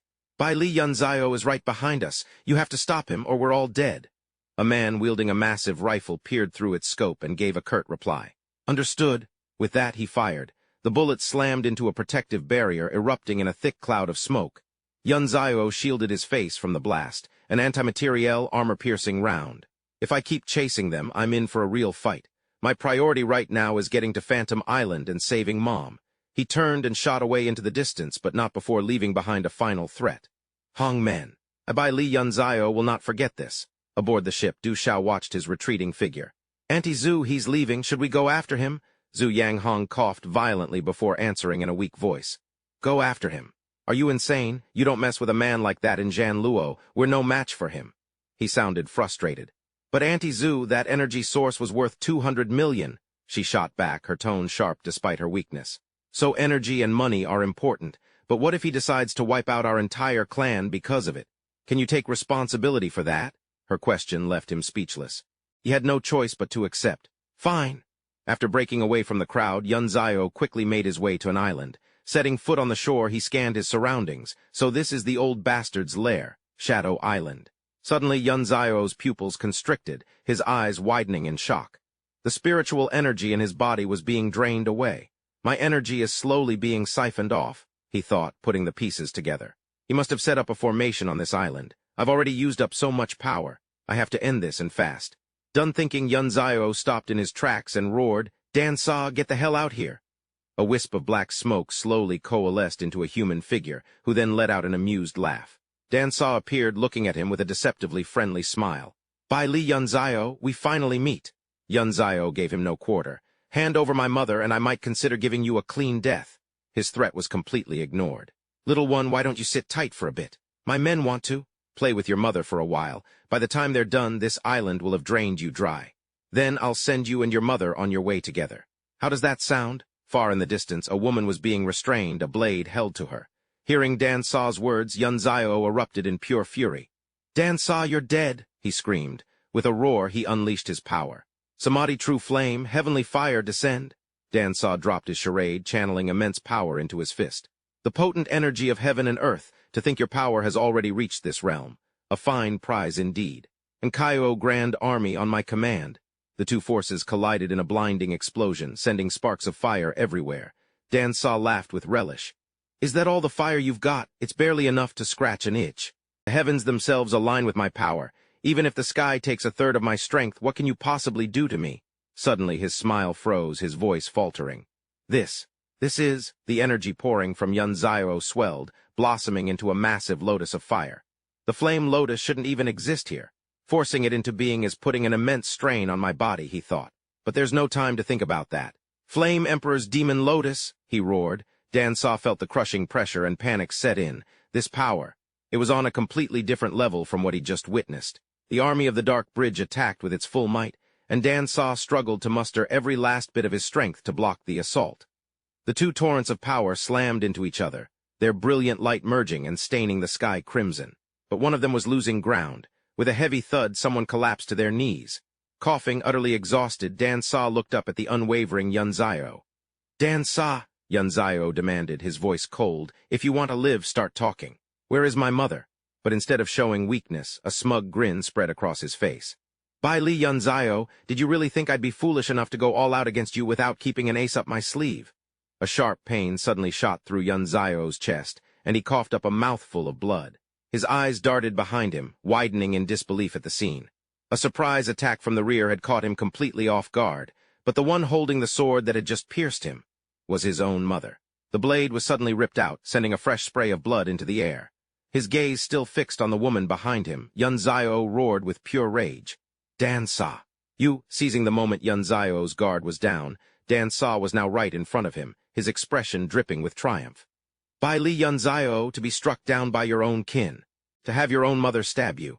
How does that feel? Don't you worry, kid. I'll send you to join her soon enough. The moment the blade pierced her son, Zio Yan snapped out of Dan Sa's control. Yunzayo, she cried, her voice laced with panic.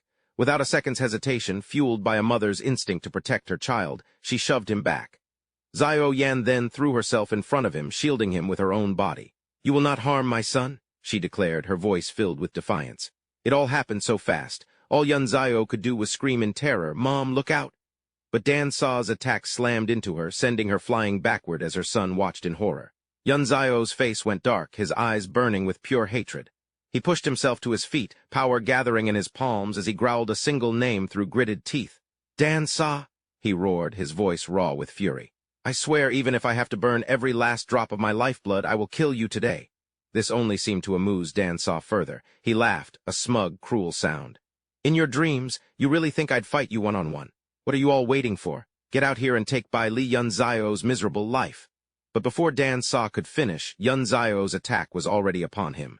Flame Emperor's Inferno. For the first time, a flicker of fear crossed his face. This kid is really trying to take me down with him. Dan Sa shrieked at his henchmen, You idiots! Why aren't you moving? What's the point of me keeping you worthless fools around? But it was too late. The Inferno engulfed Dan Sa, and his arrogant laughter turned into screams of agony. With Dan Sa gone, Yunzayo rushed to his mother's side, gathering her gently into his arms. Mom, just hold on, he whispered, his voice cracking. I'm taking you home. Suddenly a voice cut through his grief. Well, well, that was quite the struggle. He looked up to see a group of people approaching, led by a man named Liu Xing. He spoke with a voice dripping with false sincerity. Young friend Yunzayo, thank you for your help in this campaign against Dansa. Those lapdogs of his who were lying in wait for you, we took the liberty of dealing with them. Consider it a welcome gift. Yunzayo had no time for this. Cut the crap, he ordered, his voice tight with urgency. Get my mother to a hospital, now. A contemptuous thought crossed Liu Xing's mind. With Dansa dead, the Liu family could finally rule Zhanluo.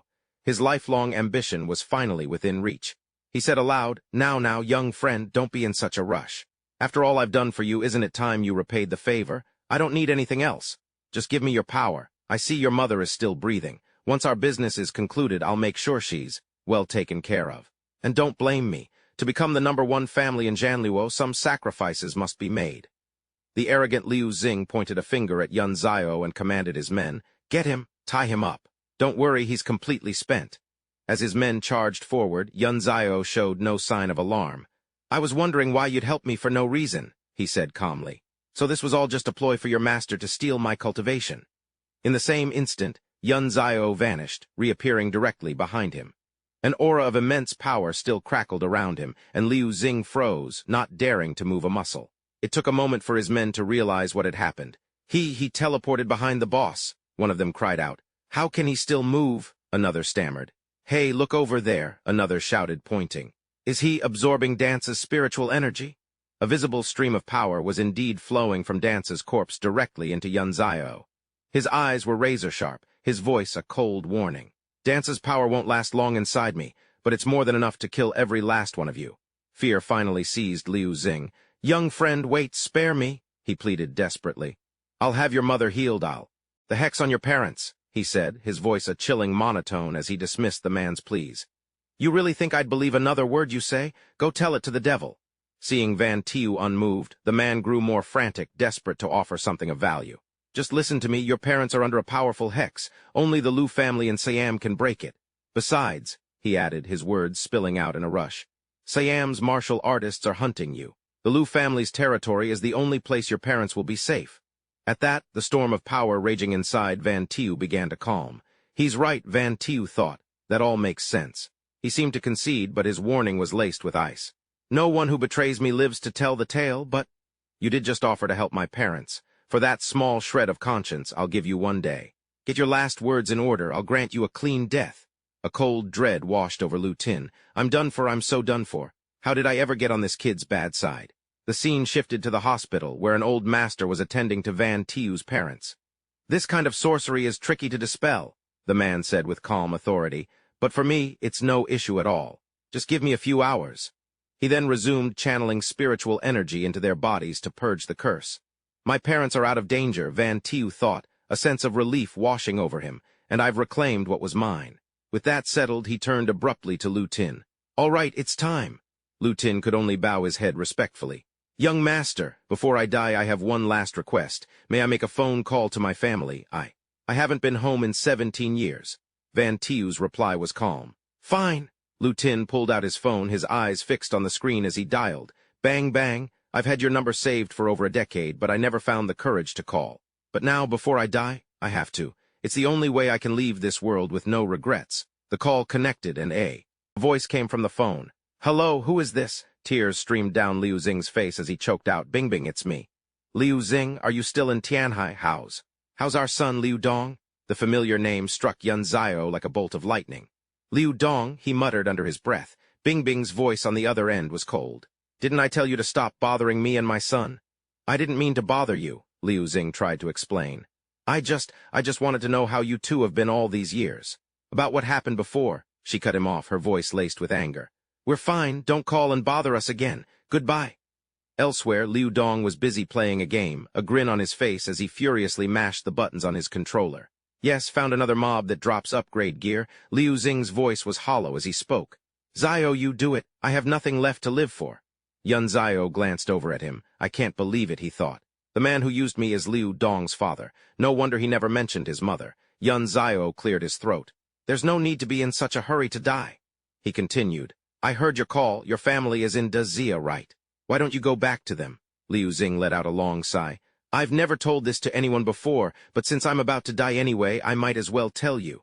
His expression hardened as he went on. Back when I was with the Hai Tian Hai gang, I met my wife Bing Bing. We had a son. He was born on a cold winter day, so we named him Liu Dong.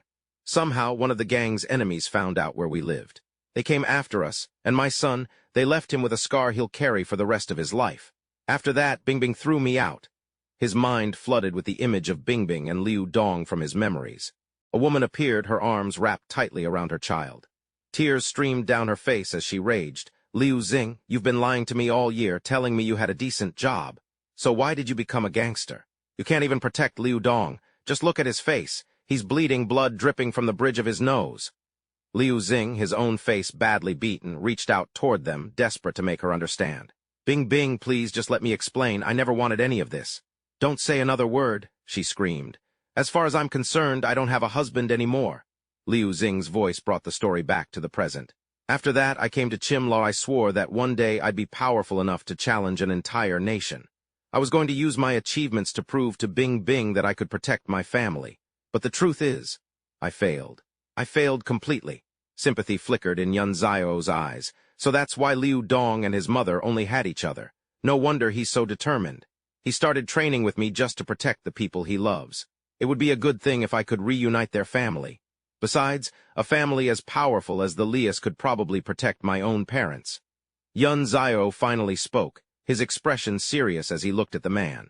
Liu Dong is a dear friend of mine. However, what you did was wrong. I can spare you from death, but you can't escape punishment. Liu Xing cut in abruptly. You're my son's friend. I need you to send 8 Danjin Grandmasters with me back to Dazia, Yun Zio replied coolly. They are to ensure my parents' safety. That's right. I'm sparing you this time, not for your sake, but for Liu Dong's. Gratitude thundered in the man's voice. Thank you, young friend, for sparing my life. The Liu family, even in the face of danger, will not. Rejected, a loud shout rang out. Big news, big news. All over the city, countless people were glued to the newspapers in their hands, turning to each other and murmuring in hushed tones. Janlaw's strongest martial artist was defeated by Bai Li Yun Zio of Dazia, a burly man announced, his eyes never leaving the paper. Says here he's only about 20 years old, to be that skilled at his age. He's shaken up the entire Asian martial arts world, the brown-haired man next to him added. He's the real martial god we should be worshipping. Dan Shah is nothing, another person chimed in. Yeah, but with Bai Li Yun Zio taking down Dan Shah, you know the other factions won't just sit back and watch. A few days ago, A voice called out from a shadowy figure standing in the distance. Bai Li Yunzio was seen entering the Liu family's estate. Looks like Zhanla's underworld is about to fall into their hands. A blue-haired girl, hands on her hips, chimed in enthusiastically. That's right, young master. Besides, it only took the Liu family 18 years to build up enough power to rival Dan Sha. The head of the Liu family is no simple man. The Qingyi society should not act rashly. The shadowy figure's eyes narrowed, and a dark, menacing aura flooded the area around him. A black car sped across a bridge, the overcast sky swallowing the sun. Inside, Du Xiao was on the phone, his face draining of color. By Li Yunzio, my branch couldn't do a damn thing to you. But the Hongmen headquarters is the #1 organization in the world. Du Xiao spoke into the phone. Hello, it's me, Zhanla Branch. Elsewhere, a man with green hair stared silently at a memorial portrait of his brother, a storm brewing in his heart. He took a long drag from his cigarette, his thoughts seething with rage. By Li Yunzio, you killed my brother. Did you really think the Black Dragon Society would just let that go? Aboard a yacht returning to Dazia, Yunzio sat on the deck, speaking into his phone. Hello, I'm on my way. On the yacht ride back, Yunzio made a call. I'll be at Tianhai port in 2 days. Pick me up before noon. The voice on the other end replied instantly, understood. As he hung up, Yunzio suddenly remembered his master's warning. You two have just been freed from a head-lowering curse. You must avoid any strenuous activity, as it could put too much strain on you. It would be best to avoid flying. His face fell. I was so focused on Mom and Dad's situation that I ended up taking the long way back. I just hope nothing goes wrong before I get there. No matter how powerful I become, I can't be with them all the time. I need to get them some protective talismans. Just then, a glimmer of light caught his eye from the distant shoreline. The yacht rocked gently. Yunzio immediately leaped off to investigate. As he approached the shore, his curiosity grew. A desolate beach like this shouldn't be glowing. The corpse of Wu Dayan Xingshan had washed ashore, his clothes in tatters. A green light pulsed from his pocket. I remember him now. He's that guy from Dong Ying I killed. Did the tide really wash him all the way here? Yunzio bent down and pulled the glowing object from the man's pocket. A spirit stone. I can't believe he had something like this on him. As he held the stone, it glowed, revealing the spectral image of a woman with her eyes closed. So there's a ghost spirit sealed inside. I never would have guessed a naturally formed ghost spirit could still exist on Earth in this day and age. The yin energy, it's incredibly dense. A natural ghost spirit like this would be a huge help to Zai Xiangyu. I'll give it to her the next time we meet. It'll be a good chance to check on her cultivation progress, too. But why did he have 5 of these spirit stones on him? Looks like I'll have to take a trip to Dong Ying. 2 days later at Tianhai port, the sky was a brilliant, cloudless blue. Blue skies and white clouds drifted lazily overhead. Dressed impeccably, Chu Baogyu smiled at the sight of him. Major General Bailey Yunxiao, you're back. Yunxiao met his gaze and cut straight to the point. General Chu, I faced life and death in Zhanluo. For that, I want Dazia's Blackwater Company. Chu Baogyu let out a booming laugh. Kid, you caused a massive stir in Zhanluo and came back hailed as a martial god. Of course the security company is yours. With that settled, Yunxiao turned to Liu Xing. Uncle Liu, he said pointedly, I need to discuss some things with the general. He understood instantly, breaking into a knowing smile. Right. I'll get your parents settled in. I won't disturb your conversation. Chu Baogyu beamed, his hearty laughter echoing as he looked Yunxiao in the eye.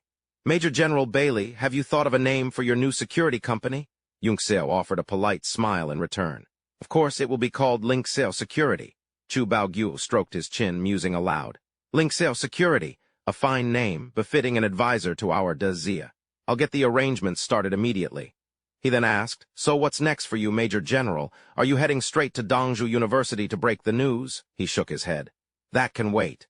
My trip to Zhanluo taught me something. When the people I care about are in danger, even a few grandmasters aren't enough to guarantee my mother's safety. First, I need to make a trip to Fei Kui. Suddenly, a clear voice cut through their conversation. Young master, a woman named Qing Luan approached them. I've come to escort you to Fei Kui City.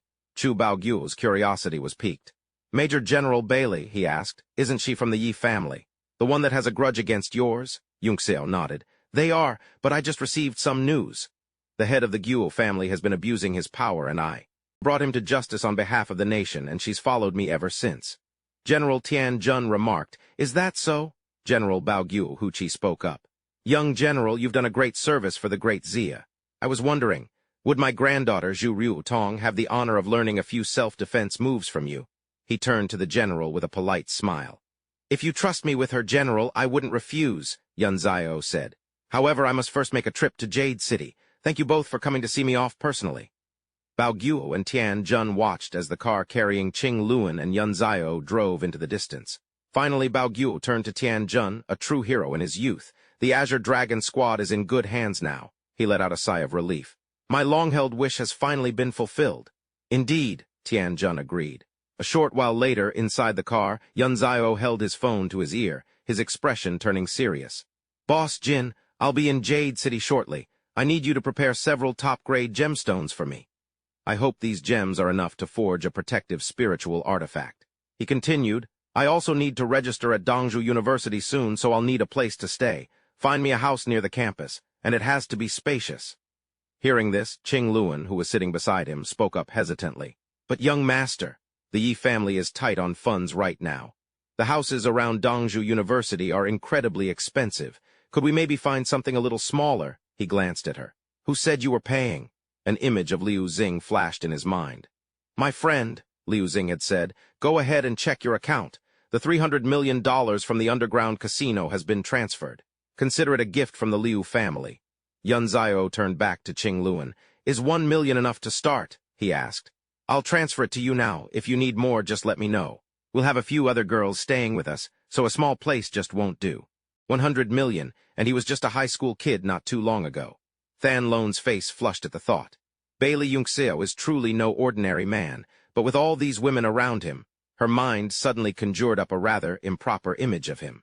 He continued, I'm also giving you 2 numbers, Su Qingwu from the Su family and Zhu Ruotong from the Zhu family. Once you've bought the house, tell them to meet me there. Yes, young master, Than Lone replied quickly.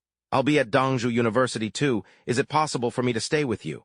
Bailey Yunxio glanced at her, his expression unreadable. If you're set on serving me, I suppose that's fine. But you'd be responsible for my daily needs, laundry, cooking, even helping me bathe and dress. Are you willing to do that? Than Lone shyly covered her mouth with her hand. Help him bathe and dress. Does he mean he wants me to? Still, she thought to be able to stay by the side of an expert like him, it would be worth any price. Her voice was quiet, trembling slightly as she spoke. Yes, thank you, young master. Bailey Yunxio shot her a confused look. Why is she blushing? Embarrassed, she lowered her head, sneaking a glance up at him. It's nothing. Just then, Chen Yan emerged with a warm smile.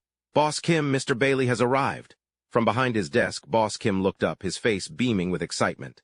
Ah, Brother Bailey, you've come. The jade this time is of exceptional quality. Please take a look.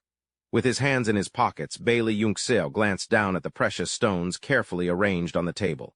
The quality is decent. These will do. Boss Kim, he asked, have you ever heard of protective spiritual artifacts? The man answered respectfully, of course. They're said to be able to save a person's life in a crisis. Each one is a treasure worth hundreds of millions. For us in the business world, there's nothing more valuable than our own lives. He continued, the thing is, treasures like these are incredibly hard to come by. You'd have to commission a grandmaster just to get one made. As he spoke, Yunzio picked up another one of the stones from the table. Holding it near the others, he channeled his spiritual energy into it. Boss Jin rested his chin on his hand and sighed wistfully. I've been trying to get my hands on a protective artifact for years myself, but sadly, I've never been able to get one. Yunzio held up the now-glowing stone to Boss Jin. Boss Jin, he began, take a look. Would you say this is a protective artifact? Pointing at the stone, his jaw dropped. This light, it is a protective artifact, but a second ago it was just an ordinary gemstone. Exactly, Yunzio replied. I just crafted it from your gemstone. Boss Jin blurted out, what? The man's entire demeanor shifted in an instant, his expression turning sharp and professional. As he poured a cup of tea, Boss Jin said, Brother Bailey, that changes things, doesn't it? Here, let me pour you some tea, about this protective artifact. Would you be interested in making a deal? Yunzio chuckled. Well, now you sure can change your tune fast. Don't be so formal with me, Boss Jin. I was planning on giving this to you as a gift anyway. He suddenly tossed the stone to Boss Jin, who fumbled to catch it, completely stunned. Yunzio continued, his tone casual again. Consider the rest of the gemstones on the table a gift as well. Boss Jin's face lit up with pure adoration. He stared at the stone in his hand. Of course, of course. Thank you, Brother Bailey. Oh, my precious treasure. All the while, Chen Yan had been snapping photos from the background. A mischievous grin spread across her face as she looked at her phone, typing out a sensational headline. Boss Jin of the Jade Pavilion in a passionate affair with a rock. Photos inside. Just as she finished typing and was about to post it, Boss Jin spun around, furious. "Don't you dare post that nonsense," he snapped. Chen Yan's playful expression vanished, replaced by a sudden seriousness. She met his gaze. "Old Jin, Mr. Bok Lai is a force to be reckoned with. You don't need to get so worked up about it," Tran Yen urged. "You'll just end up embarrassing yourself at the treasure exchange tonight if you're not careful." Standing nearby, Van Tiu's curiosity was piqued. "A treasure exchange?" he asked. Tran Yen explained, "It's an event hosted by my aunt's family. There are all sorts of treasures there." Hearing this, a grin spread across his face. He stroked his chin, lost in thought. "My protective artifacts are limited by their materials. They can only shield one person at a time. If I could get more, I could make some for my parents, too." Van Tiu pressed on. "Then there must be some supreme-grade spiritual gems there, right?" Tran Yen offered a polite smile. "That's right, you could come with me. I remember you asked me to keep an eye out for supreme-grade gems. The treasures up for trade this time are priceless. Some of them even come from masters of the mystic arts." Van Tiu thought to himself, his hands never ceasing to channel energy into the small stones he held. Masters of the mystic arts. So even in this age of decline there are still cultivators around. How interesting. Tran Yen's brow suddenly furrowed. She reminded him, "But what will you offer in exchange?" "Miss Tran, don't worry about that," Van Tiu reassured her. He channeled a pulse of energy, causing the ground beneath them to tremble slightly. He then looked at her with a grin. "My homemade protective artifacts should be more than enough to turn some heads. So when do we leave?" Later, at the Truck family's villa, a smiling bitch Than greeted Tran Yen and Van Tiu as they arrived. "Tran Yen, you're here." She quickly returned the greeting. "Auntie," Tran Yen wasted no time making introductions. "This is Bok Lai Van Tiu. Don't let his age fool you, he's incredibly powerful." Then, turning to him, she said, "Van Tiu, this is my aunt Vu Bitch Than. She's a cultivator from Mount Amay." Van Tiu quickly offered his own greeting. "Greetings, perfected one Vu." Suddenly his eyes flashed as he stared intently in Bitch Than's direction. "So this is Ching," Yun Zio thought, studying the woman before him. A faint green aura surrounded by Ching, an energy that wasn't spiritual chi, nor was it like the internal energy of this world. To think someone who cultivates magical arts still exists in this era of decline. "You can't call me a true master," she said humbly. "Just call me lay practitioner Wu." "She's no joke," he mused. "Just from that simple greeting, I can tell her power has reached the peak of Huijing. Looks like there's more to this world than I thought." This trip was definitely worth it. A flicker of interest crossed Yun Zio's face. "As you wish, lay practitioner Wu." He couldn't help but wonder. "Imei, does that mean sects like Wudeng and Shaolin also have cultivators?" Bai Qing looked him straight in the eye. "Young friend, you were invited here, so I assume you've brought something with you?" Yun Zio simply reached into his pocket. "I have. I brought a piece of jade. I was hoping lay practitioner Wu could take a look." He held out his hand, revealing a lustrous golden stone. Bai Qing's eyes widened in disbelief, her voice catching in her throat. This is—" From behind her, Gan Ling scrambled forward, shoving his glasses up the bridge of his nose and cutting her off. "A protective magical artifact." Bai Qing let out a silent, frustrated sigh. "He stole my line." "It's definitely a protective artifact," Gan Ling continued, his voice trembling with excitement. "Young friend, where did you get this? Who forged it?" A faint smile touched Yun Zio's lips. "Fellow Taoist, I can't reveal its origins right now. However, if any of you are interested, you're welcome to offer something in trade. If I see something I like, I'll make an exchange." Hearing this, Bai Qing let out a gentle laugh. "All right, old Gan, leave the young man alone. It's time for the exchange meeting to begin." Zhu Xiniang stepped forward, a polite smile on his face. "Thank you all for accepting my invitation and gracing us with your presence." He had brought his legendary treasure to the Zhu family's decennial treasure exchange convention. Countless others were seated around him. As the host spoke, the crowd immediately responded. "Elder Zhu, you're too modest. If it weren't for you organizing this wonderful gathering, where else would we go?" Yun Zio glanced over at Xin Rong. His cultivation is impressive, he thought. He must be at least at the Grandmaster level. Xin Rong let out a hearty laugh as he spoke, his hand stroking a small box before he opened it. Inside, something was radiating a blindingly brilliant light. "Well then, I won't waste any more time. Let's all present our treasures for a brief introduction. I'll go first." A man in the crowd suddenly spoke up. "That jade pendant is glowing, especially from the dragon's eye. It's like a cluster of stars, so brilliant. This is no ordinary item. It must have belonged to an ancient emperor." The jade pendant pulsed with an otherworldly light, shimmering with flecks of gold. Suddenly, Yun Zio's expression darkened. He had just realized something. Dragon Chi, an image of an emperor and a great dragon flashed through his mind. Dragons? the most powerful race in the universe since ancient times. Only emperors were permitted to wear dragon ornaments, and each emperor's personal jade pendant contained a sliver of imperial dragon chi. Dragon chi is one of the fundamental energies of the world. While it's not as nourishing as true chi, its power to enhance one's abilities is immense. A pity, he mused. There's too little dragon chi in this pendant. If there were more, I might even be able to cultivate some of the dragon clan's divine abilities. Just then, Zhang Yi, who was seated beside Yun Zio, suddenly spoke up. If Elder Zhu is bringing out an imperial treasure, then I can't afford to be outdone. Everyone, take a look at this. This artifact is thousands of years old. It was a bone jade sarira, the relic left behind by an enlightened high monk. In the presenter's other hand was a stunning imperial jade pendant dangling from an ornate cord. The crowd gasped in admiration. The jade pendant was a treasure in its own right. Qian Ling spoke up, stroking his chin in thought. Taoist friend Zhang Yi, perhaps that's no ordinary bone jade. It's engraved with talismanic symbols. It's clearly a protective artifact. Zhang Yi turned to him with a broad smile. Taoist friend Qian Ling, you have a sharp eye. Indeed, this was once a 1,000-year-old protective talisman. A pity its spiritual power has faded, so it no longer offers any protection. However, as a material for forging new artifacts, it is still immensely valuable. If I could get my hands on that, I could refine it into a new artifact, Yun Zio thought. It would be strong enough to block a full-on attack from a Dan Jin Grandmaster. I could finally guarantee Mom and Dad's safety. He nodded to himself. This thing is good. Really good. Noticing his reaction, Hongjai turned to him with a smirk. Young friend, you seem to know what this bone jade is all about. Of course, Yun Zio replied without missing a beat. Hongjai's smirk widened with contempt. Kids these days are all talk, aren't they? So tell us what you see. Or are you just parroting what we said? All talk. A wry smile touched Yun Zio's lips.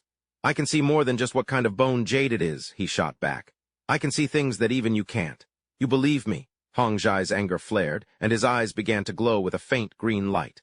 So you want to test your eyes against mine, kid? Yun Zio met his gaze without flinching, his own eyes igniting with an orange glow.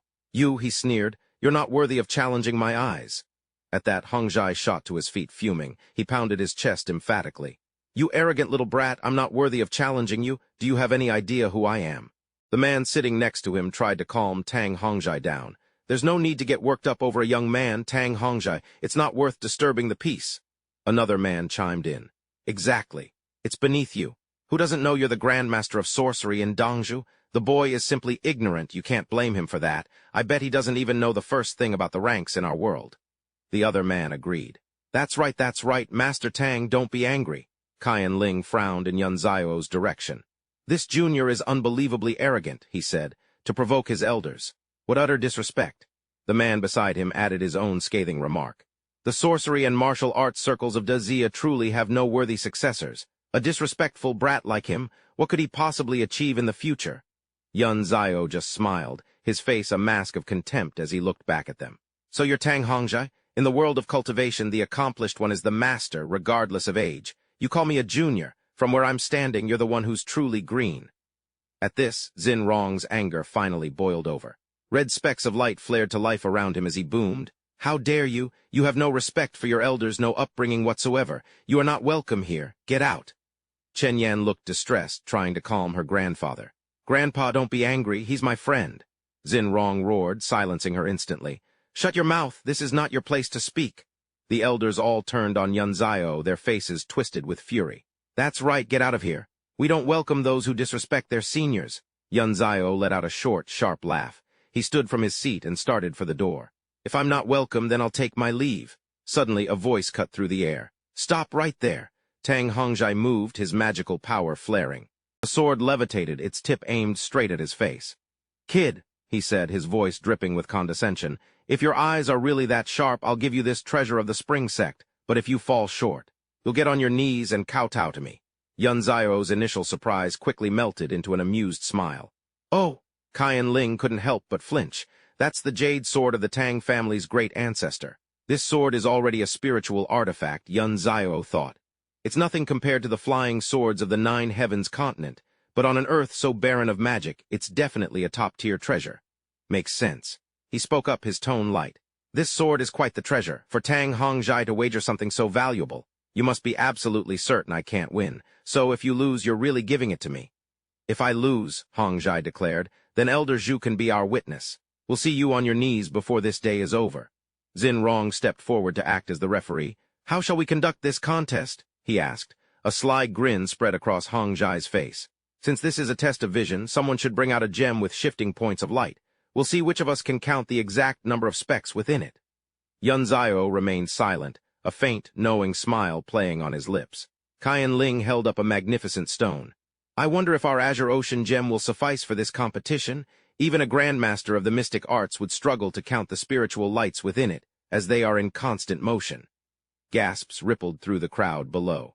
The Azure Ocean gem? So Earth isn't completely devoid of treasures, Yun Zio mused. They're just all hoarded by a select few. Hong Jai's eyes fixed on the gem. My thanks, fellow Taoist Qian Ling. He then sneered at Yun Zio. Kid, you can still save yourself some face if you kneel now. Yun Zio merely scoffed. He shot the old man a dismissive look, his face a mask of indifference. Let's cut the chatter. He'd never seen anyone so arrogant. Hong Jai's face flushed with anger. Fine. Just fine. He tilted his head, channeling his inner energy to unleash the Dragon's Eye technique. The crowd murmured in awe. The Dragon's Eye technique, looks like Taoist Hong has this in the bag. Tan Vin watched, thinking to himself. The Dragon's Eye technique, created by the Tang family's ancestor, was once one of the most heaven-defying arts in the Grand Xia Empire. It was rumored to be lost to time, but Taoist Hong actually mastered it. It seems the outcome is already decided. Hong Jai said smugly, Kid, open your eyes and watch a true master art of the Grand Xia Empire at work. You'll regret it for the rest of your life if you miss this. Yun Zio shot him a withering glare, his contempt palpable. Are you done yet? Because I am. Sitting on the sidelines, Qian Lang and Tan Vin stared, their jaws dropping in disbelief. What? Hong Jai couldn't believe his ears. Then tell me how many spirit points are there in total? 10,000, Yun Zio replied. Not one more, not one less. Qian Lang glanced over, skeptical. 10,000? This kid is unbelievably arrogant. Beads of sweat broke out on Hong Jai's forehead.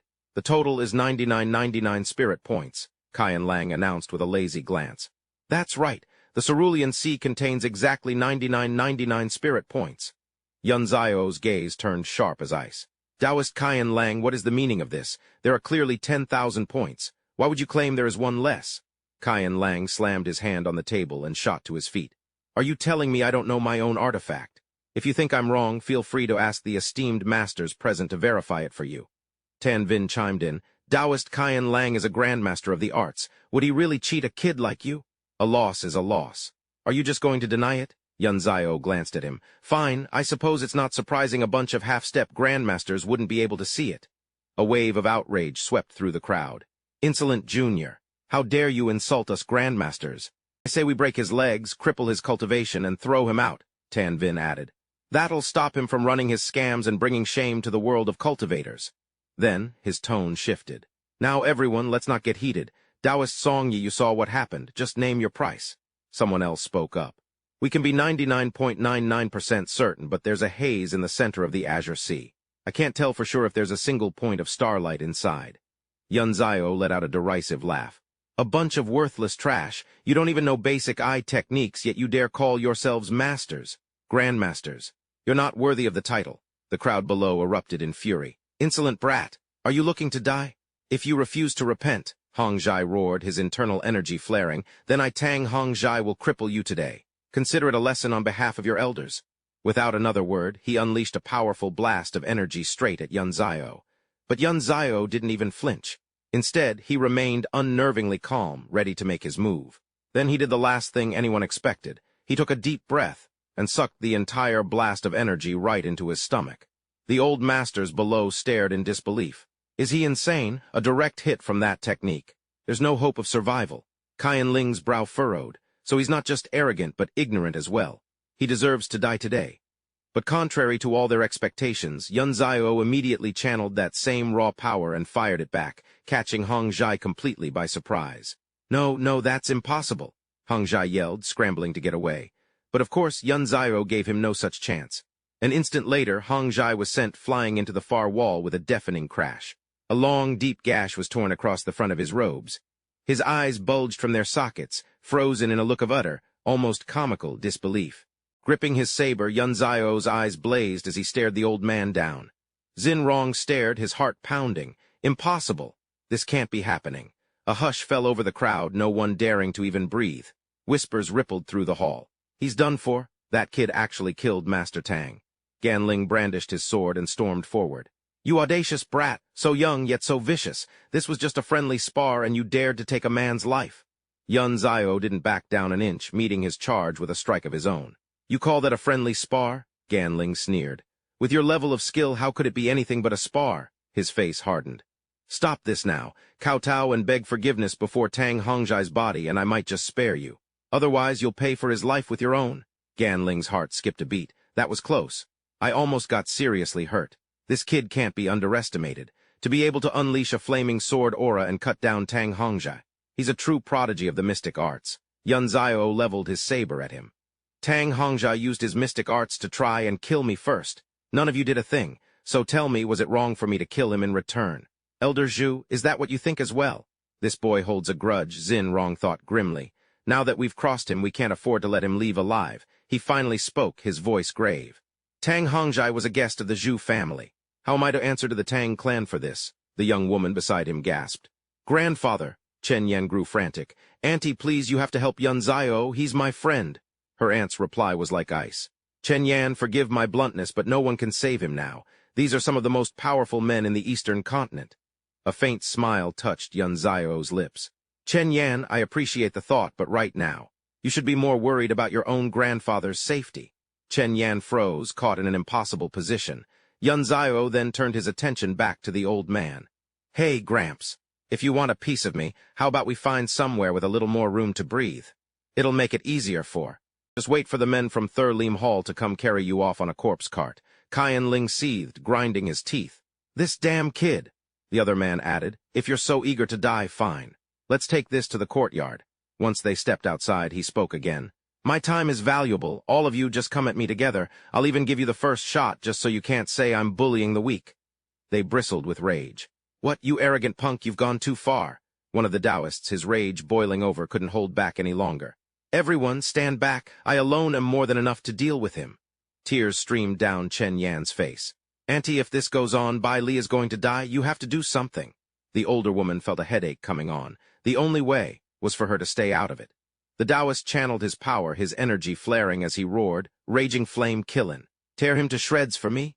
Yun Zio was inwardly delighted. My flame emperor's heaven-burning art requires all sorts of spiritual flames for tempering. What perfect timing.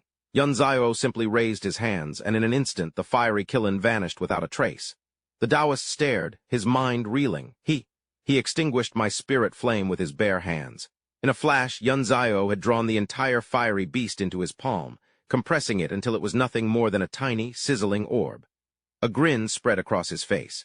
I'll gladly accept the essence of this killin's raging flame. Without another word, Yun Zio casually tossed the orb into his mouth as the Taoist watched in utter disbelief. A soft pop echoed in the air. At that moment he felt a refreshing clarity, as if all 7 of his apertures had been cleared at once. After savoring the meal, Yun Zio let out a long, thoroughly satisfied belch.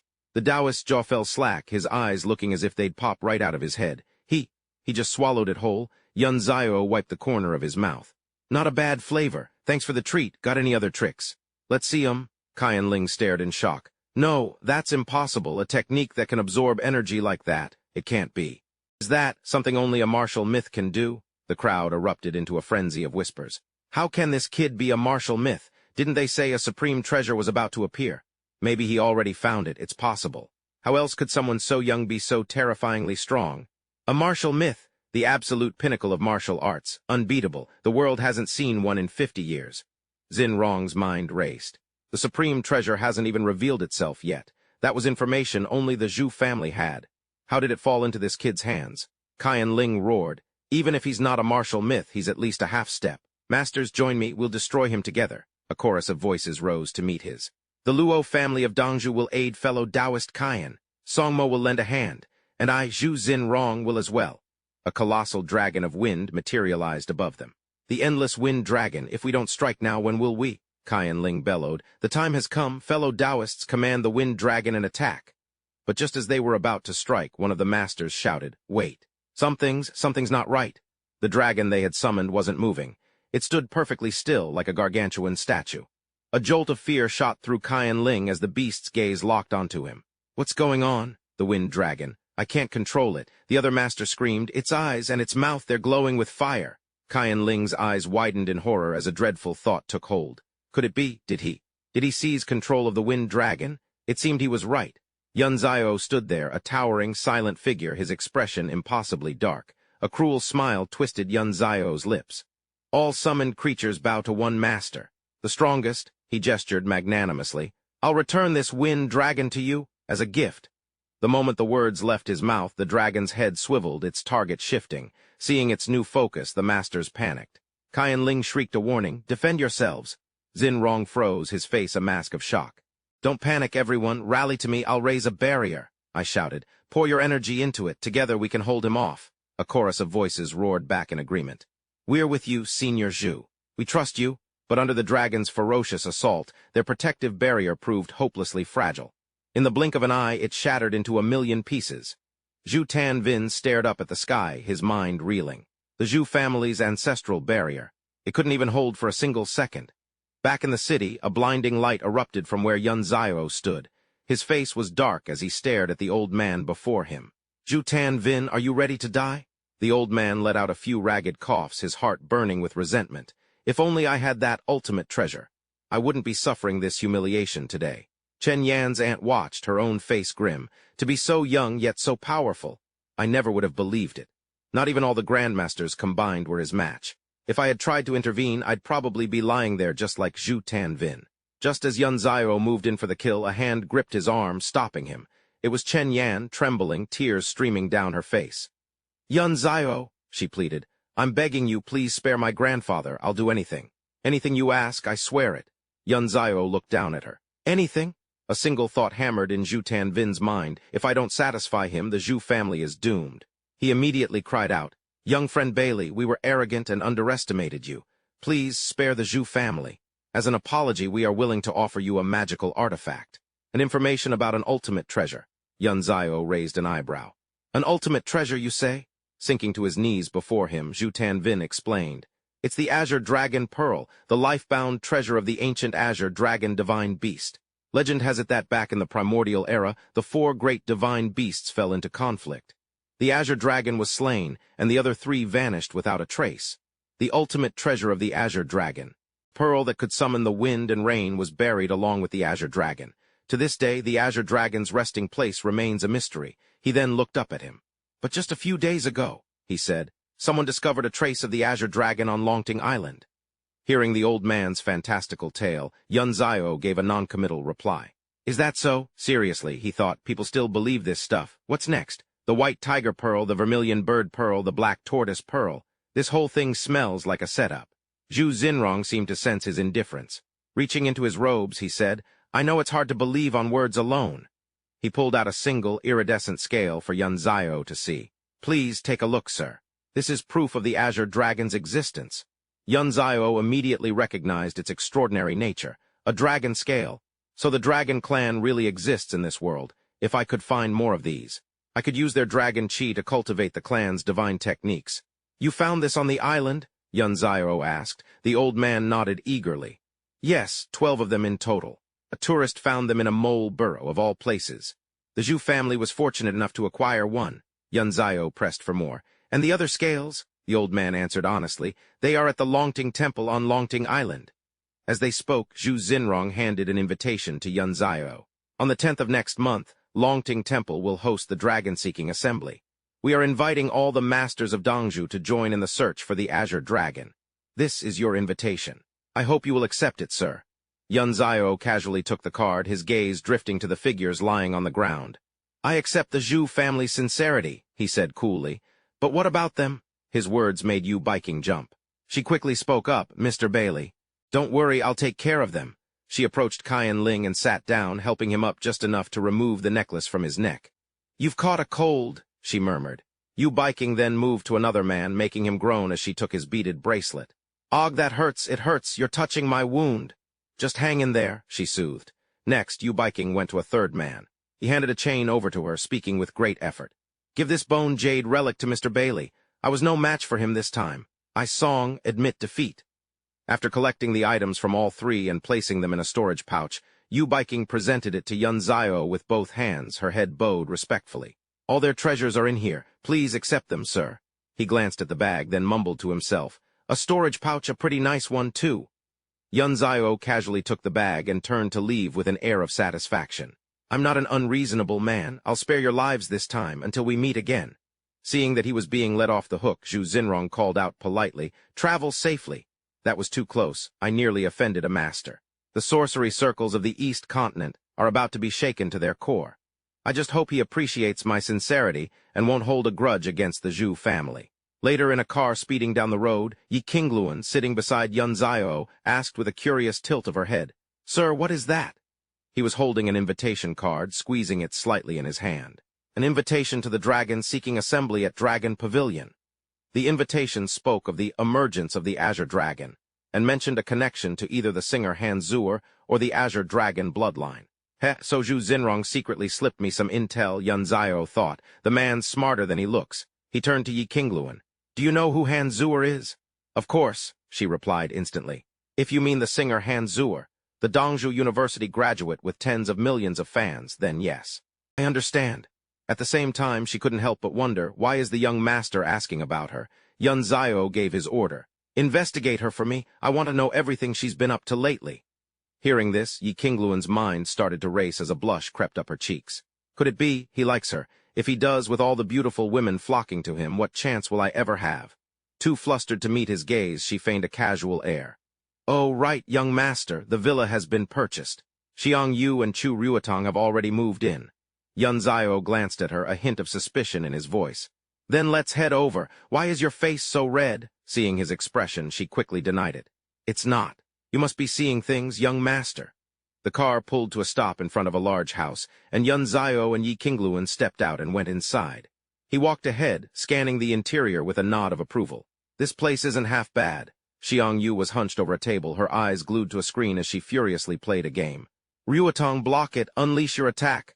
Hey, stop blocking my screen, Chu Ruotong yelled back just as frantic. A moment later, Chu Ruotong slammed her controller down in frustration. Mission failed. This is all your fault, Xiang Yu. You got in my way. Xiang Yu muttered defensively. You're one to talk. You already lost 2 lives right at the start. As the two of them looked ready to keep arguing, Yun Zio cleared his throat lightly. Hearing his voice, both girls whipped their heads around, their faces lighting up.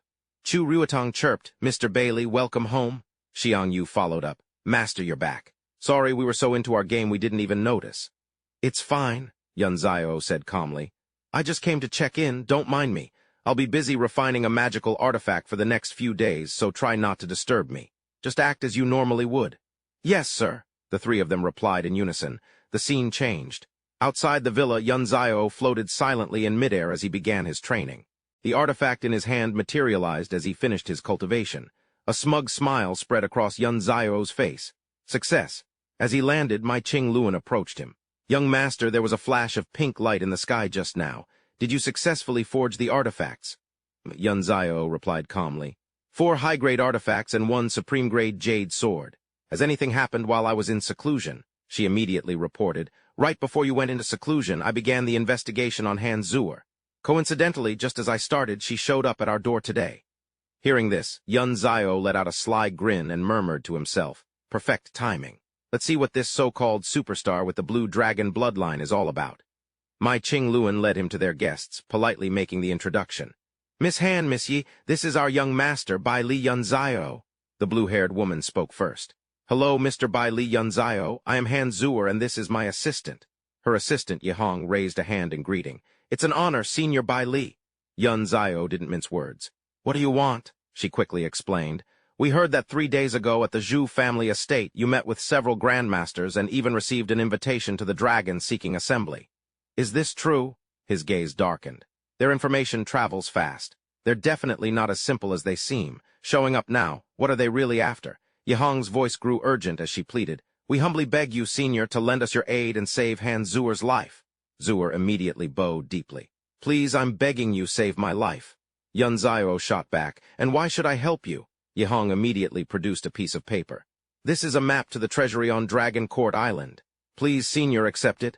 With that, she held the map out to him. Yun Zio glanced at the map. How did a map to the Dragon Pavilion Island's treasure end up in your hands?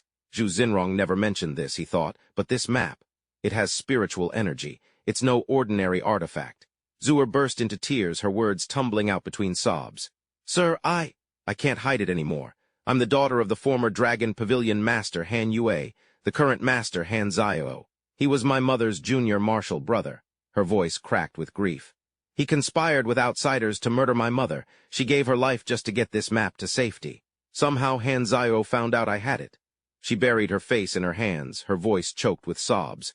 He's been hunting me relentlessly to get it back, but I never let him. I thought he'd finally given up, but then he organized this dragon-seeking assembly and forced me to perform. I had no choice.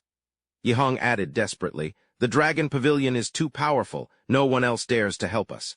You're the only one who isn't intimidated by their power. Please, you have to help us. Yun Zio took the map. I understand, he said calmly. Let me take a look at this. As he scanned the paper, his eyes lit up with a sharp focus. This isn't just a map. It's a dragon vein chart. All the points and lines connect to form a dragon. Of course, they wouldn't realize that. After a moment's thought, Yun Zio tucked the map inside his coat. All right, I'll take it. Go home and get ready. We leave for the island in 3 days. Zhuer's face lit up with hope. Yes, sir. As they left, Qing Luan moved to his side. Young master, are you really going to make an enemy of the Dragon Pavilion over a singer? Yun Zio handed her a small bell as he laid out his plan. Linxiao Security still needs a headquarters, and they've just hand-delivered a prime piece of real estate to us. On top of that, this map is a priceless treasure in its own right. The decision is made. He then added, when Xiang Yu and Zhu Riotang get home from school, give them this cord, you keep the bell. Qing Luan accepted the bell. A top-grade artifact. She was deeply moved. Thank you, young master. I'll begin preparations for the trip to the island. 3 days later, in the grand lobby of the Long Ting Hotel, Qing Luan followed behind Yun Zio, making introductions. Young master, this is the Long Ting Hotel. All guests with invitations are staying here. Yun Zio glanced around. Nice place, he commented, but his mind was elsewhere. Once I've finished crafting these artifacts for Mom and Dad, I can finally get some rest before the dragon-seeking assembly begins. She handed him a key card. Young master, we're in the room right next door. All right, Yun Zio replied succinctly. Qing Luan then turned to the young woman beside her. Miss Han, your room is across from the young master's. Here's your key card. Zhuer flushed. Mr. Bailey is right across the hall. Yihang, standing beside her, nudged her shoulder encouragingly. Zhuer, if you've got feelings for him, you should go for it. Qing Luan joined in the teasing. I don't have a mistress to serve yet, you know. Zhuer's face grew even redder. That's not it, Suddenly, a man rushed toward them from a distance. Han Zhuer! He ran right up to them, grabbing her wrist and trying to pull her away. Han Zhuer, President Liang said, his face a mask of irritation. I've finally found you. Didn't I tell you to get here early? Why are you just showing up now? Come on, you're apologizing with me. Zhuer was completely thrown by his sudden appearance. President Liang, what are you talking about? I already told you I only agreed to sing. The young girl beside her cried out, Sister Zhuer. Yihang reacted fiercely. Hey, get your hands off her. But the man ignored them completely. Han Zhuer, it's just one dinner. As long as our client is happy, you can have anything you want. Stop being so difficult. Terrified, Zhuer pleaded. If I go with you, Mr. Bailey will think I'm an unreliable person. President Liang, I'm not going. Please respect my decision. President Liang spun around and roared at her. It doesn't matter what you say. Han Zhunai, you have no shame at all. He then barked an order to the men behind him. Take her away. Yes, sir, they responded respectfully. Yihang saw this and screamed, What do you think you're doing? She said she's not going. One of the guards cracked a vicious grin and swung a fist at her. This is no place for you to talk. But Yihang didn't back down an inch, rushing forward. I said she's not going. Despite her courage, she was no match for his strength and was sent stumbling backward. Yihang! Han Zhunai cried out in alarm. Suddenly a hand reached out, catching Yihang and steadying her. She quickly turned to offer her thanks. Yun Zio silently observed the group, a flicker of suspicion in his eyes. 2 half-step grandmasters acting as bodyguards? Just who is this guy? Seeing her assistant struck, Han Zhunai's anger flared. How dare you attack her? She snapped. President Liang, if this continues, I'm calling the police. Just then, Bai Xiangshan strode forward, his voice dripping with menace. Han Zhunai, don't make things difficult for President Liang. If he can't get you to come, how about a personal invitation from me, Bai Xiangshan? His question left her speechless. President Bai, Before she could finish, he swung his hand and slapped her hard across the face. I what? He snarled. You ungrateful bitch, I asked you to dinner and that's me giving you face. Who the hell do you think you are? Just some cheap singer putting on airs. Seeing this, a fire ignited in Yihong's eyes. She gritted her teeth, her voice a low growl. "You dare touch her!" Then she launched herself at him, screaming, "You've gone too far. I'll kill you." Bai Xiangshan didn't even flinch, a look of utter contempt on his face. "HMPH, Hanzu Nai's little lapdog, I've been wanting to deal with you for a while now." His words only fueled her rage. "Shut up," she screamed, throwing a punch. But in a blur, Bai Xiangshan vanished from his spot, effortlessly dodging her attack. Her attack hit nothing but air as the illusion vanished. Just then, Bai Xiangshan appeared behind her, a triumphant sneer on his face. "If you're that eager to die, I'll be happy to oblige." Yihong had no time to react. This is bad. Far in the distance, Zuer saw what was happening and screamed in despair. "No!" Yihong was frozen in shock. His movements there too fast. There was no way she could dodge. Bai Xiangshan's voice dripped with arrogance. "You dare to raise a hand against me? Did you really not know your place? This is the price for crossing me. You can regret it in hell." Just as his attack was about to land, Yunxiao materialized in front of him. "And who the hell do you think you are?" "Huh!" Bai Xiangshan stammered, his eyes wide. A single, powerful kick sent him flying. "You dare touch someone under my protection?" Yunxiao asked, his voice cold as ice. Yihong stared, dumbfounded. Mr. Bailey, she thought, her heart pounding. He shattered Bai Xiangshan's technique so easily. Just how powerful is he? Bai Xiangshan scrambled backward, his face pale with terror. "Mr. Bailey, you're Bailey Yunxiao." Yunxiao's expression darkened. "You know me?" Of course, of course." Bai Xiangshan's fear instantly melted into fawning reverence.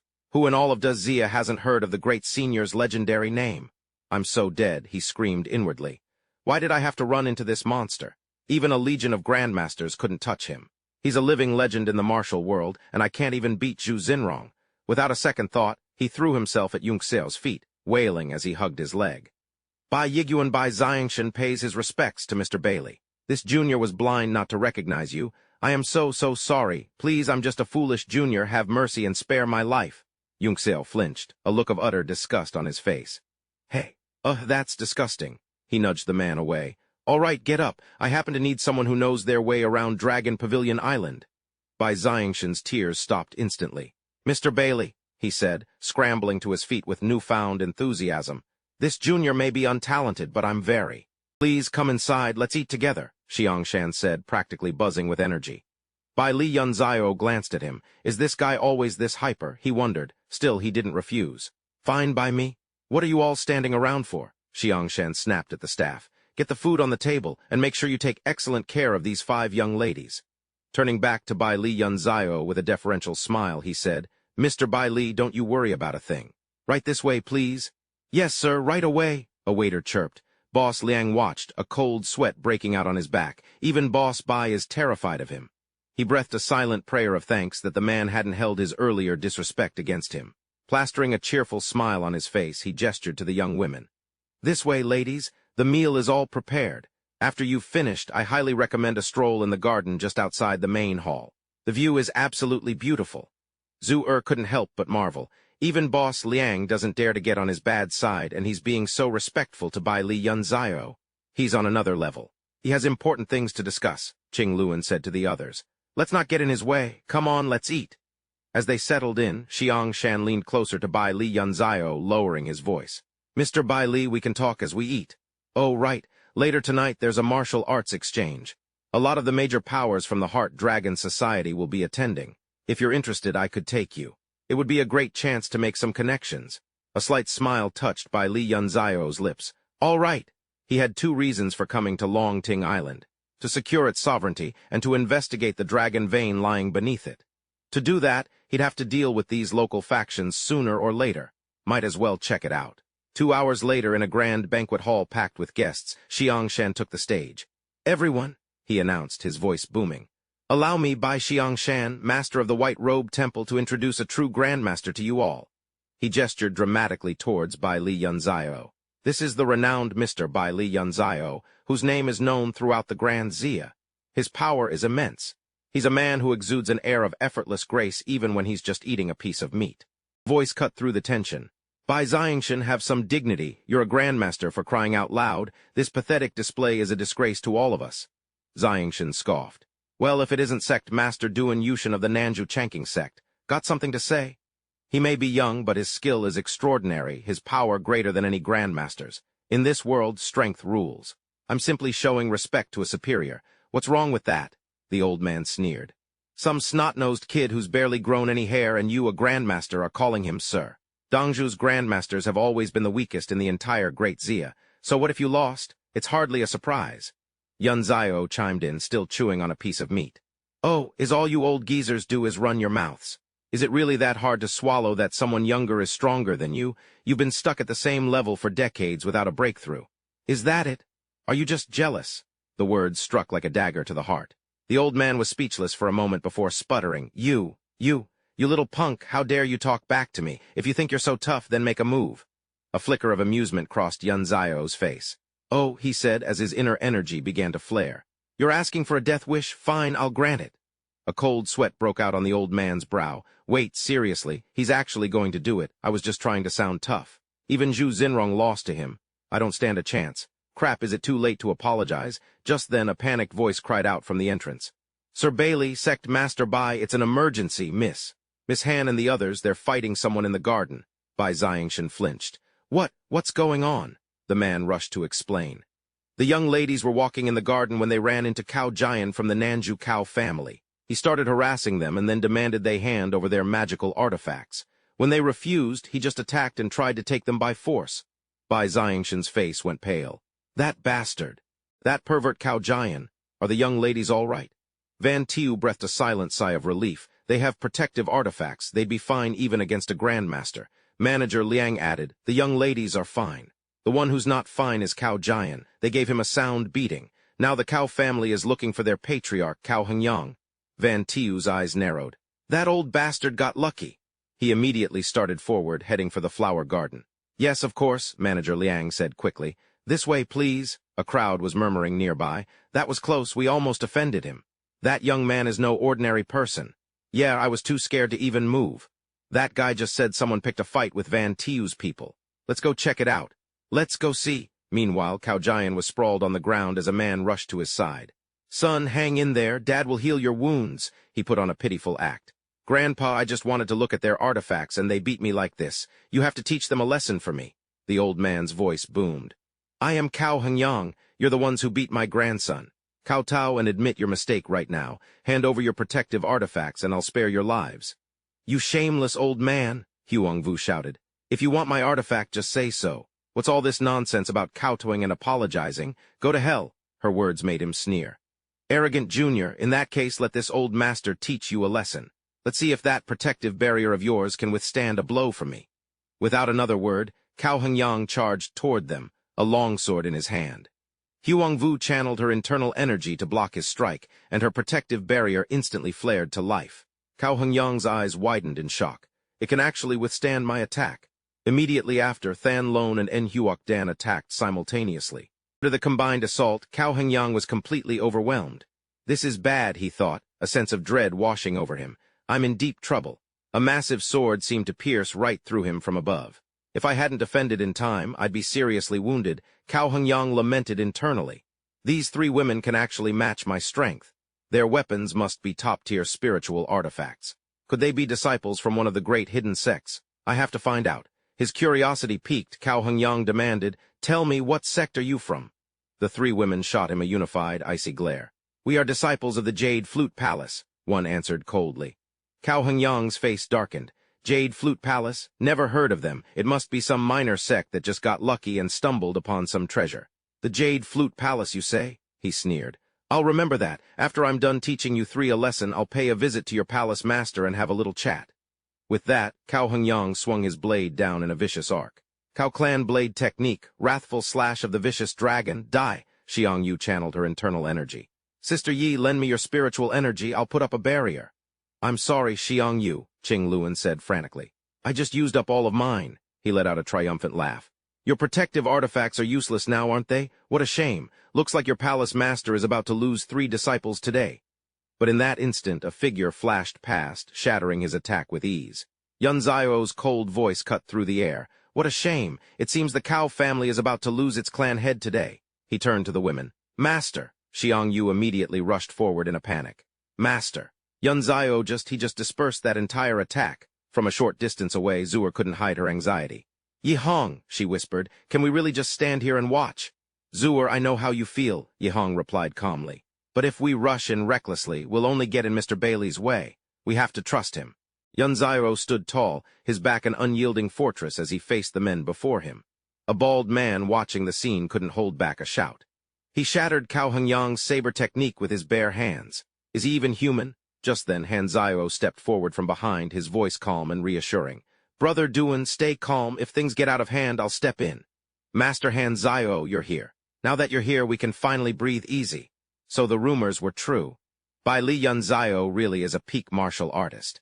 If it weren't for him stirring up trouble, the forces from the eastern continent would never have been drawn here. Damn that man. Hong Yang's grip on his saber tightened, his brow furrowed deep. The power behind that last move was immense. Even a grandmaster couldn't have dispelled it so easily. A man like this can't be a nobody. Yu Ling Zio. That's your title, isn't it? May I have the honor of knowing your name? A contemptuous smirk played on Yun Zio's lips. A dead man has no need for my name. His words were met with a cold, irritated snort. Suddenly, the phantom of a colossal, armored man materialized behind Hong Yang, radiating a terrifying heat from the crimson flames that wreathed its body.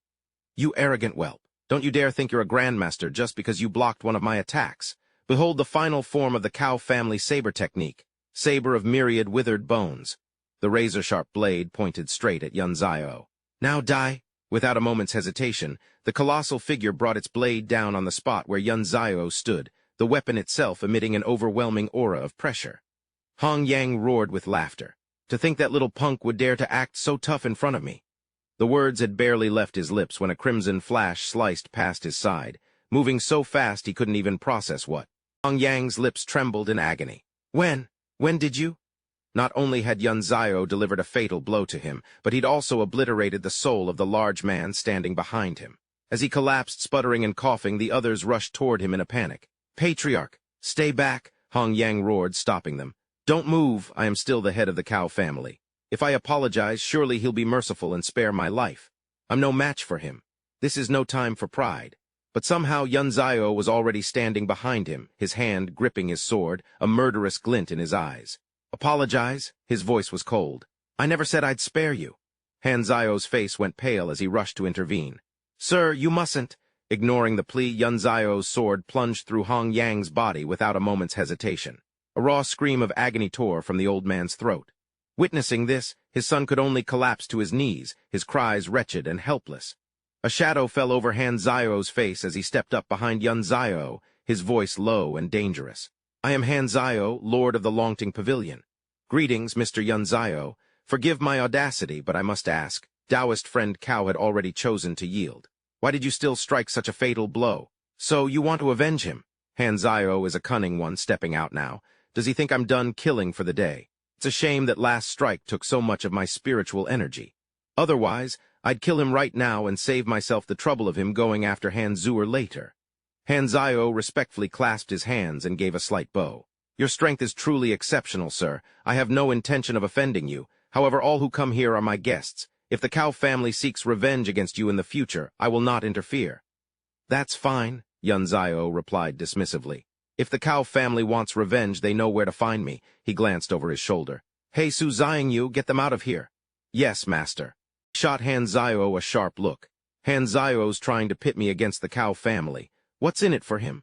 Looks like there's more to this dragon-seeking assembly than I thought.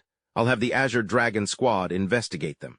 This might also be the perfect chance to take over Dragon Pavilion Island. Though he appeared one way on the surface, Han Zio was already plotting against Yun Zio. Bailey Yun Zio is far too arrogant, he thought. He could interfere with my plans down the line. I might as well use him to deal with this bunch. With that thought, he put on a somber expression and turned to console Hong Yang's son. Brother Cow, Dragon Pavilion has wronged you, but this has nothing to do with me as its master. It was all that vicious brat Bailey Yun Zio. My father died such a pointless death. I'll inform the clan elders. I'll ask them to come out of seclusion so we can destroy Bailey Yun Zio together.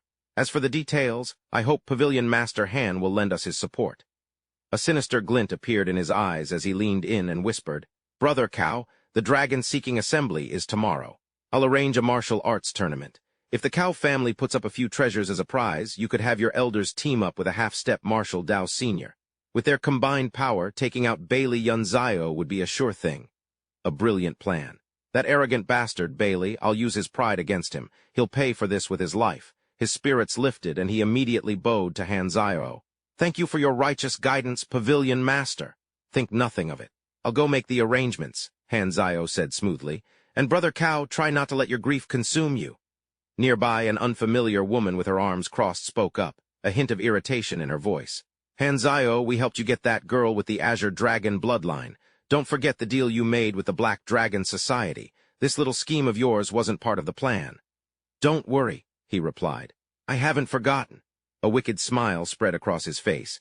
"If tomorrow goes well, the plan changes, and I'll get to eliminate more than a few of those half-step masters in the process." The next day, Yunzio and Xiang Yu gathered early in the main hall of the dragon-seeking assembly. Standing off to the side, Yunzio asked quietly, "Are the two of them on the ship?" "They're on their way to the East Continent now." "Good.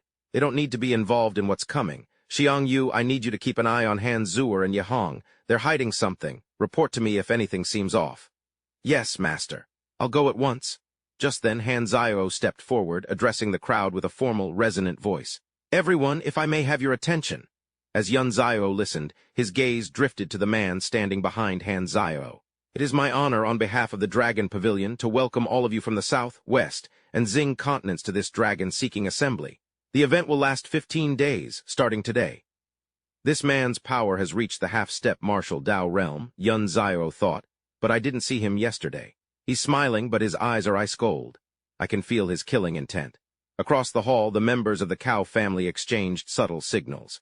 Hanzio continued, "The prize from the Azure Dragon Temple this time consists of 15 items, chief among them a pair of dragon horns. To ensure fairness, we will hold a martial tournament to determine the winner."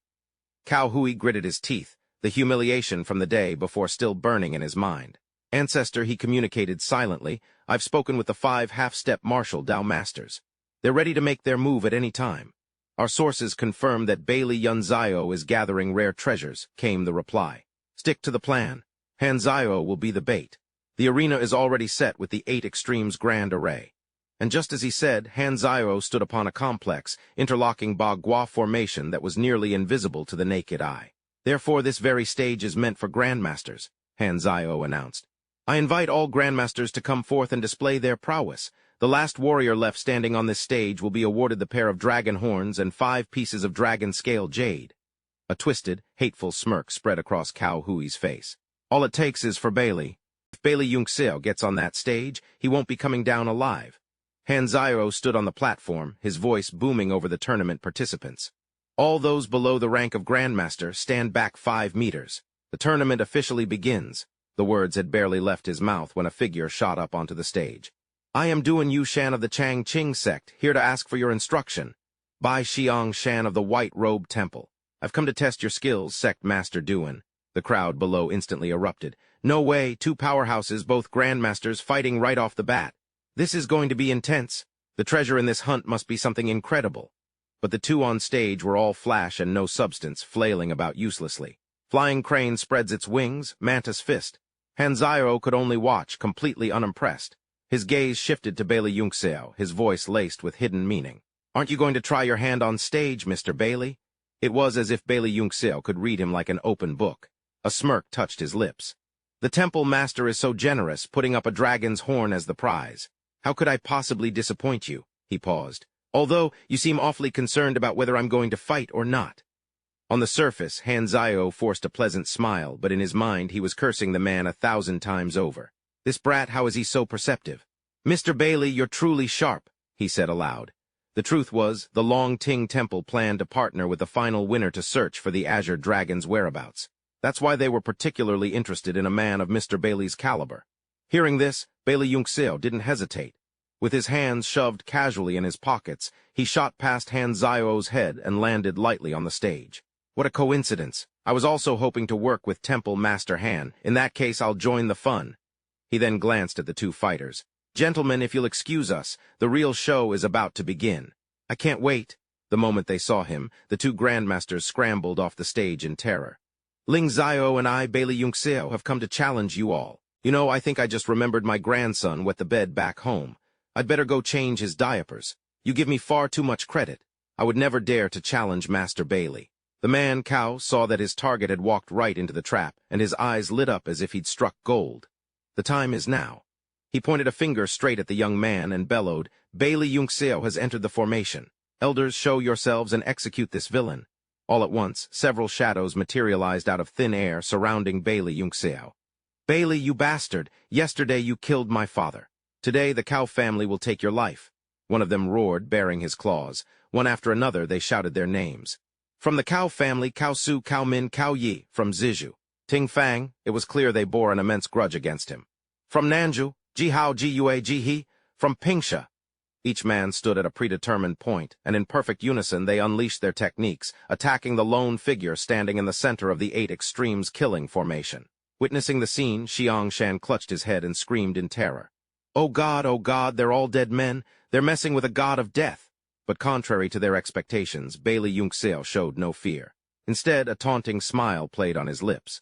I'm surprised to see a formation this powerful in the Dharma-ending age. Just maintaining this aura must consume a massive amount of spiritual energy. He glanced at each of them. 8 half-step martial Dao masters, all deploying the 8 Extremes killing formation just for me. The Cow family really flatters me. But if you want to kill me, let's see if you actually have what it takes. His words were like a lit match to a barrel of gunpowder. They all roared in fury. Everyone, this kid has some skill. We can't let him break free from the binding formation. Attack now. Zun position, wind turning to sharpened blades. Can position. Water crashing down with force. Li position, a prairie fire of scorching flames. Gen position, mountain rock sealing the way. Kayan position. Kun position. Slowly, Bailey Yunxiao's entire body began to petrify, turning as hard as stone. For the first time, a flicker of worry crossed his face. This formation, it's dangerous. Just one wrong move. One's controlling the formation. I can't move. My feet feel like they're rooted to the ground. The old ancestor thrust out a hand, unleashing a brilliant beam of light that shot straight for him. 8 Extremes killing formation. Heavenly Dragon, descend and suppress, the ancestor roared. By Li Yunzio, you little brat, go to hell and atone for what you did to the Cow family. The light slammed into Yunzio with immense pressure. A blood-curdling scream erupted from the center of the formation. The crowd stared at the motionless figure, their curiosity piqued. Is Bai Li Yunzio dead? No, that can't be. He wouldn't go down that easily. He shattered my fist technique without even trying. Cao Min clutched his dagger and slowly advanced. Ancestor, anyone caught in the formation should be dead, he said. But it looks like Bai Li Yunzio is still breathing. I'll go finish him off. Go. He raised the dagger high, his body radiating a murderous aura. Bai Li Yunzio, he snarled, if you must blame someone, blame yourself for crossing the Cow family. In a flash, a hand shot up from below, seizing his wrist. Yunzio's face was perfectly calm as he looked up. I'll return those words right back to you. Even Cao Min's dark sunglasses couldn't hide the terror in his eyes. How is this possible? He stammered. But Yunzio gave him no time for answers, viciously slashing at his throat again and again, sending a spray of crimson into the air. Yunzio's eyes burned with absolute fury as he turned to the ancestor. Don't worry, he said, his voice cold. You'll be joining him in hell soon enough. The brutal scene struck terror into the hearts of the remaining Cow family members. A monster, one of them screamed. Ancestor, he's too dangerous. We have to get out of here. But before he could even turn to flee, a flash of steel sliced through him. In the next instant, their ancestor met the very same fate. Yunzio moved between the two, a whirlwind of merciless slashes, not stopping until both lay silent and still. And it wouldn't stop. As 2 more bodies hit the floor, he stalked toward his next prey. Now it's your turn. The bald old man, who had only a few teeth left, began to shake violently at the sight of the flaming blade. Just then Chuang's son scrambled forward, weeping and pleading. Master Bai Li, the villains from the Cow family have been punished. Please spare my elders. They were just tricked by the Cow family. I'm begging you, show them mercy. He continued, desperate. The Bai Yiguan is willing to offer you its most precious artifact to make up for your losses. From this day forward, whatever you ask of us, we will obey without question. He then spun around and yelled at the old man. Grandfather, apologize. Apologize now. The old man immediately dropped to his knees. Sir, please spare us. We're willing to give you our most valuable artifact. Yes, we promise you'll be satisfied, another elder chimed in. Anything you want, it's yours. I'll even give you the gold from my family's ancestral tomb. We know we were wrong. What a bunch of clowns, Yunzio thought with silent contempt. Seeing as you were all duped by the Cow family, and you're willing to hand over an artifact, I'll let this slide. But as for the Cow family, before he could finish, Hanzio dragged a corpse forward and dropped it at his feet. Master Bai Li, this is the mastermind, Cao Dongzai. I've already killed him for you. Please forgive the Long Ting Guan for our oversight. Also, congratulations on winning the martial arts tournament. Your prize will be delivered to your room. A satisfied smirk touched Yunzao's lips, but his voice was laced with sarcasm. It seems Master Han doesn't have a very tight leash on the Long Ting Guan. Who knows, maybe one day it'll have a new master. You should spend your free time learning how to actually run this place. With that parting shot, he vanished from the hall. Han Zio's brow furrowed, his face twisting in fury. By Li Yunzio, you think you're safe now. How naive. You're going to die on Long Ting Island. The waves lapped rhythmically against the towering cliffs.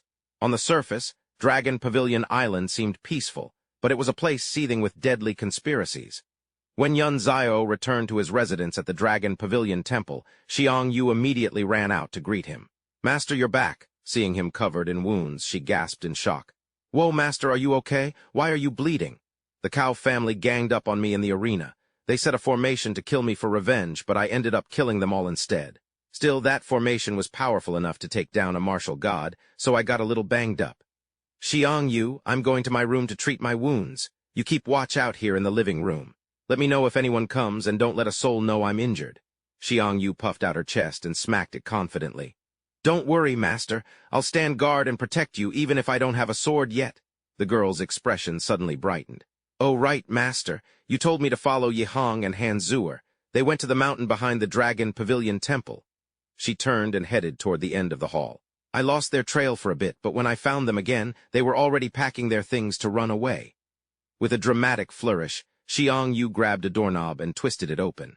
Yunzio felt a wave of helplessness wash over him at his disciples' misplaced pride in the sight before him. Where in the world did you learn to tie people up in such elaborate positions?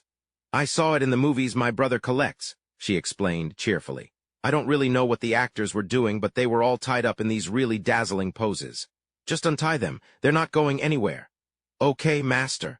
Once freed, the two women sat down on his bed, letting out a collective sigh of relief. Thank you, Mr. Bailey. Cut the pleasantries. Tell me why you two came to Dragon Pavilion Island. Zuer looked nervously at her companion. It's all right, Zuer, Ah Hong said with a sad smile. I'm going to die soon anyway. She turned to face him. Mr. Bailey, you never trusted us at all. We were fools to think we could ever hide the truth from you. Han Zio is hunting us, but it's not because of some treasure map. He wants me. Yihang's brow furrowed, her expression raw and open. He wants the Azure Dragon bloodline that runs through my veins. Yunzio and Xiang Yu gasped, their eyes wide with shock. So that's what this is all about. You're the one with the Azure Dragon bloodline. Zuer was just a decoy. She began to explain everything that had happened. Han Zio had already hunted down my aunt's people. On top of that, my bloodline's power has been fading lately. I was desperate. I thought my only chance was to take a gamble and try to kill him. Yunzio's voice was low, tinged with confusion. Then why did you run? She pressed her lips into a thin line before explaining. We made it to the back of the mountain, but we saw a group of Japanese ninja. We overheard them talking. They said Han Zio has already set up a killing formation. He's just waiting for the right moment to slaughter half of the half-step martial adepts on this island.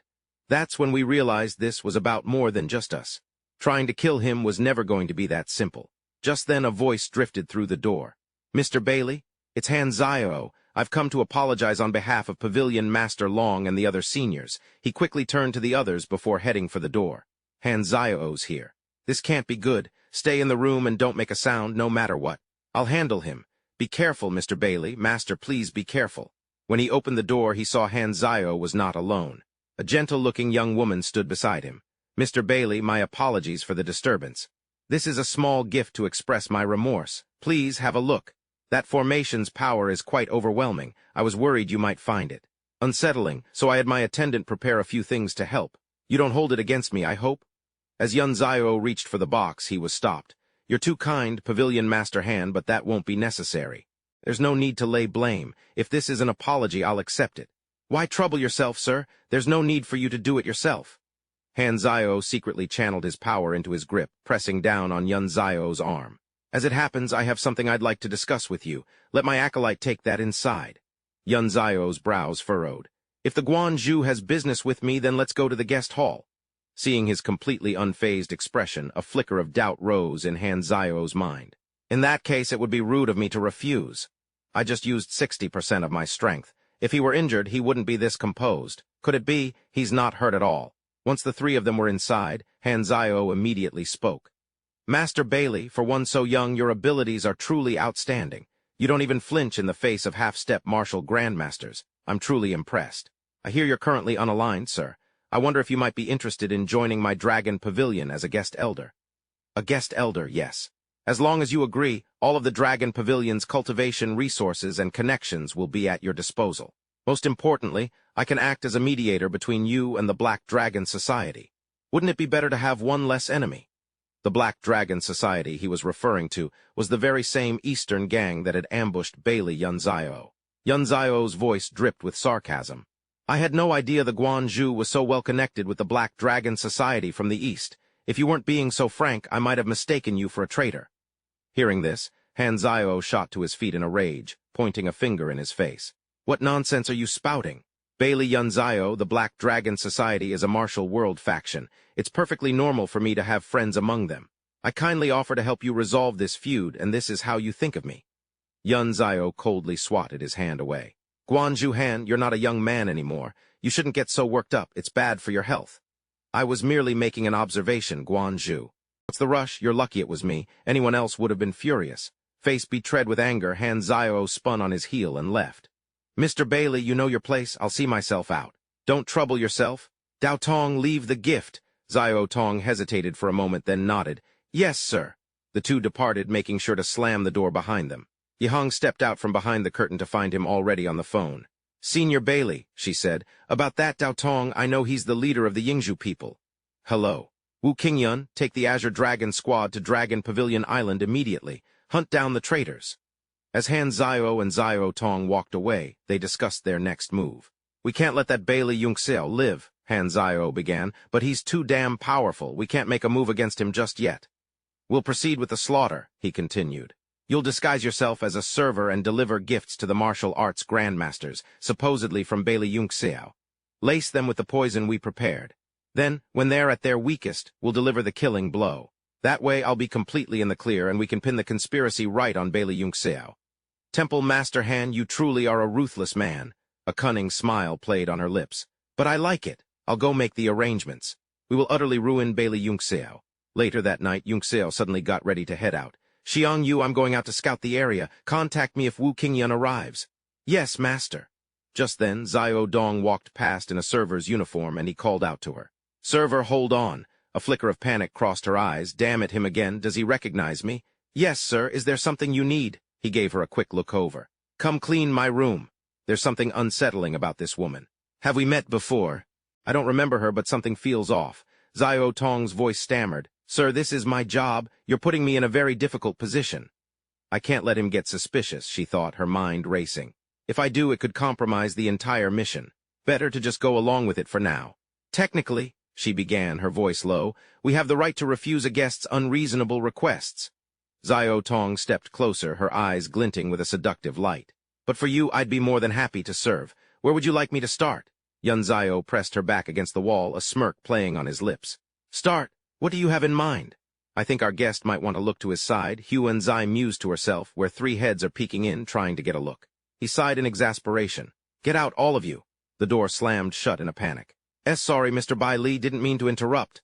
Go get him, master. We'll be waiting to serve tea to our new lady. She ran a hand suggestively toward Yun Zio's chest.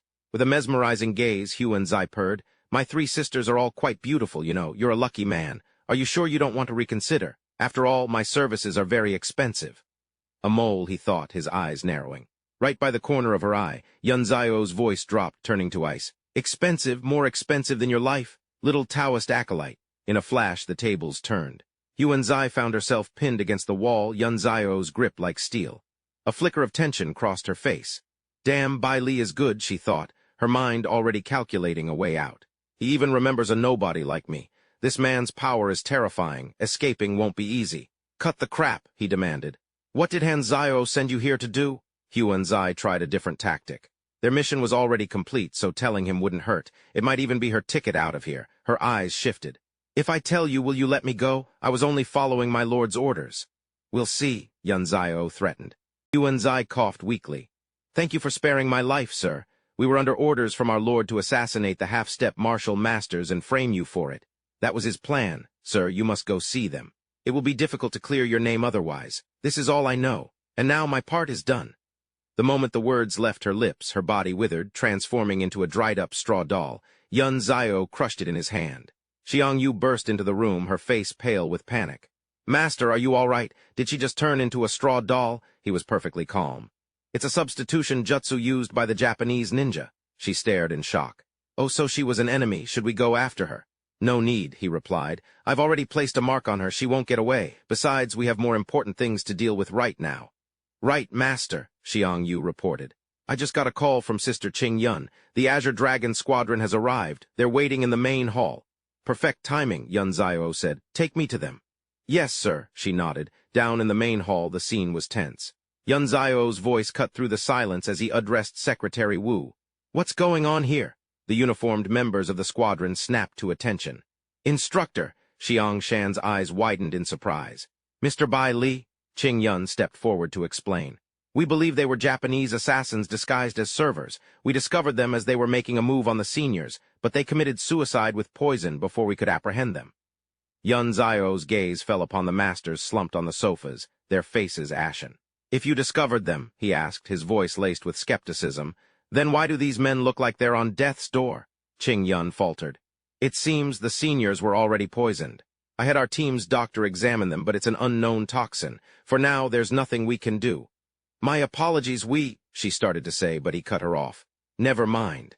I'll find out myself." He strode over to the three masters. "So," he asked bluntly, "how did you all get poisoned?" The three men looked utterly miserable.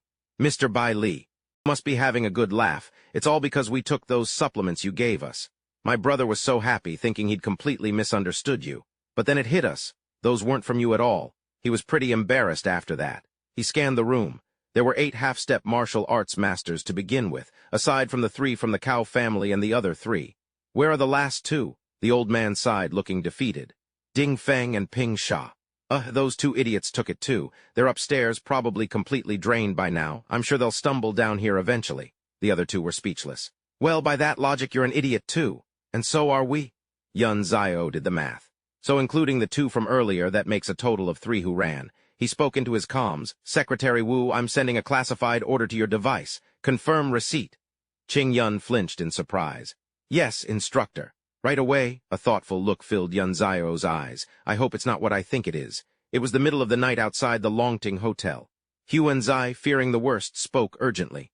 "I was captured by Bailey Yunxiao. I couldn't get back up here in time. I'm afraid he's already figured out our plan." Han Zio had already expected as much. "I knew it would come to this. There's only one option left." He made his decision. "Deploy armed forces, surround the Longting Hotel, and trap every last one of them." She stared at him in shock. "Han Zio, are you insane? If you use that kind of firepower, the consequences will be catastrophic." Han Zio's voice was firm. "If Bailey Yunxiao walks out of there alive, my life is over, and I, Han Zio, will not let that happen." A cruel glint appeared in his eye as he laid out his plan. "But don't you worry. I won't let him destroy everything I've spent years building. As long as the Grandmasters inside are smart enough to make their move against Bailey Yunxiao, my 3 snipers will have the opening they need to take him out." Huan Zai pressed him. "And what about everyone else? What's your plan?" The woman from the Eastern Association just wanted to eliminate a half-step martial god, not start a war between 2 nations. Han Zio sneered. "Bailey Yunxiao suffered a cultivation deviation and slaughtered them all. What does that have to do with us? I was simply too late to save them." Her face went pale. "Han Zio is insane. I can't die here with him. I have to get out of here now." He raised his voice, his words booming through the hotel. "Everyone in this hotel, listen up. The clan's heir, Bailey Yunxiao, conspired with these Easterners to murder our esteemed seniors. His methods were utterly ruthless. To prevent this criminal from escaping, all exits have been sealed. I urge you all not to attempt to leave, or don't blame me for being merciless." The announcement echoed through the halls, stunning everyone who heard it. "What?" Han Zio's voice rang out again, a veneer of pleading in its tone. "Venerable seniors, for the safety of our world, I implore you to join forces and hunt down Bailey Yunxiao. As long as Bailey Yunxiao is dead, I, Han Zio, will atone to you all with everything I have accumulated in my entire life." I frowned. "He's trying to force everyone in this hall to kill me. That bastard Han Zio is so damn cunning." Everyone stood frozen, listening. "Just listen to me and they won't kill you. The truth is, Bailey Yunxiao's crimes are monstrous. We are ridding the world of a scourge by killing him. Kill Bailey Yunxiao and you will live." The thought burrowed deep into the subconscious of everyone present. Kill Bailey Yunxiao. They all turned, surrounding us, the phrase repeating in their minds. Kill Bailey Yunxiao. Xiang Yu was bewildered. How did it come to this? Chuang Sun's eyes turned blood-red as he began to murmur, Kill Bailey Yunxiao. A hand suddenly clamped down on his shoulder. Sun and Hi, calm down. Get a grip, Chuang Sun jolted as if waking from a dream. What was I just doing? The situation is dire. I know Long Ting Guan possesses a drug that can drive both men and beasts into a frenzy. Just now, when Han Zio was speaking, I could feel the blood in my chest about to boil over. If it's this bad for a half-step master like me, everyone else here must be done for.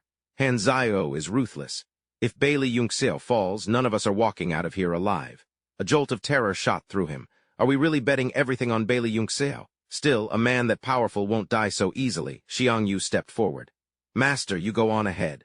We'll hold them off. Everyone here is a Huijin-level expert, Bailey Yunxiao retorted, and even they can't handle this. Besides, I'm not about to let a woman shield me. All of you fall back. Find somewhere safe to hide. A wave of assassins surged forward, their killing intent thick enough to taste. Die. He merely narrowed his eyes, a few trickles of water trying to challenge the ocean. With one powerful swing of his flame sword, he sent the entire group flying. Hearing the chaos inside, Han Zio thought, it seems the hotel has been compromised. Time to call in the sniper team. He made the call. My snipers can take Bailey Yunxiao out right now, but a strange voice answered. Sorry. Han Zio's eyes shot wide. Qing Yun had already taken out all 3 snipers. The party you are attempting to reach has been handled, the voice on the phone said coolly. Please try your call again later. He listened, gritting his teeth so hard they audibly ground together. Useless, Han Zio roared in fury. This bunch of failures can't do anything right. Move, get out of my way. He shoved his way into the armored hunter vehicle and the heavy door slammed shut. Han Zio slammed a button and a cold, robotic voice echoed in the cabin. Predator sequence initiated. His eyes gleamed with madness. Just wait, Bailey Yunxiao, I'll have you blown to dust. Energy core charging. Master, Xiang Yu warned. Outside, I sense an incredibly powerful force. All of you stay put, don't move, Bailey Yunxiao said decisively. I'll handle this. Be careful, great hero, Xiang Shen called out, his voice filled with worry. The young woman could only stare, stunned. Master! In the blink of an eye, he appeared before the hunter vehicle, weapon in hand. This thing is incredibly powerful. If it fires, everyone here is dead, and I won't be able to get away either. Bailey Yunzio's mind raced. I have to use my spirit silk to stop that weapon. Damn you, Han Zio, he roared. You've hunted me to the very end. I'm not letting you walk away from this alive. Myriad immortal spirit silk. With a shout, he unleashed his technique, aiming to block the formation at the mouth of the cannon. Mechanical voice chimed. Ammunition loaded, preparing to fire. 5. Han Zio let out a cold laugh. Bailey Yunzio, watching you squirm before you die is just pathetic. Bailey Yunzio's brow furrowed. Am I too late? If that thing fires, not even I can withstand the blast. Everyone in this hotel. They only have 4 seconds left. Tension coiled in his gut. Should I take out Han Zio? No, it's an automated system. It's too late to stop it by killing him now. Bailey Yunzio made his choice in an instant. If that's the case, I have to use my spirit silk directly on the cannon's core formation. 2 seconds. Han Zio's face was alight with manic glee. 1, the system declared. A torrent of powerful energy erupted. As Bailey Yunzio unleashed his technique, the mouth of the cannon blew apart. Han Zio stared in horror. Bailey Yunzio, you're insane. You actually used your spirit silk to detonate the cannon's core formation. Fine. Even if I die, you're not getting out of this alive. A pillar of raw energy erupted from the island, tearing a path straight into the heavens. A week later, a sense of peace had returned to Longting Island, as if the cataclysm had never occurred. The story was all over the news. We have the latest on the explosion that occurred 1 week ago on Longting Island. The military has released an official statement, along with corroborating footage. The incident was caused by the head of the Longting Temple, Han Zio, who was found to be colluding with foreign insurgents. His plot was to assassinate one of our own major generals while simultaneously deploying a weapon of mass destruction. Fortunately, the major general discovered Han Zio's conspiracy and managed to intervene just in time, preventing any loss of life in the resulting blast. Everyone is confirmed to be safe, though a large chunk of Elephant Mountain was reportedly blown away in the incident. The news spread like wildfire. Han Zio was either captured by the military or killed on sight. That's the whole story. Yun Zio smiled. Thanks for everything, you've been working hard. The fight with Han Zio really took its toll on me, but thankfully the Dragon Vein's spiritual energy patched me right up.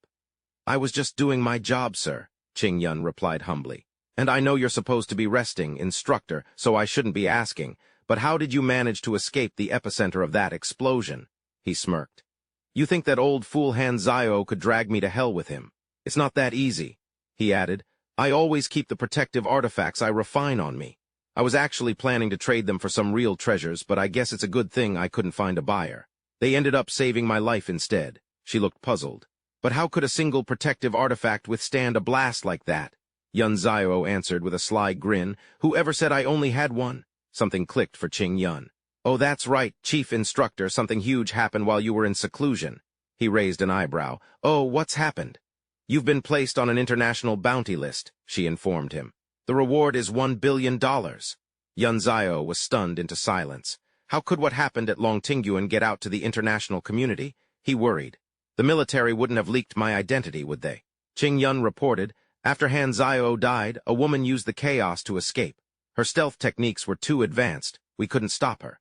Shortly after she got away, video footage from Longtingyuan was leaked onto foreign networks. Your name appeared on the bounty list soon after. Huenzai, he immediately thought, the woman who escaped. Yun Zio's device pinged, but the screen he was looking at remained dark. Why is this one blacked out? The mission automatically locks once 3 hunters accept it, she explained. It will only reopen if all 3 of them are killed. Anyone qualified to take this contract has to be at least a half-step martial arts grandmaster. Can we see who accepted the contract? He asked. If you can, I need you to look into them for me. Qing Yun nodded. So the hunters have a ranking list. Anyone daring to take this job wouldn't bother hiding their identity. Found them, Qing Yun reported.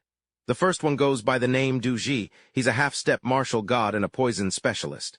The next is Kaiyan Dao, cultivation level unknown. His skills are cold weapons and camouflage. And the last one is Hu Yan, a half-step martial god who specializes in thermal weapons.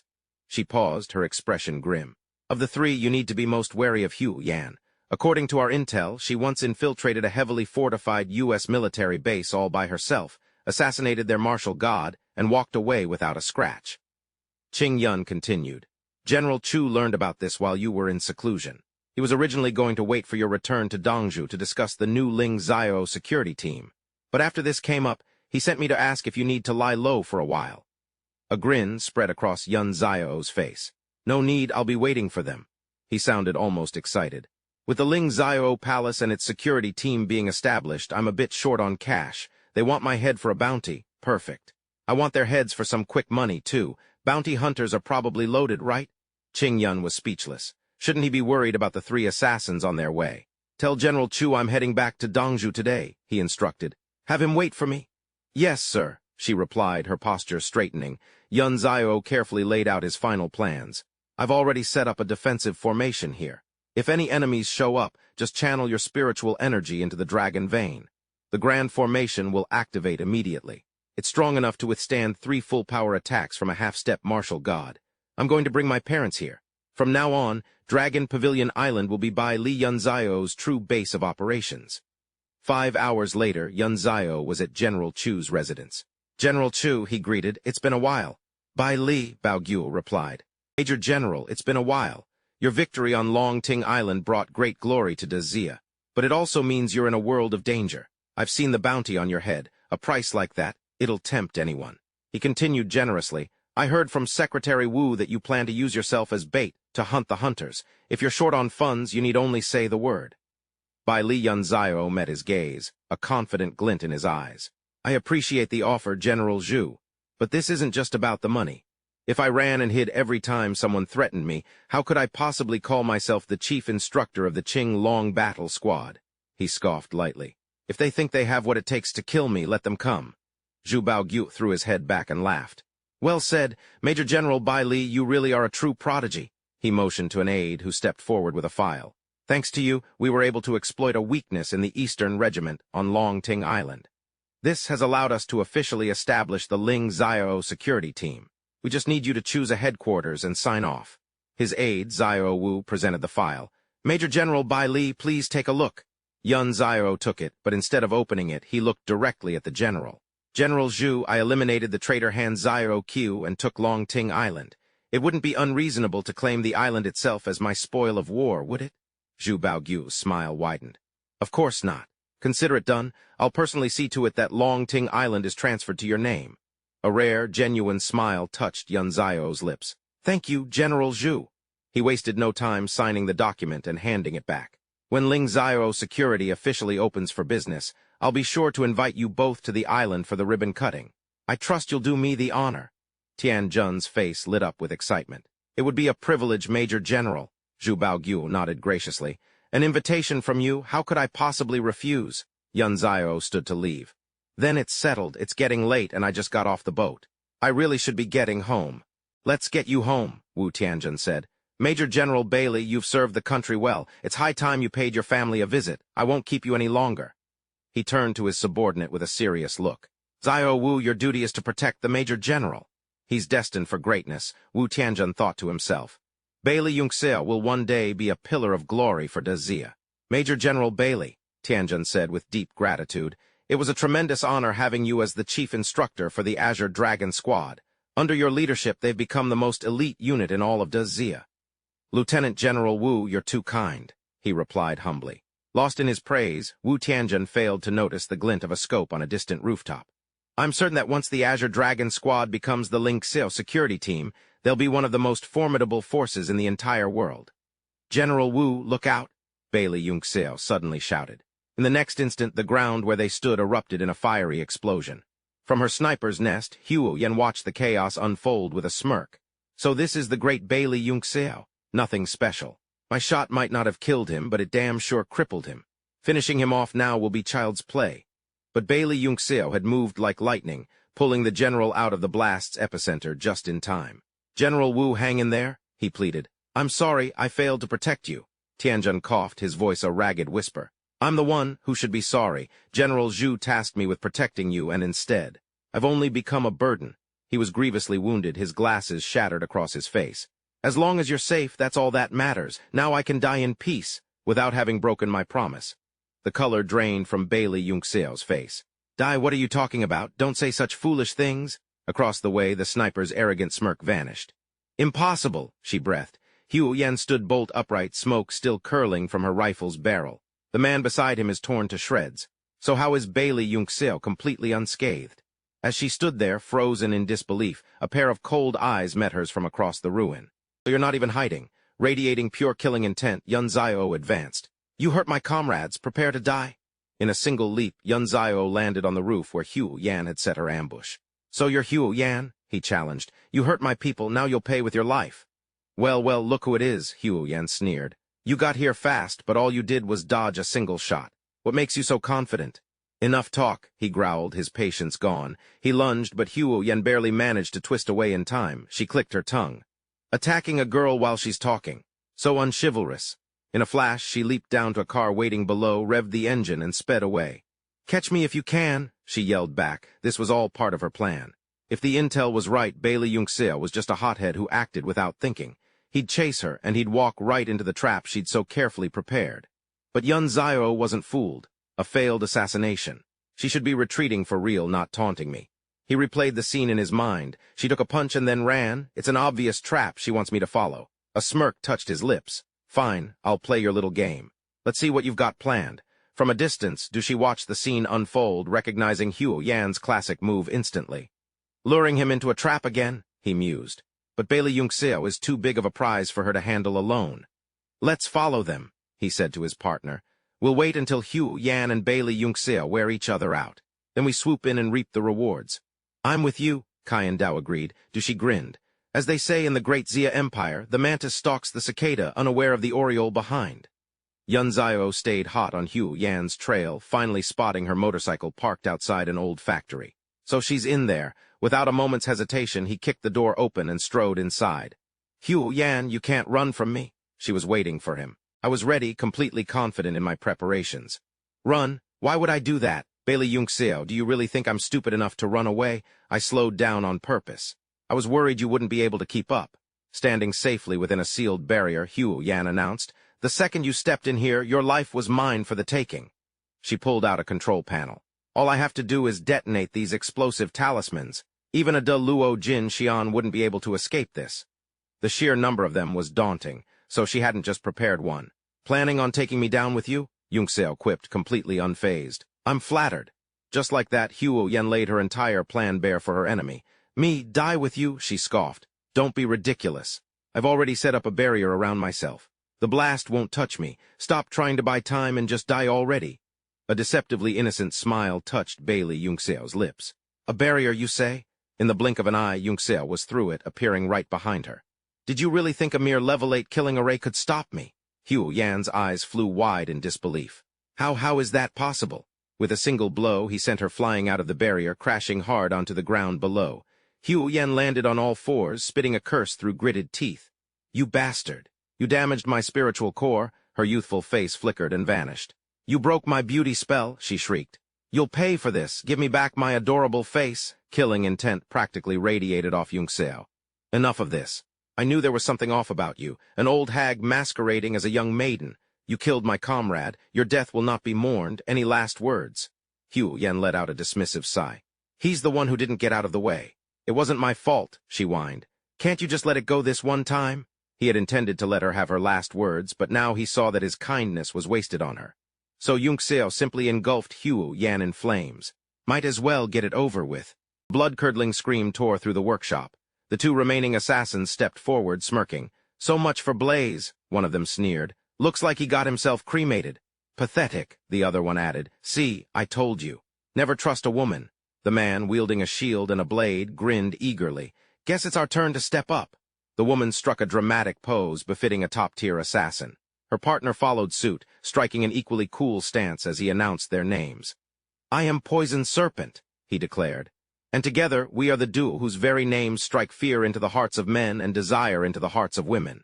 Children freeze in terror at the mere sight of us, too scared to even cry. He turned to Bai Li Yunzio. So are you scared? I said, are you scared? Bai Li Yunzio's expression went deadpan. He was speechless. These two clowns? Fed up, Yunzio moved. Before either of them could even react, he sent them both flying with a single, powerful punch. The woman, Shield Jiao, burst into tears. Hey, brother Bai Li, is it too late to say we're sorry? It's too late for that, he replied coldly. But tell me who hired you. If you do, I might just let you live. Poison Serpent couldn't handle the pressure. I'll talk. It wasn't just one person who put out the bounty. It was an organization. The Dongying Black Dragon Society. Yunzio's brow furrowed at the familiar name. The Dongying Black Dragon Society again, he thought. Sooner or later, I'll have to settle this score with them for good. He let them go. I heard the bounty on my head is $1 billion. So how about this? Each of you transfers me $1 billion, and I'll let you walk away. Fair enough, the woman agreed instantly. Yes, perfectly fair. But inside, both of them were cursing him. Fair my ass, that's our coffin money. A moment later, 2 notifications pinged on Yunzio's phone. Junkyard Scrounger has transferred you $1 billion. My darling beauty has transferred you $1 billion. He couldn't help but smirk. Well, you two certainly have. Creative usernames. All right, payment received, Yunzio confirmed. I won't be taking your lives, however. I did just contact the Grand Zia military. They have this entire place surrounded. Whether they decide to take your lives, well, that's not up to me. Whether he lives or dies is up to General Chu. He hadn't done anything wrong. He'd kept his promise. But seeing him, Shield Blade and Poisonous Snake were absolutely furious. That bastard, Bailey Yungseo. Soon after, Yungseo arrived at the hospital. Lieutenant General Wu, I've avenged you. Just focus on your recovery. The nation knows of your service. Young General Bailey, an older official said, placing a hand on his shoulder. The doctors say Wu will need at least half a year to recover. Don't let it get you down. He's strong, he'll pull through. The official's expression turned serious. Bailey, since you're here, there's something I need to tell you. The negotiations between De Zia and Dongying have gone smoothly. The Black Dragon Society has agreed to compensate for all our losses on Longting Island, but they have one condition. They want you to go to Dongying alone as a peace envoy. Yungseo's face darkened instantly. It was obviously a trap. What? Bao Guo, another official, spoke up, his voice filled with concern.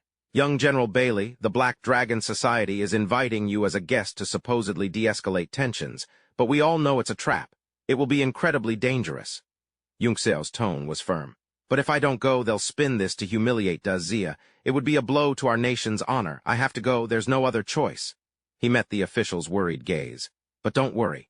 I have a plan. The older man just frowned, knowing it was useless to argue. A cold smirk played on Yungseo's lips, a calculating glint in his eyes. Besides, I have a few debts to collect from them. Not long after, Yungseo was on a flight to the designated location. A woman named Huan Zai was there to greet him. "Mr. Bailey, welcome to the Black Dragon Society. We've prepared a hotel for you. Please allow me to escort you." Yungseo's voice dripped with sarcasm. "So this is the Great Black Dragon Society's headquarters? I imagined it would be somewhere more crowded." He leaned in slightly. "The bounty hunters failed to kill me. You must be terribly disappointed. Little acolyte." She forced a tight smile. "I'm afraid I don't know what you mean, Mr. Bailey." Internally, Huan-Zai was seething. Those useless bounty hunters. Not a shred of professionalism in the whole damn lot of them. Proof? What proof? As long as we deny everything, what can he do? He'll happily let it go. "All right, drop the act," Yun-Zio said, a smirk playing on his lips. "We all know each other here. In fact, I should be thanking you for that generous donation." He stretched, looking utterly bored. "Is there anyone even worth fighting anymore? It's lonely at the top." Huan-Zai narrowed her eyes, muttering under her breath. "Just wait until our leader gets his hands on that treasure. He'll put you in the ground." In a flash, Yun-Zio spun around to face her, his smile gone. "I think I just heard someone talking trash about me," he said, his voice dangerously low. "And I'm the kind of person who always settles a score." She flinched, immediately backtracking. What? No, I didn't say a thing. You're hearing things." Yun-Zio took a slow step closer. "Funny. I could have sworn I heard something about a leader getting a treasure." "Mr. Bailey, please don't mind me," Huan-Zai pleaded, trying to laugh it off. "It was just a slip of the tongue." He leaned in, forcing her to lean back awkwardly. "You seem pretty flexible," he mused, his eyes cold. "I wonder what happens when a spine bends back 180 degrees. I'll talk," she blurted out in a panic. "Our leader. He has a relic from an immortal cultivator." A relic from an immortal cultivator. Yun-Zio thought, intrigued. In an age like this, immortal cultivators were beings of legend from ancient times, said to have gained such power through their practice that they could ascend to the heavens. Their strength could shatter continents, and the artifacts they left behind pulsed with potent spiritual energy. "What is it?" he demanded. Painfully clutching her side, she stammered. It's in the Black Dragon Society's museum." "You're taking me there tonight," Yun-Zio commanded. "Or else you know what happens." The leader was right, Huan-Zai thought, a flicker of relief cutting through her terror. Bailey Yun-Zio is definitely interested in the cultivator's relic. As long as I can lure him to the museum, the plan will work. She quickly composed her face, forcing a smile. "Yes, of course. Right away." A short time later, they stood before a large, imposing building.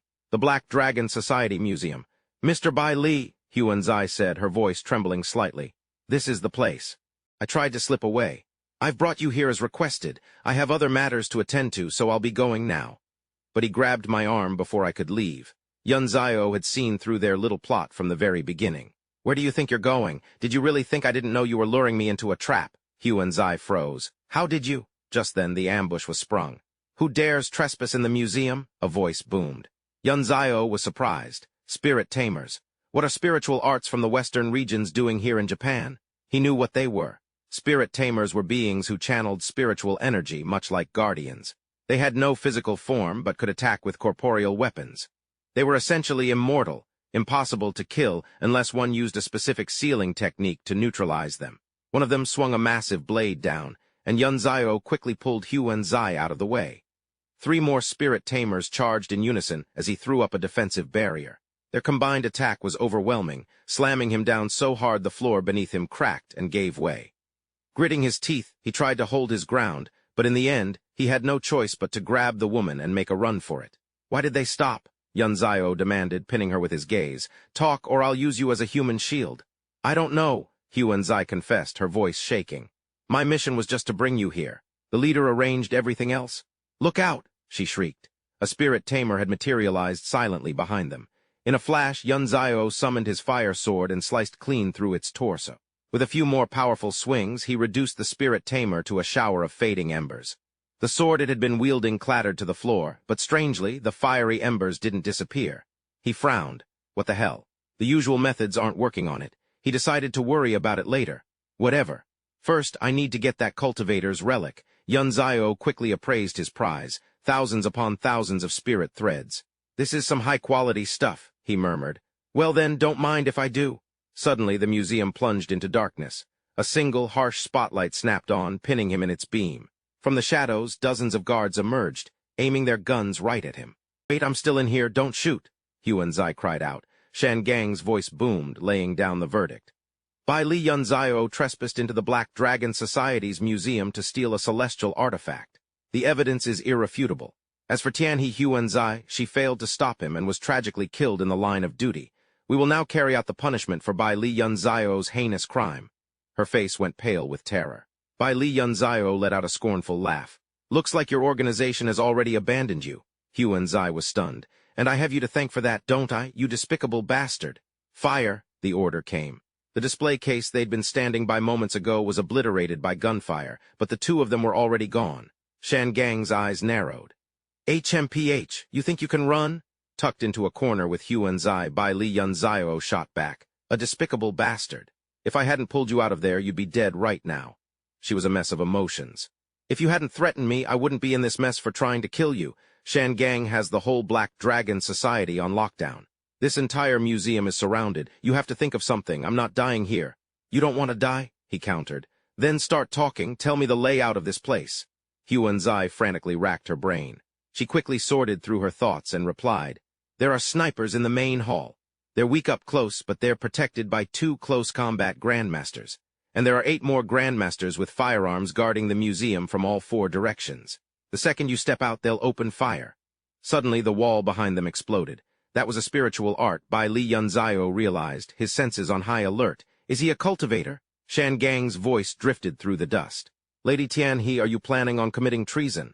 Huanzai's brow furrowed as she shot back. Treason? That's a heavy accusation, Chief Shan Gang. If I die here, my father will never forgive you. And neither will the entire Tianhe clan. The man was unfazed. Is that so? He challenged. Then let's find out.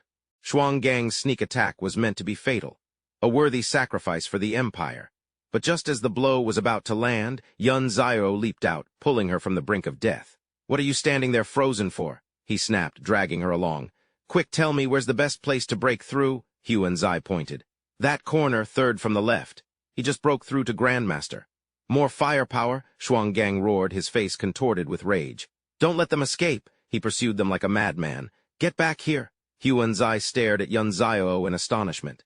You've mastered the secret arts left by the Immortals, Yunzio scoffed. He thinks he can stop me. He shattered Shuang Gang's attack with a single blow. The shockwave sent most of the men staggering back. Seizing the moment, Yunzio grabbed her and vanished into the chaos. Staring furiously at the gaping hole in the wall, Shuang Gang snarled. They couldn't have gotten far. After them. Send the order. Tianhe Huanzai has conspired with Bai Li Yunzio to storm the treasury and steal a celestial artifact. If they are found, kill them on sight, no matter the cost. His men roared in unison. Yes, sir. Meanwhile, Yunzio and Huanzai made a beeline for an old, traditional estate. Without a moment's hesitation, Yunzio crashed right through the ceiling, Huanzai slung over his shoulder like a sack of rice. Who goes there? The estate guards shouted, instantly on alert. This is the residence of the Tianhe clan head. No one enters without permission. State your names now. Her body racked with pain, Huanzai called out, It's me. Tianhe Huanzai, this is Mr. Bai Li. I have urgent business with my father. A cold, authoritative voice cut through the air. Mu Yi Zhengzin, you may stand down. The guards immediately complied. A man emerged, his eyes burning as he glared at Yunzio. So you're Bai Li Yunzio. Did you injure my daughter? Did you threaten her to bring you here? Father, Huanzai cried out. It wasn't him. Shuang Gang was the one who hurt me. He betrayed our agreement. He wants to kill my son, and what's more, he has mastered the immortal arts left behind by the cultivators. He cut his son off, his gaze fixed on Yunzio. I'm speaking to Mr. Bailey, not you. Shut it. Yes, father. Huan Kong shot back, his chin held high. You've heard what my sister had to say. Now what is it you really want to ask? I have long heard of Mr. Bailey's reputation, he said bluntly, and meeting you today I see it is well-deserved. Since you've already guessed my suspicions, I won't beat around the bush. Kong ask you plainly, are you a cultivator? Yunzio had no intention of showing his hand just yet. What if I am? And what if I'm not? If you are a cultivator, he replied, the Tian family is willing to help you escape the Black Dragon Society. If you are not, I will not make things difficult for you, but we will not lift a finger to help when they come for you. He understood. From today's events, it was clear that both the Black Dragon Society and Kong knew something about cultivation. Even if he denied it, they wouldn't believe him.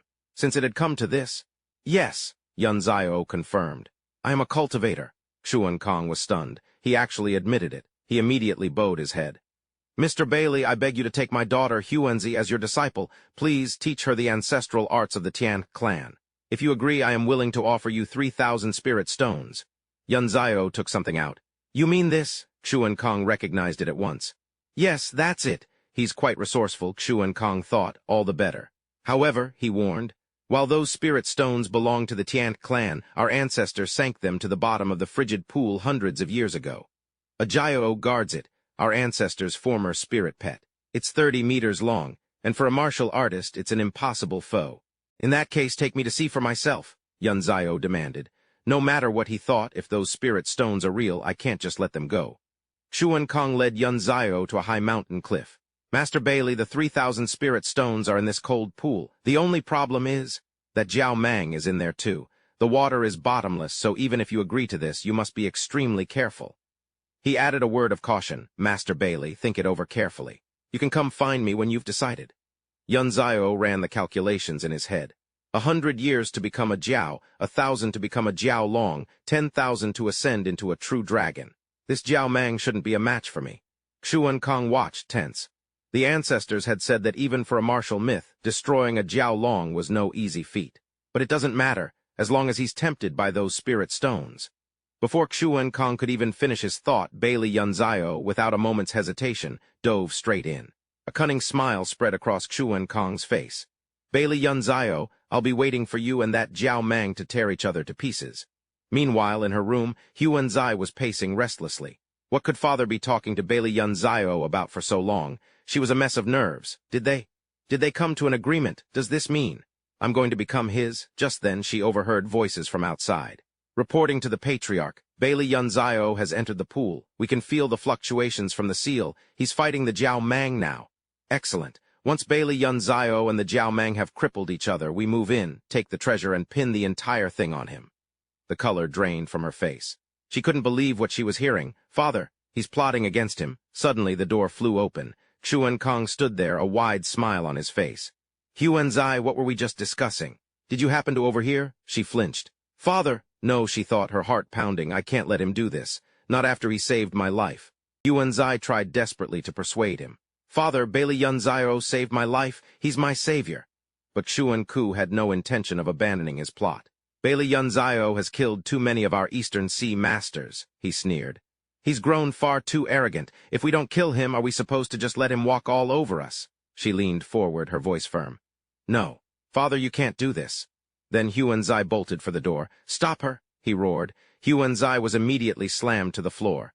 Father, she pleaded, Bailey Yunzio is incredibly powerful. He won't die that easily. Please think this through. Xuan Ku laughed, his voice dripping with condescension. I wouldn't be so sure. He's currently facing the mythical martial beast, the ancient Jiao Mang of the lake. His confidence was absolute. For all we know, the beast has already devoured him. Meanwhile, Bailey Yunzio was facing the creature head-on. He wiped a trickle of blood from the corner of his mouth, his eyes filled with contempt. A mere insect. What's so impressive about you? The Jiao Mang let out a resentful hiss.